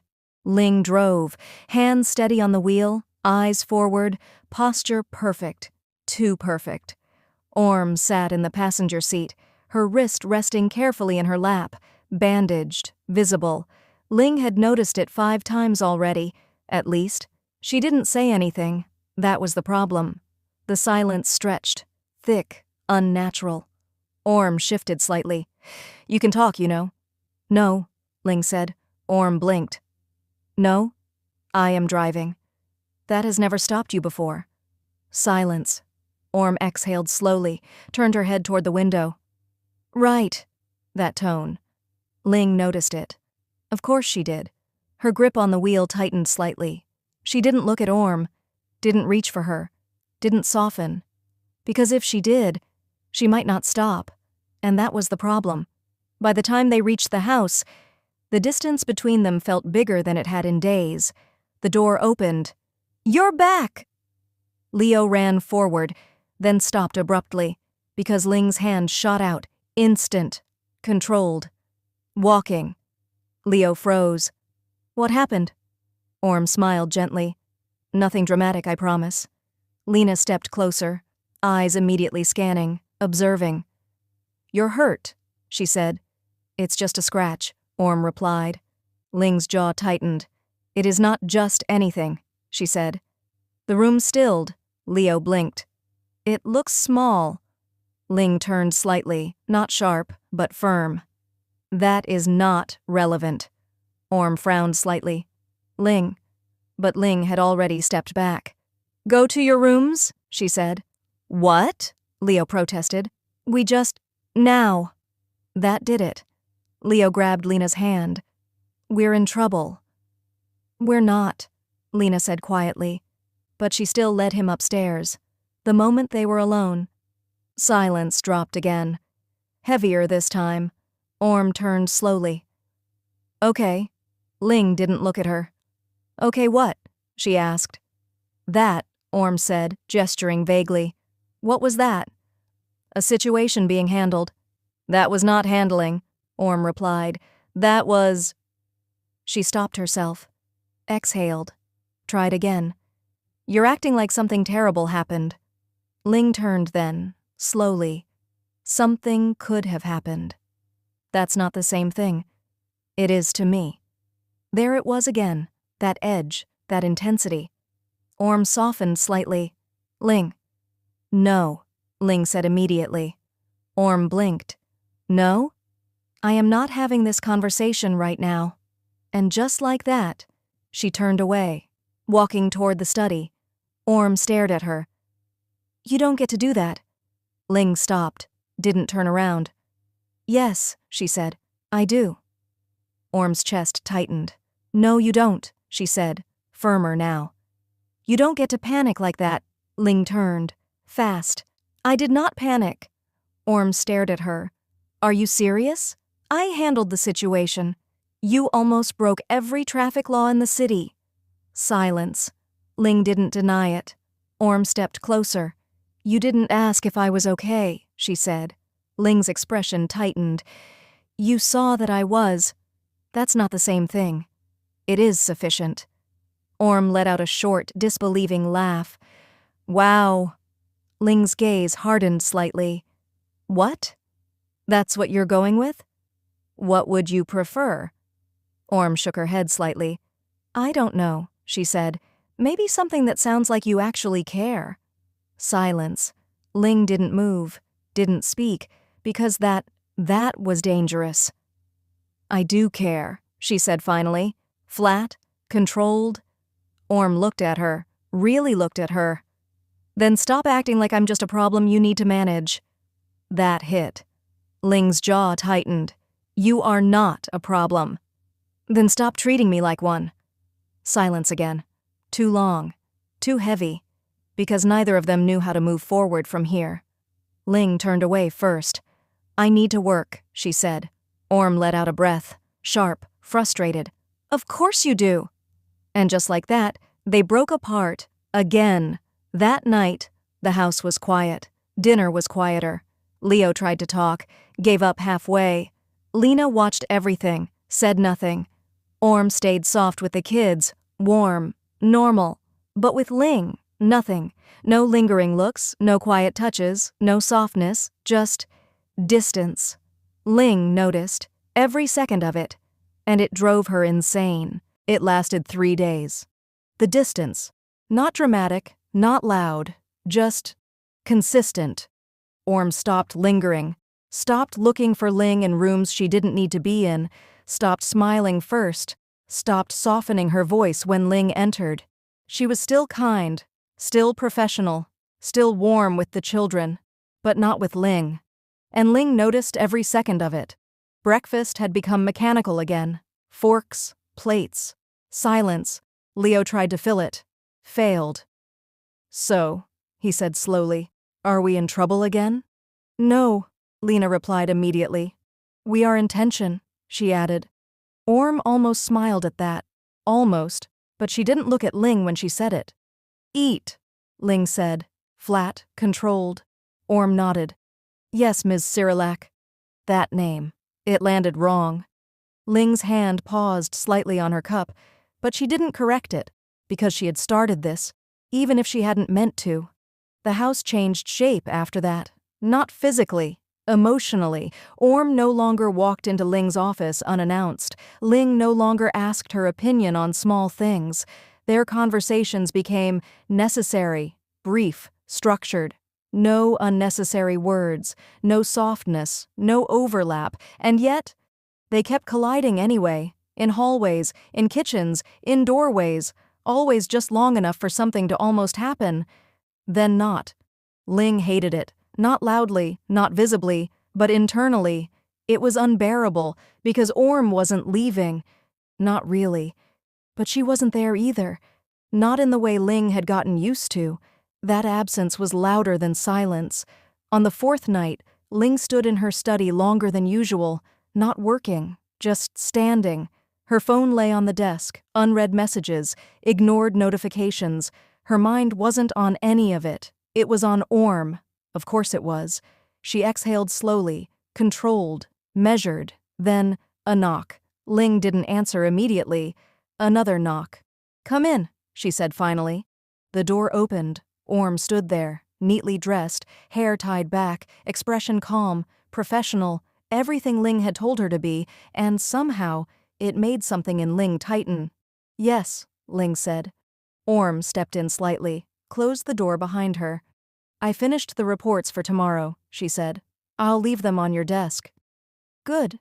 Silence. Neither moved. Then Orm added, That's all. And turned. Ling spoke before she could leave. Orm. She stopped. Didn't turn fully. Yes? Ling paused, just a fraction too long. You do not need to speak to me like this. Orm finally turned. Slowly.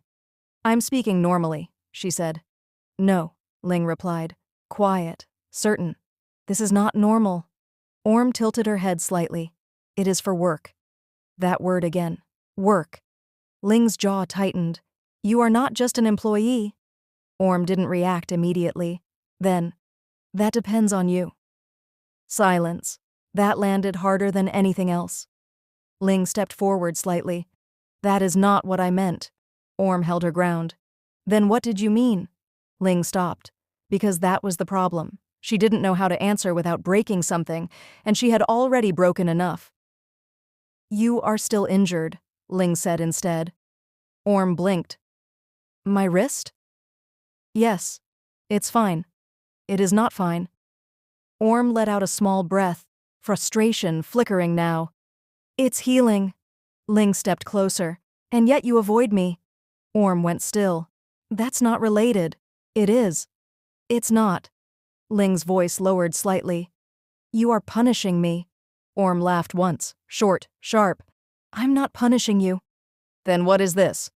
Orm finally looked directly at her, and there it was, everything Ling had been avoiding. I'm giving you what you asked for, Orm said quietly. Silence. Ling didn't move. I did not ask for this. You told me to keep things professional, Orm replied. A beat. You told me not to make it complicated. Another beat. So I didn't. Ling stared at her, because she remembered saying it, but she hadn't meant this. Not this distance, not this coldness, not this version of Orm that felt like she was slipping away in front of her eyes. Orm, Ling said quietly. But Orm shook her head slightly. I'm not doing anything wrong, she said, soft now, tired. I'm just following your rules. That word again, rules. Ling felt something inside her tighten painfully. Stop, she said. Orm frowned slightly. Stop what? This. Orm blinked. This is your rule. Ling stepped closer again, now too close. I did not mean for you to disappear. Orm went still. That was the first crack. Small, but real. I didn't disappear, she said. Ling's voice lowered. You did. Silence. Then Orm exhaled slowly. Then maybe you should say what you actually want. Ling didn't answer immediately, because that was the problem. She didn't know how, not without losing control, not without risking everything. And Ling Cyrillac did not take risks, except she already had. I want, Ling said quietly, things to stop changing. Orm studied her. Nothing is changing, she replied. Ling shook her head slightly. That is not true. A pause, then quieter. You are not the same with me anymore. Orm didn't respond immediately, because that was true, and it hurt. Maybe that's what you wanted, Orm said softly. Ling looked up sharply. No. Immediate. No hesitation. Orm swallowed. Then what do you want? Silence again. Longer this time. Heavier. Ling's expression shifted. Just slightly. Something breaking through the control. And when she finally spoke, it wasn't her CEO voice. It wasn't her controlled tone. It was something quieter. More human. Stay. Orm blinked. Ling exhaled slowly, as if forcing the words out of somewhere deep. Stay, she repeated. A pause. Then, almost too quiet to hear. But don't leave me. Everything stopped. Orm stared at her. For the first time in days, she saw it. Not distance, not control, not authority. Fear. Raw, unfiltered, real. And something in Orm softened instantly. Ling didn't let go of Orm's wrist, but she also didn't pull her closer, like she was holding herself in place more than holding on to her. The silence between them wasn't heavy anymore. It was fragile, like one wrong sentence could send everything back into distance. Orm stayed where she was, close, but not forcing anything. For once she didn't rush Ling, didn't fill the silence, just existed inside it with her. Ling's thumb moved slightly over Orm's wrist. Once. Then again, small, unconscious. That tiny movement said more than anything she'd spoken all day. Orm, Ling said quietly. Orm looked up. Yeah? Ling hesitated. And this hesitation was different from before. Not control, not calculation. It was uncertainty, real, unfiltered uncertainty. I do not know how to do this correctly, Ling said again. Orm gave a small, tired smile. You already said that. I still do not know, Ling repeated. A pause. But I do not want to stop. That landed differently. Orm's expression softened slightly, but she didn't interrupt. She waited. Ling exhaled slowly, like she was stepping off something high, not falling, choosing to step. I have spent my entire life building distance, Ling said, between me and everyone else. Her gaze dropped briefly, then returned to Orm. And I am realizing that distance is not the same as safety. Orm swallowed quietly. Ling continued, voice lower now. You make things unclear. A pause. Unstable. Orm let out a faint breath. That sounds like a complaint. Ling shook her head slightly. No. A beat. It is not. Silence. Then Ling said it. Not dramatically, not loudly, but clearly enough that it couldn't be mistaken for anything else. I choose you. The room didn't move, but everything in it changed. Orm blinked. Once. Slowly. Like she wasn't sure she heard correctly. What? She asked softly. Ling didn't repeat it immediately, like she was steadying herself. Then, I choose you, she said again, more certain this time. Orm stared at her, searching for hesitation, searching for withdrawal, searching for the moment Ling would turn it into something safer, something controlled, something reversible, but it didn't come. Ling stayed there, open in the only way she knew how to be, still, unmoving, but no longer hiding. Orm's breath slowed, then she laughed softly, small, almost disbelieving. That's your version of romance? She murmured. Ling blinked slightly. What do you mean? Orm tilted her head. You don't say it gently? A pause. You don't make it sound pretty? Ling considered that. Honestly. It is not pretty, she said. Orm's smile widened slightly. Yeah, she whispered. It's you. That made something in Ling's expression soften again, almost imperceptibly.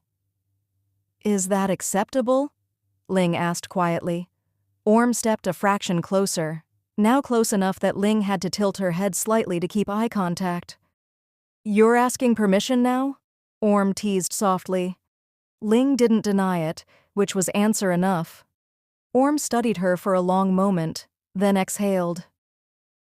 You're really bad at this, she said. Ling's brow tightened slightly. At what? At not being terrifying and soft at the same time. A pause. Ling replied simply, I am not trying to be soft. Orm smiled again. Yeah. A beat. That's the problem.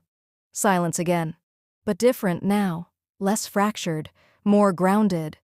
Orm finally lifted her free hand and gently touched Ling's sleeve. Not pulling. Just anchoring.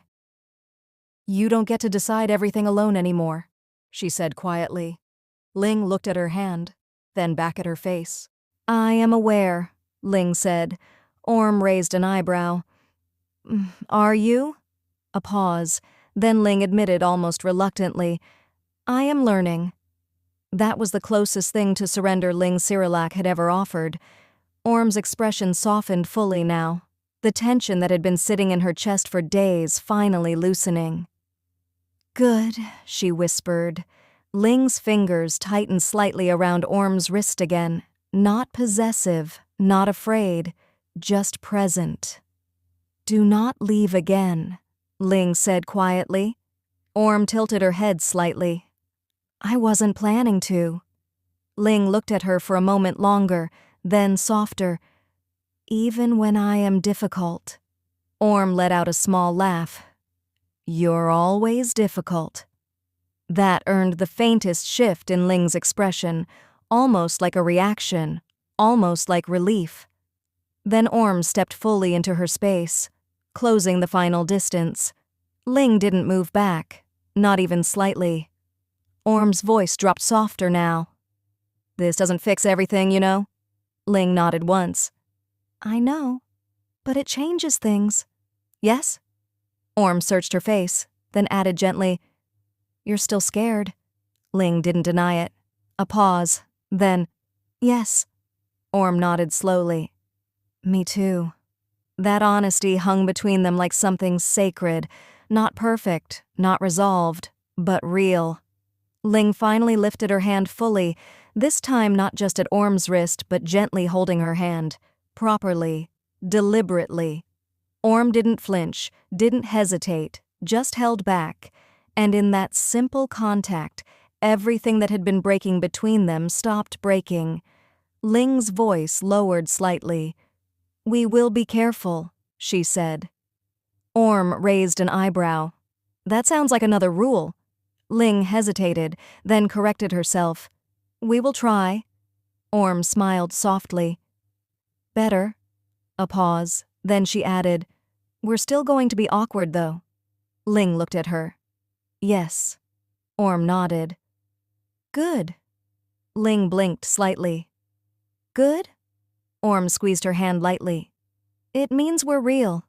That made Ling go still for a second. Then quietly, "Then I accept that." And for the first time, there was no distance left between them that mattered. Just two people, standing too close, finally choosing not to step away. Orm leaned her forehead briefly against Ling's shoulder. Ling didn't move, didn't freeze, didn't correct it, just stayed. "We're still terrible at this," Orm murmured again. Ling's hand tightened slightly around hers. "Yes," she said softly. A pause, then almost like an admission she didn't know how to shape. "But I prefer this." Orm smiled against her shoulder. "Me too." And outside the room, the house stayed quiet. But for the first time, it didn't feel like silence anymore. It felt like something beginning.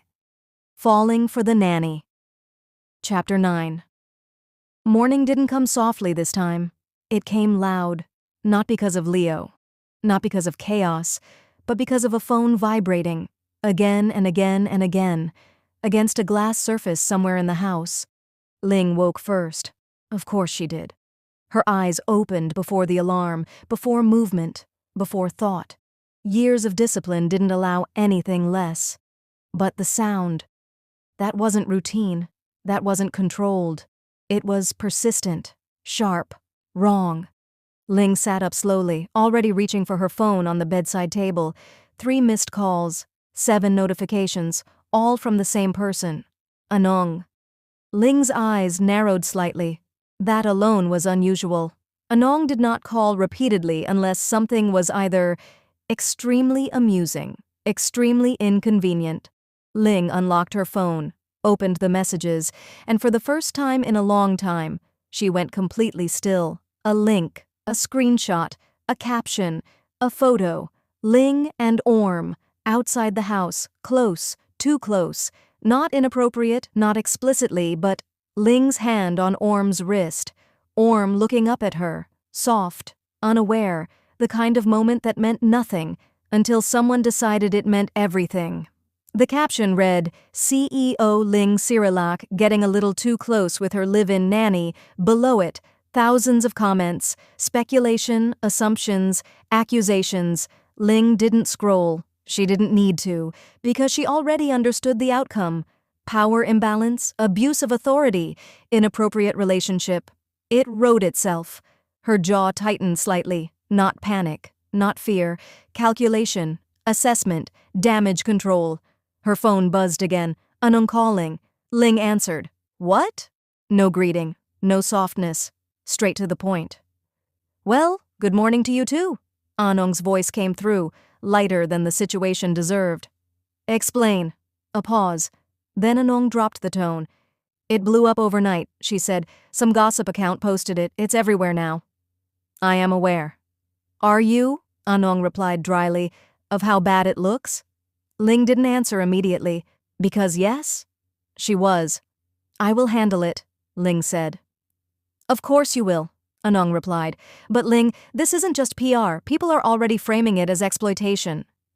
Ling's gaze shifted slightly. Toward the door, toward the hallway, toward where Orm would be. She is not being exploited, Ling said flat. I know that, Anong said. You know that. The internet? Not so much. Silence. Then, do you want me to get ahead of it? No. Immediate. Certain. Anong paused. No? I will not respond to speculation. Ling, it will escalate if we engage. Another pause. And if you don't? Anong pressed. Ling's expression didn't change. It will pass. Anong exhaled. You're being very optimistic. I am being strategic. A beat. Then Anong asked, more carefully now. What about Orm? That. Ling didn't answer immediately, because that was the variable, the only one she couldn't fully control. I will speak to her, Ling said. You should, Anong replied quietly, before she sees it somewhere else. Ling ended the call without another word. Not because she didn't care, but because she did. Too much. Her phone lowered slowly. Her gaze stayed fixed ahead, but her thoughts had already shifted. Not to the company, not to the board, not to the scandal. To Orm. Always back to Orm. Downstairs. Orm was already awake, because of course she was. Leo had woken up at 6, for no reason, as usual. I'm bored, he declared loudly, upside down on the couch. It's 6 in the morning, Orm said, dragging a hand down her face. That's when the day starts. That's when sleep continues. Lena walked in calmly.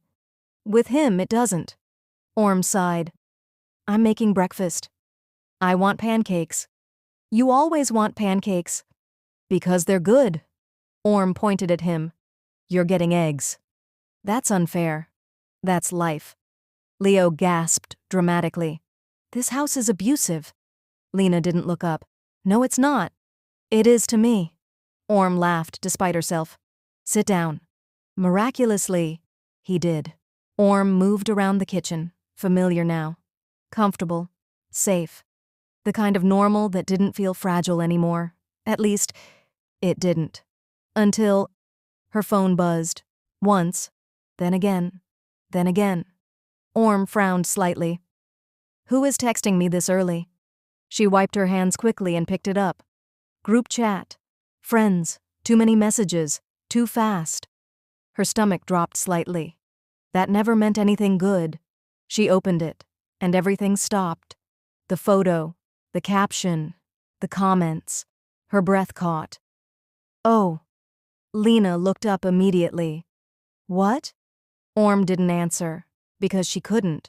She scrolled, just once, and that was enough. She's literally her employee. This is so inappropriate. Power imbalance? Fire her. That poor girl. Orm's grip tightened around her phone. Her chest felt tight, not because of what they said about her, but because of what they said about Ling. Leo leaned over. What are you looking? Orm turned the phone away quickly. Nothing. Too fast, too sharp. Lena noticed. Of course she did. What is it? She asked quietly. Orm forced a smile. It's nothing important. Leo narrowed his eyes. That's a lie. Eat your eggs. I don't trust you. You shouldn't. Lena stood up, walked closer. Orm. That tone, gentle, knowing. Orm swallowed. It's just people being stupid online. Lena held her gaze. About you? Orm hesitated, just for a second. Too long. About me and Ling. Silence. Leo blinked. What? Orm exhaled slowly. They took a picture of us, she said. And now people are talking. Leo frowned. Talking about what? Orm didn't answer immediately. Because how do you explain that to a 5-year-old? Lena answered instead. They think something bad is happening. Orm glanced at her, grateful, and also a little heartbroken that she understood so quickly. Leo looked confused. But nothing bad is happening. No, Orm said softly. Nothing bad is happening. Lena's gaze shifted slightly. Will it affect Auntie Ling? There it was. The real question. Orm's chest tightened. I don't know, she admitted, and for the first time since she saw it, fear crept in, not for herself, but for Ling. Upstairs, Ling stood outside the kitchen for a moment longer than necessary, unseen, unheard, listening, not intentionally, but enough. Enough to hear, "About me and Ling." Enough to hear, "Will it affect Auntie Ling?" Her expression didn't change, but something inside her shifted, because this wasn't contained anymore. It wasn't distant. It wasn't abstract. It had reached the house, the children. Orm. Ling stepped forward, into the room, controlled, composed, untouchable. "Breakfast," she said, and just like that, everything changed. "Breakfast." Ling's voice cut cleanly through the room. Not loud, not sharp, but precise enough that everything else stopped around it. Orm turned immediately. Of course she did. "Good morning," she said, softer than usual. Careful. Ling noticed. She noticed everything. "Good morning," Ling replied. Her tone was steady, unchanged, as if nothing had happened, as if the world outside this house hadn't shifted overnight. Leo looked between them. "Why are you both acting weird?" "We're not," Orm said quickly. "We are," Lena corrected. Ling moved past them toward the counter. Coffee, routine, control. "You have school," Ling said. "That's not an answer," Leo replied. "It is the only one you need." Leo frowned. "I don't like today." "You have not experienced it yet," Ling said calmly. "I can already tell." Orm almost smiled. Almost. But it didn't quite reach her eyes. Ling noticed that too. She reached for her cup, paused, then glanced at Orm. Just briefly, just enough to say, "We will handle this." But she didn't say it out loud, because that would make it real. Instead, "Eat," she said, and sat down. The drive to school was quiet. Not the comfortable quiet from before, not the fragile quiet from a few nights ago. This one was heavier, filled with things not being said. Leo sat in the back, unusually still. Lena stared out the window, thinking, always thinking. Orm sat in the passenger seat, phone face down in her lap, like ignoring it would make it disappear. Ling drove, eyes forward, hands steady, perfect posture, perfect control, too perfect. "Are people going to say things?" Lena asked suddenly. No one spoke for a second. Then Ling answered. "Yes." Direct, honest. Orm glanced at her. That wasn't softened. That wasn't filtered. "But," Ling continued, "that does not make them correct." Leo leaned forward. "Then why do they say it?" Ling didn't hesitate. "Because they do not understand what they are seeing." Orm swallowed slightly. Lena nodded slowly. "Okay." That was enough for her. For now. Leo leaned back again.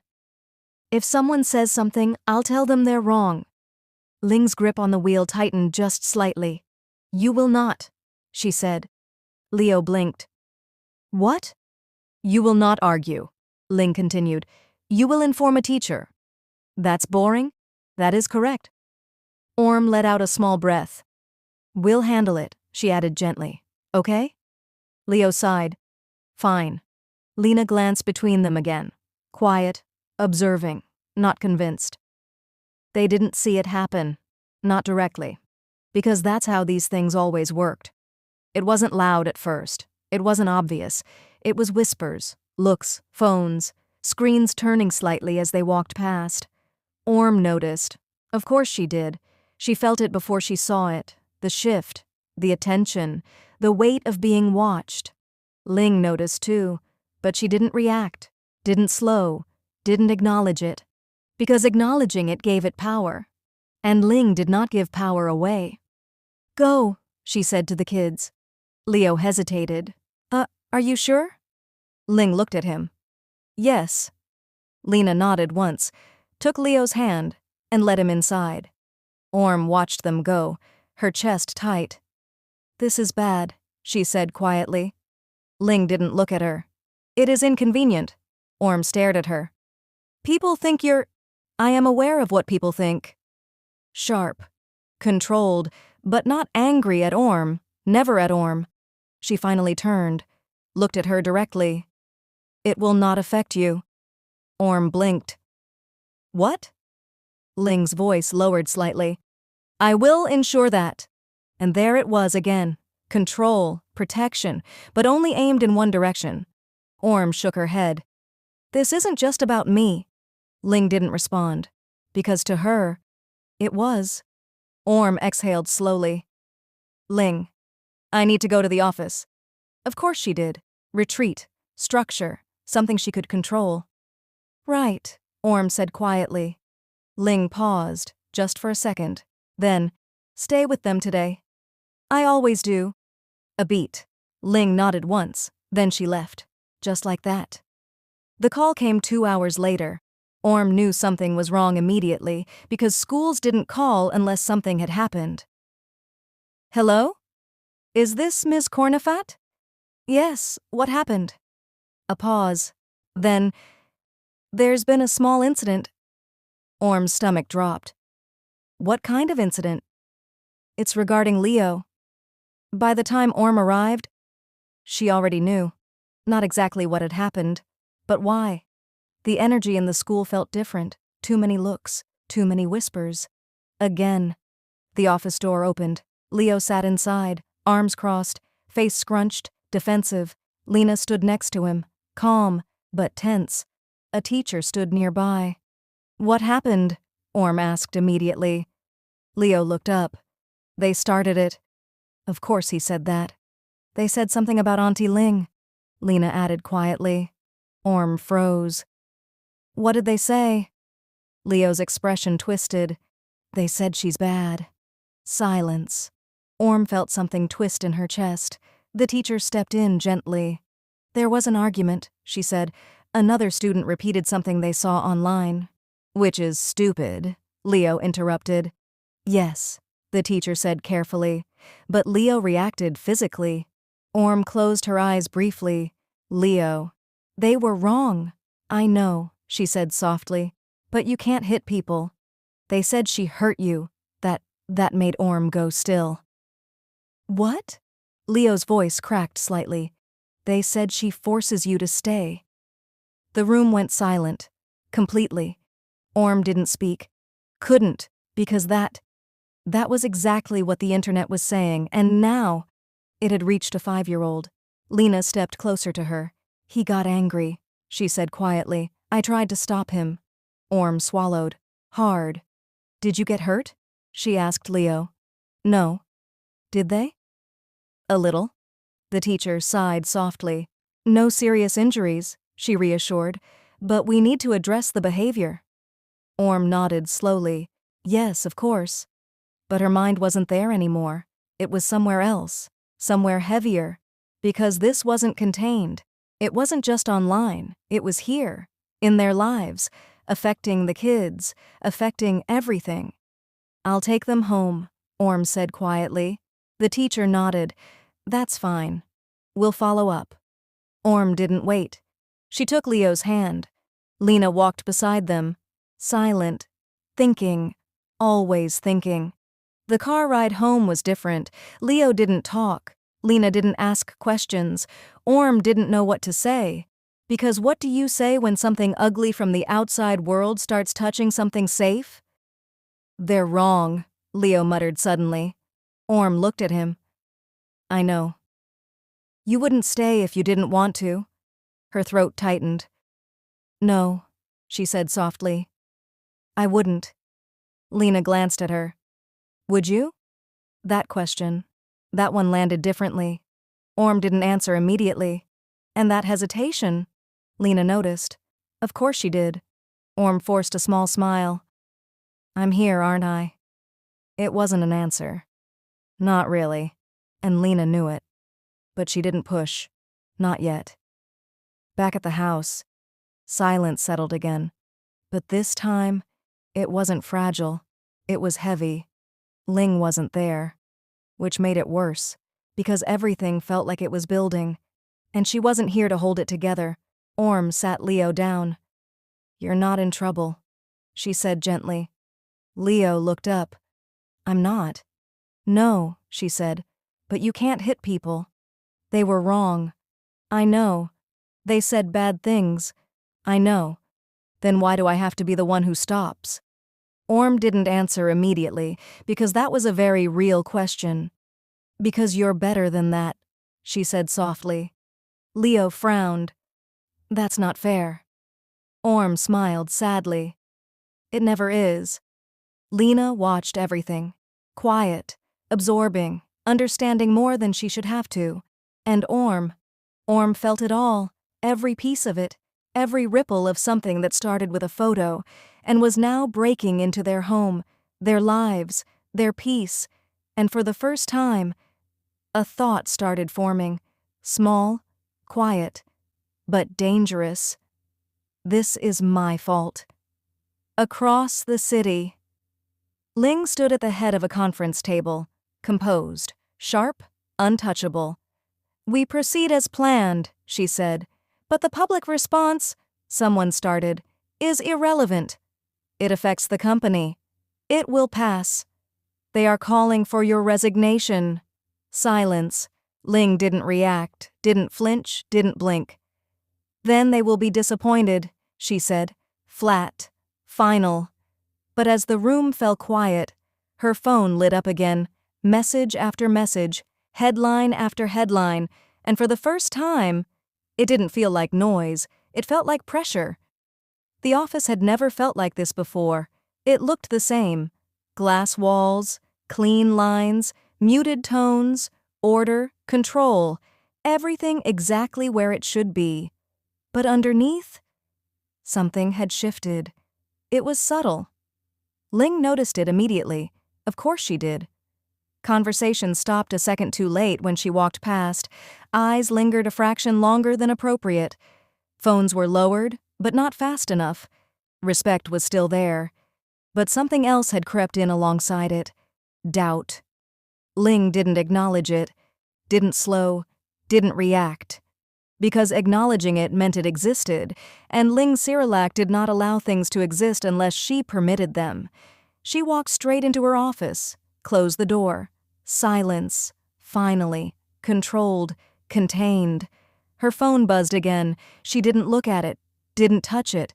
Instead, she walked to her desk, opened a file, read the first line, then the second, then nothing. The words stopped meaning anything. Her focus slipped, just slightly, just enough. Ling closed the file, slowly, deliberately. Her hand rested against the desk, fingers pressing into the surface, grounding, control. But her mind wasn't here. It was at the house, at the school, at the look on Orm's face that morning, at the way she had said, "This isn't just about me." Ling exhaled, sharp, controlled, and reached for her phone. This time, she looked. Notifications flooded the screen. Articles, comments, speculation. CEO accused of exploiting employee. Is Ling Cyrillac abusing her power? Where is the line between personal and professional? Ling locked the screen, set the phone down, face down, as if that would stop it. It didn't. A knock. Ling didn't answer immediately. Another knock. Enter.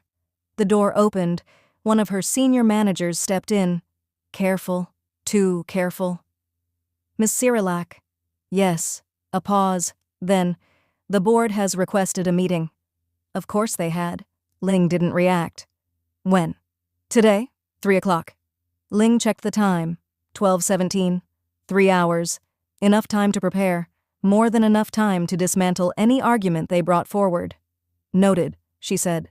The manager hesitated. They're concerned about public perception. I am aware. Another pause. They may suggest. I am aware, Ling repeated, sharper this time. That was enough. The manager nodded quickly. Of course. And left. The door closed. Ling stood there for a moment, still. Silent. Then, her hand moved, picking up her phone again. This time, she didn't open the articles. She opened her messages, scrolled, found one name, Orm. Her thumb hovered, paused, because this wasn't something she knew how to do, not in the middle of a situation like this. Not when everything was unstable, not when she didn't have control. Her grip tightened slightly around the phone. Then, she typed, "Are you and the children home?" No question mark. Of course not. She stared at it for a second, then sent it. The reply came faster than she expected. "Yes, we're home." A pause. Then another message. "Everything okay at work?" Ling stared at that, at the softness in it, at the concern, at the fact that Orm was still reaching, even now. Her jaw tightened slightly. She typed, "Yes, sent." 3 letters, nothing more. She set the phone down. Again, but this time, it didn't feel like control, it felt like distance. Across the city. Orm stared at her phone, at the message, at the lack of anything beyond it. "Okay," she whispered to herself. That was Ling. Of course it was. Short, controlled, minimal. But today, it felt different, because today, everything was different. Leo sat on the floor, unusually quiet. No experiments, no chaos. Just a toy in his hands that he wasn't really playing with. Lena sat beside him, reading, but not turning pages, watching, waiting. "Is Auntie Ling in trouble?" Leo asked suddenly. Orm looked up. No. Too fast. Too certain. Lena tilted her head slightly. "Are you sure?" Orm hesitated, just for a second, then smiled. "She can handle anything." That part was true, it always had been. But at what cost? Lena didn't look convinced, but she didn't push. Leo nodded slowly. "Good." Silence settled again. Heavy, uncomfortable, and Orm couldn't sit still in it anymore. "I'm going to the office," she said suddenly. Both kids looked up. "Why?" Lena asked. Orm grabbed her bag. "I just need to check something." That wasn't entirely a lie. Leo frowned. "Can we come?" "No." Immediate. Gentle. "But I won't be long." Lena studied her. "You're worried?" Orm smiled. "A little." That was enough. Lena nodded. "Okay." The office building felt different when Orm stepped inside. Bigger. Colder. Less familiar. She had been here before, but never like this. Never with this weight sitting in her chest. Never with people looking at her like they already knew. The receptionist glanced up. Recognition flickered immediately. Then something else. Quick, subtle, but there. Orm felt it. Of course she did. "I'm here to see Ms. Cyrilak," she said. Her voice was polite, professional, like she had learned to be. The receptionist hesitated, just slightly. "Do you have an appointment?" No, I just..." Another pause. Then, "She's in meetings." Of course she was. Orm nodded. "That's okay. I can wait." The receptionist nodded, gestured toward the seating area. Orm sat, hands in her lap, back straight, trying not to feel out of place, but she did. Because this was Ling's world, not hers, never hers. Voices drifted from down the hallway, low, casual, unaware. "Did you see it?" Everyone saw it. I didn't expect that from her. Neither did I. Orm's breath stilled. "I mean, a nanny? Power trip, maybe. Or worse." A quiet laugh. "She's definitely getting called out for it. The board won't let this slide. No way. Reputation alone. She'll have to step down." Orm's chest tightened. "You think so?" 100%. They won't risk it." A pause. Then softer. "Still, I thought she was better than that." Silence, footsteps, voices fading, gone. But the words stayed. Orm didn't move, didn't breathe, because that wasn't strangers online. That was people who worked with her, people who knew Ling, people who respected her. And even they believed it. Her hands tightened in her lap. Her mind spiraled. She'll have to step down. They won't risk it. I thought she was better than that. Orm swallowed hard, because suddenly, everything clicked into place. The looks, the tension, the silence, the way Ling had said, "It will not affect you." She wasn't protecting herself. She was protecting Orm. From this, from the fallout, from the damage, but she couldn't protect her from everything, not from this, not from what Orm represented now. A problem, a risk, a liability. Orm stood, slowly, quietly. The receptionist looked up. "You're leaving?" Orm nodded. "Yes." "Do you want me to tell her you came?" A pause, longer than it should have been. Orm's throat tightened. "No." Soft. Final. "I don't want to disturb her." And just like that, she turned and walked away. Upstairs. Ling sat at the head of the boardroom table, unmoving, unshaken, untouchable. At least, that's what it looked like. "This is not a minor issue," one board member said. "It is being handled," Ling replied. "Public perception is already turning. It will stabilize. At what cost?" Silence. Ling's gaze didn't waver. "I will not step down. Direct, final." Another board member leaned forward. "This isn't just about you." Ling's voice lowered slightly. "I am aware. Then act like it." A pause. "End it." The words hung in the air. Clear, cold, ugly. Ling didn't react immediately, because that was the line, the one thing she would not negotiate. "No," she said, quiet, but absolute. "You are putting the company at risk." "I am protecting it. By refusing to address the situation? By refusing to validate false accusations." A beat. Then, "She is not the problem." Silence. The board exchanged looks, because that answer told them everything. And Ling knew it. She didn't care. Because for the first time, control wasn't the priority. Orm was. Outside, Orm stepped into the sunlight, and everything felt too clear, too loud, too obvious. She stood there for a moment, breathing, thinking, breaking something down piece by piece. This is hurting her. The kids are getting dragged into it. People think she's abusing her power. They think I'm... She swallowed. Hard. Because that part, she couldn't even finish. Her grip tightened around her bag. She was fine before me. The house was quiet, but stable. The kids were okay. Ling was in control. And now, everything was unstable. Because of her. Orm closed her eyes. Just for a second. And when she opened them, the decision was already made, quiet, final, and completely in character. They're better off without me. She turned and started walking, not back inside, not to wait, not to explain, just away.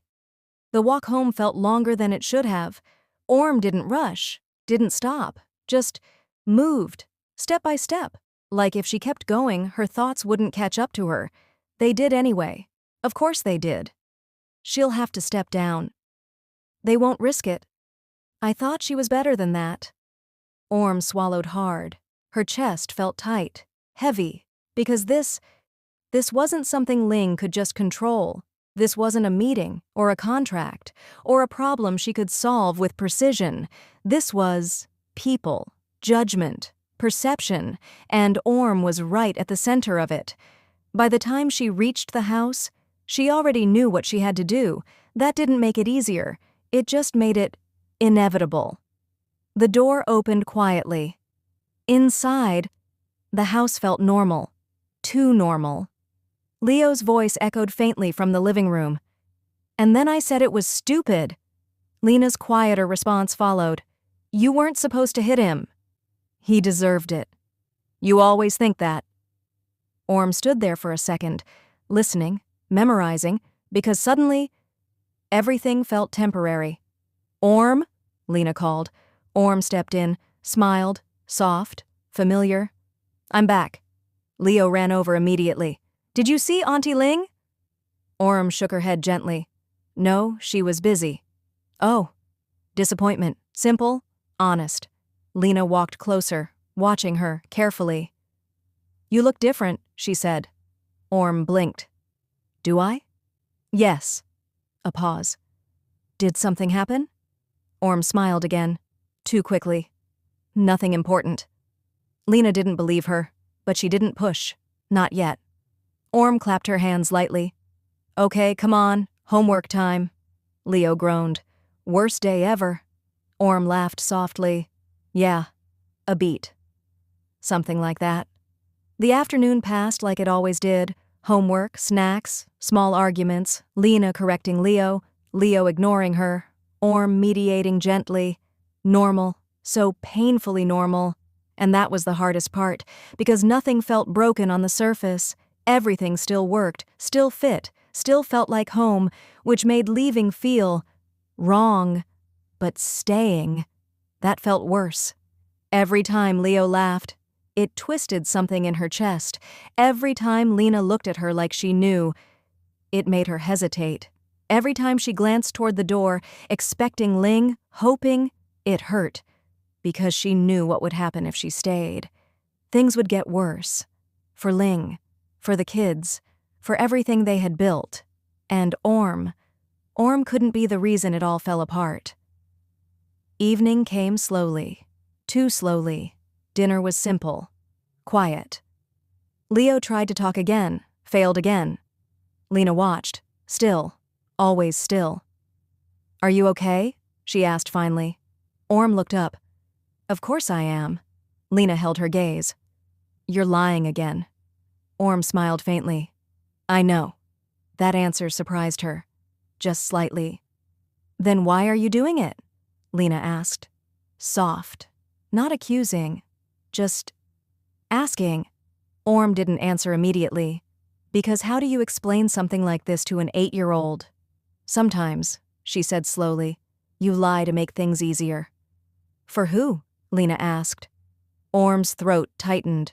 For everyone. Lena frowned slightly. That doesn't sound fair. Orm let out a small breath. It isn't. Silence. Then Lena asked the question Orm had been avoiding all day. Are you leaving? Everything stopped, just for a second. Orm looked at her, really looked at her, because Lena always knew. No, Orm said softly. And that was the worst lie of all, because Lena didn't argue, didn't call her out. She just nodded, like she understood anyway. Later. After Leo fell asleep, after Lena went to her room, after the house finally went quiet, Orm stood alone in the living room. The same room where everything had started to feel like something real. Her bag sat on the couch, already packed, not much, just what she had brought, what had always been hers, which wasn't much. Orm walked slowly through the house. Kitchen, hallway, the small details she had filled with warmth, the things Ling had never noticed before, until she had started watching, until she had started choosing. Orm's chest tightened. I'm sorry, she whispered, not sure who she was saying it to. Ling, the kids, herself, all of them.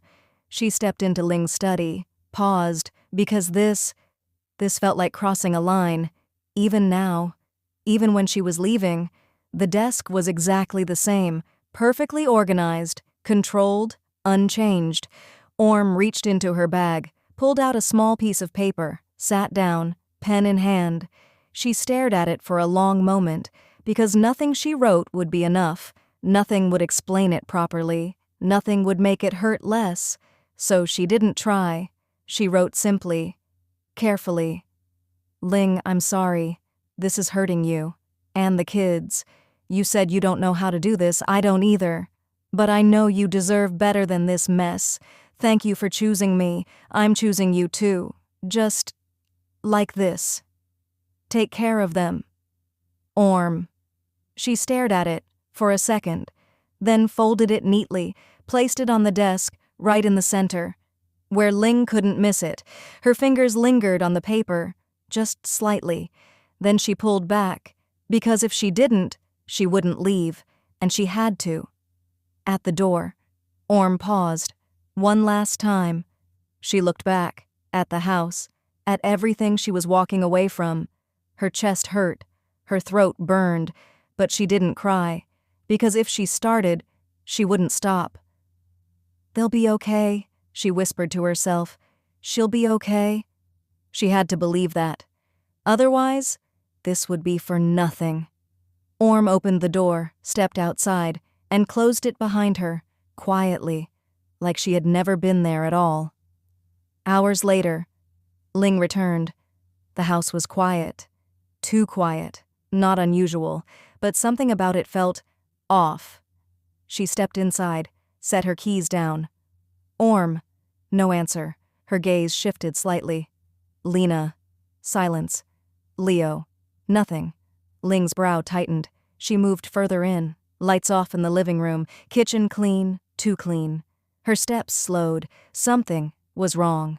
Ling turned toward the hallway, walked upstairs, checked Leo's room, sleeping, safe. Lena's room, also asleep, breathing steady, fine. Ling exhaled slowly, tension easing, just slightly. Then, "Orm." Still no answer. Ling's gaze shifted toward the study. The door was slightly open. She stepped inside and stopped, because something was there, on her desk, out of place. Ling walked closer, slow, controlled, but her chest felt tight. She picked up the paper, unfolded it, read, once, then again, then silence. Complete. Absolute, because for the first time since the scandal started, Ling didn't feel pressure. She didn't feel anger. She didn't feel control. She felt nothing, just absence. Her grip tightened slightly around the paper. "No." The word was quiet, but it wasn't denial. It was realization. Ling looked up. At the empty room, at the space Orm had filled, at the distance she had just created, again. But this time, it wasn't Ling who pulled away, it was Orm. And that was worse. Ling inhaled sharply, then again. But it didn't steady her, didn't fix it, because this wasn't something she could control. This wasn't something she could manage. This wasn't something she could solve from a distance. This was loss. And Ling Sirilak did not handle loss well. Her hand tightened around the note, slightly crumpling it, her jaw set, her eyes sharpened. And for the first time, there was no hesitation, no calculation, no restraint. No. This time, it wasn't quiet, because Ling wasn't letting this end like that. Not like this, not without a fight. Falling for the nanny. Chapter 10. Ling did not sleep, not even for a second. The note sat on her desk, unfolded, unread now, but memorized. Every word burned into her mind. "I'm choosing you too, just like this."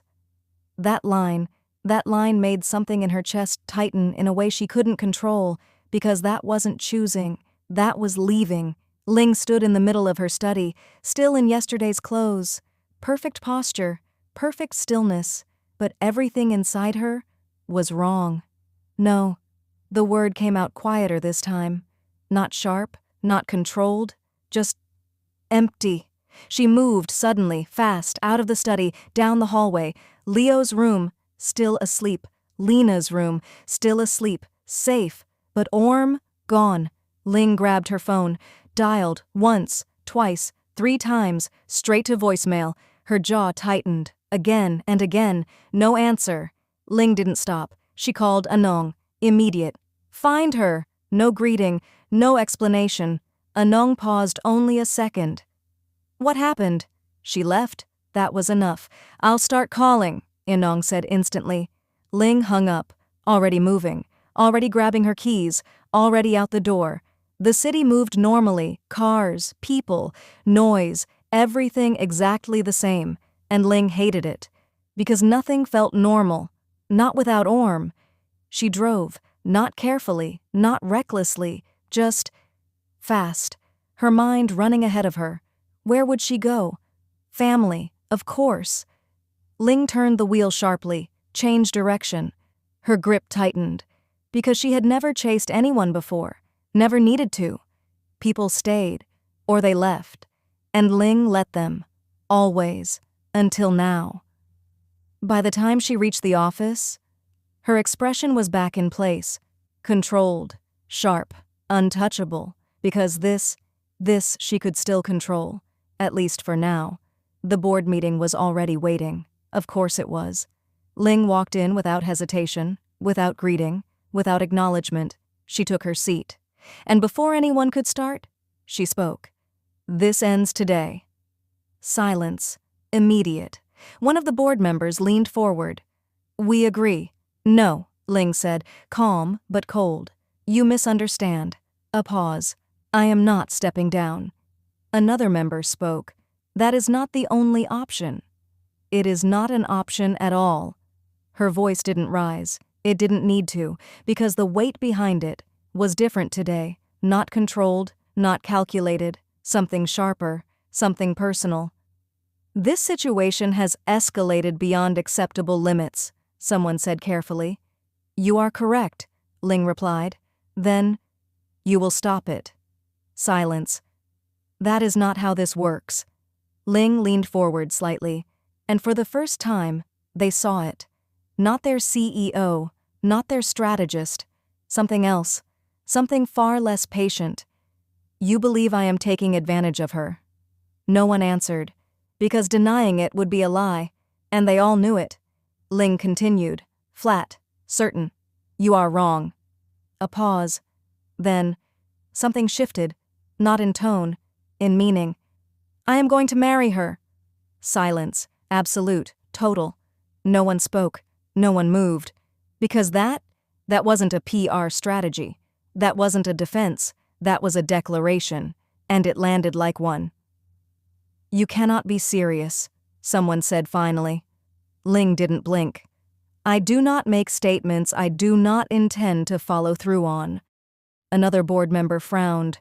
"This is highly inappropriate. This is personal, sharp, final, and it is not subject to your approval." Silence again. Because they had never seen her like this, never seen her stake something on someone. "You are risking everything," one of them said quietly. Ling didn't hesitate. Yes. That answer, that was the one that ended it, because there was nothing left to argue, nothing left to control, nothing left to negotiate. Ling stood, meeting over, just like that, and as she walked out, no one stopped her. Back in her office, Ling didn't sit, didn't breathe, didn't pause. She picked up her phone, dialed again. Still nothing. Her hand tightened. Then, she made another decision, one she had never made before. "Set up an interview," she said when her assistant answered. A pause. "An interview?" "Yes." "With who?" "Anyone." Sharp. "Today." Another pause. "You don't do interviews." "I do now." And just like that, Ling Sirilak stopped playing defense. Orm hadn't planned where she was going, not really. She just went. Because staying would have been harder, because turning back would have been impossible. So she chose the one place that felt automatic. Safe, familiar. Her cousin's house. The door opened before she even knocked twice. "Orm?"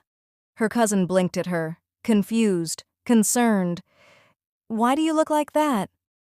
Orm forced a small smile. "I always look like this."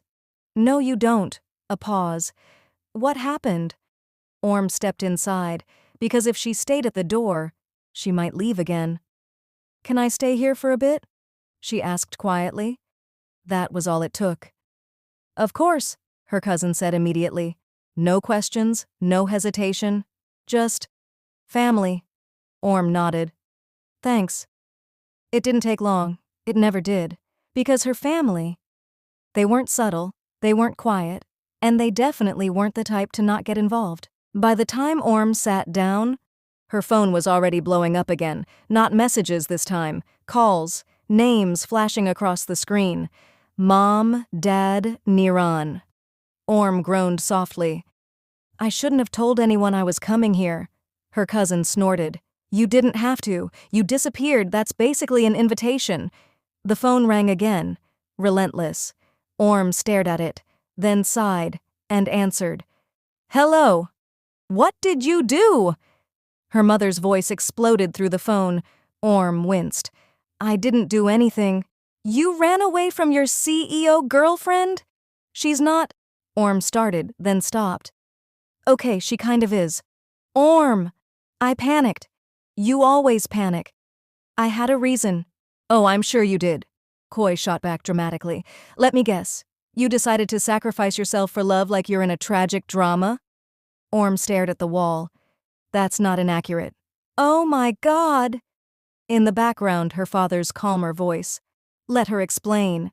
I am letting her explain. You are yelling. I can yell and listen. Orm covered her face. Mom. Yes? I left because this is hurting her. Silence. Finally.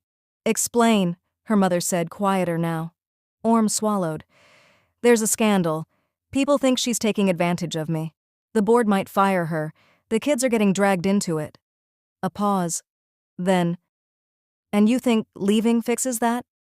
Her brother Neron cut in. Orm blinked. Yes? Wrong. Immediate. Flat. Orm frowned. What? You leaving doesn't fix anything, he continued. It just proves their point. Her chest tightened. It doesn't. It does, he said. Now it looks like you ran because something was wrong. Orm went still, because she hadn't thought of it like that. I was trying to help, she said quietly. I know, her dad said gently, but helping doesn't always mean disappearing. Silence. Her mom spoke again. Softer now, still dramatic, but real. Do you love her? Orm's breath caught. What? Do you love her? Coy repeated. No jokes, no teasing, just the question. Orm didn't answer immediately because that wasn't something she had said out loud before. Not like this, not clearly. But the answer was already there. Yes, she whispered. Another pause. Then her mom sighed. Then why are you here? That broke something. Orm's eyes burned slightly. Because loving her is ruining her life, she said, and for the first time, her voice cracked. Across the city, Ling stood under bright studio lights, unmoving, untouched. The interviewer sat across from her, carefully composed, trying not to look intimidated, trying and failing.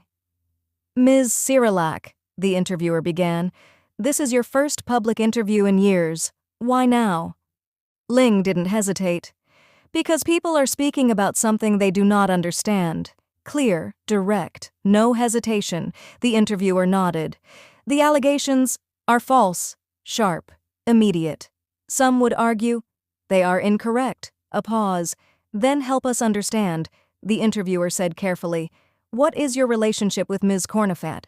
Silence, just for a second. Then, Ling answered, she is my partner.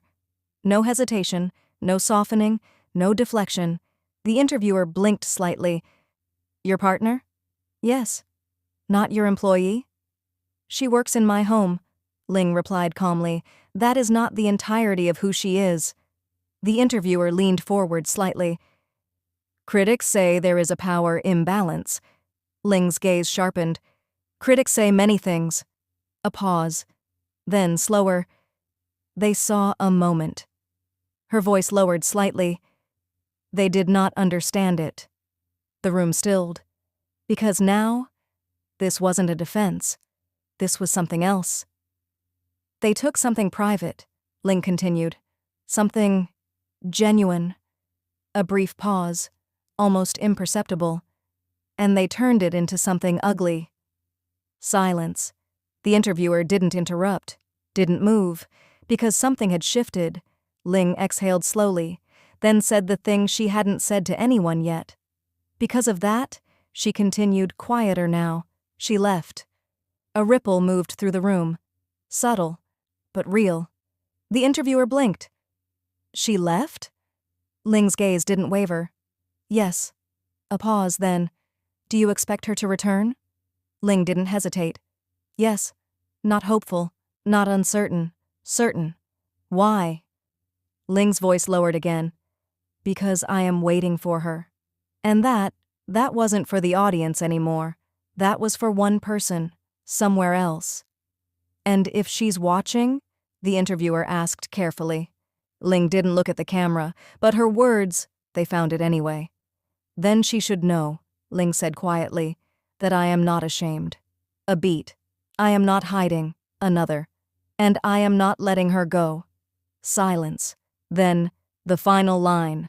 Delivered exactly like Ling would, not poetic, not soft, but devastating anyway. I am planning our wedding. The interviewer froze, the crew went still, and somewhere, very far away, Orm stopped breathing. Orm didn't even realize she had stood up. One second she was sitting in her cousin's living room, the next she was moving, fast, too fast. Orm, her cousin called after her, but she didn't stop. She grabbed her phone off the table, Ling's words still echoing in her head. I am not letting her go. I am planning our wedding. That last one broke her completely. Because it wasn't a performance. It wasn't PR. It was Ling, unfiltered, unarmored, choosing her in front of everyone. And Orm had left. Again. Without seeing it, without hearing it from her directly, without being there. Her chest tightened as she ran out of the house, the street blurred, air sharp in her lungs, but she didn't slow down. Not this time. Across the city, Ling stepped out of the studio building, immediately surrounded by silence, no cameras anymore, no questions, just the aftershock. Her assistant spoke carefully behind her. That was unexpected. Ling didn't respond. She didn't need to, because her eyes were already scanning, already searching. Car waiting. Door opened. She stepped in. And then, her phone rang, unknown number. She answered immediately. Yes. A pause. Then, Ling. That voice. Everything in her stopped. Orm. Her grip tightened instantly. Where are you? Ling said. Not a question. A need. Orm's voice broke slightly. I saw your interview. Silence. Ling didn't breathe. I didn't know what else to do, Orm admitted quickly. I thought I was making things better, but I think I made everything worse and Orm. One word. Sharp, but not angry. Stopping her, grounding her. Silence on the line. Ling's voice lowered. Where are you? A pause. Then softer. Tell me. Orm swallowed. I'm outside the city center. Ling was already turning to the driver. Stop the car. The driver hesitated. Ms. Cyrilak. Stop. Immediate. Final. The car slowed, pulled over. Ling was already opening the door, stepping out, phone still in hand, her voice softer now. Do not move, she said. Orm gave a shaky laugh. I'm not going anywhere. Ling looked up, and then she saw her, across the street, standing there, breathing hard, like she had run through everything just to get here. Ling didn't hesitate. She crossed immediately. No hesitation, no control, no distance, just movement. Orm saw her too, and suddenly, she couldn't breathe properly because Ling wasn't composed anymore, not fully, hair slightly out of place, eyes sharp, focused, on her, only her. They met in the middle of everything, city noise fading around them. Ling stopped first, just in front of her. Neither spoke for a second. Then, Orm laughed weakly. You said wedding, she whispered. Ling didn't deny it. I did. Orm's eyes flickered. You meant it? Ling stepped closer, voice low. Certain. Yes. Orm's breath hitched slightly. You don't do things like that. I do now. A beat. Orm's voice softened. You were going to let them tear you apart for me. Ling's gaze didn't move. I was going to protect you from them. Orm shook her head slightly. That's not what I mean. Silence. Then Ling understood. Her hand lifted, slowly, carefully, not grabbing, not demanding, just touching Orm's cheek. I choose you, Ling said quietly. Orm's eyes filled instantly. You already said that, she whispered. I am saying it again. A pause, then softer. Because you keep leaving like I might change my mind. Orm let out a broken laugh. I'm not good at this. I am worse. That earned a real laugh this time. Small, shaky, but real. Ling's hand stayed on her face, steady, warm. I watched you leave, Ling said quietly. Do not do that again. Orm swallowed. I thought I was helping you. Ling shook her head slightly. No. A pause. You stay. Simple. Not a demand. A truth. Orm stepped closer without thinking. You're really bossy when you're scared, she murmured. Ling didn't deny it, which was answer enough. The distance between them disappeared completely. Ling's hand moved to her waist, not pulling, just holding, anchoring. Orm's forehead pressed lightly against her shoulder. Finally, home. You said wedding, she whispered again. Ling's voice softened. I did. That was very bold of you. I was angry. Orm smiled slightly against her. You're always scary when you're emotional. Ling's hand tightened just slightly. I prefer this, she admitted quietly. Orm looked up at her. Yeah? Ling nodded once. Yes. A pause. Then Ling leaned in, not rushed, not unsure, certain now, and kissed her. It wasn't soft, not hesitant. It was real, pent up. Everything they hadn't said, everything they had held back, everything that had almost been lost. Orm froze for half a second, then melted into it, her hand gripping Ling's sleeve like she was afraid she might disappear again. When they finally broke apart, neither moved away, just stayed there, breathing, close. You still planning the wedding? Orm whispered. Ling's forehead rested lightly against hers. Yes, Orm smiled. Do I get a say? Ling paused. Limited. Orm laughed. That sounds like you. Ling's hand slid slightly down her back. We will have flower children, she said seriously. Orm blinked. You mean flower girls? Yes. Orm laughed again. The kids are going to love that. Ling nodded once. They already requested roles. That made Orm soften completely. Of course they did. Silence settled. Not heavy anymore. Just warm. Ling spoke quietly. Come home. Orm hesitated only a second, then nodded. Okay. The house was loud again, but different. Happy loud. Leo was arguing about flower arrangements. Lena was correcting him. Orm was laughing. Ling stood watching all of it, quiet, soft, not controlling anymore, just present. You look nervous, Orm teased. Ling glanced at her. I am not. You are. A pause. Slightly. Orm smiled. That's new. Ling reached for her hand, held it. No hesitation. No distance.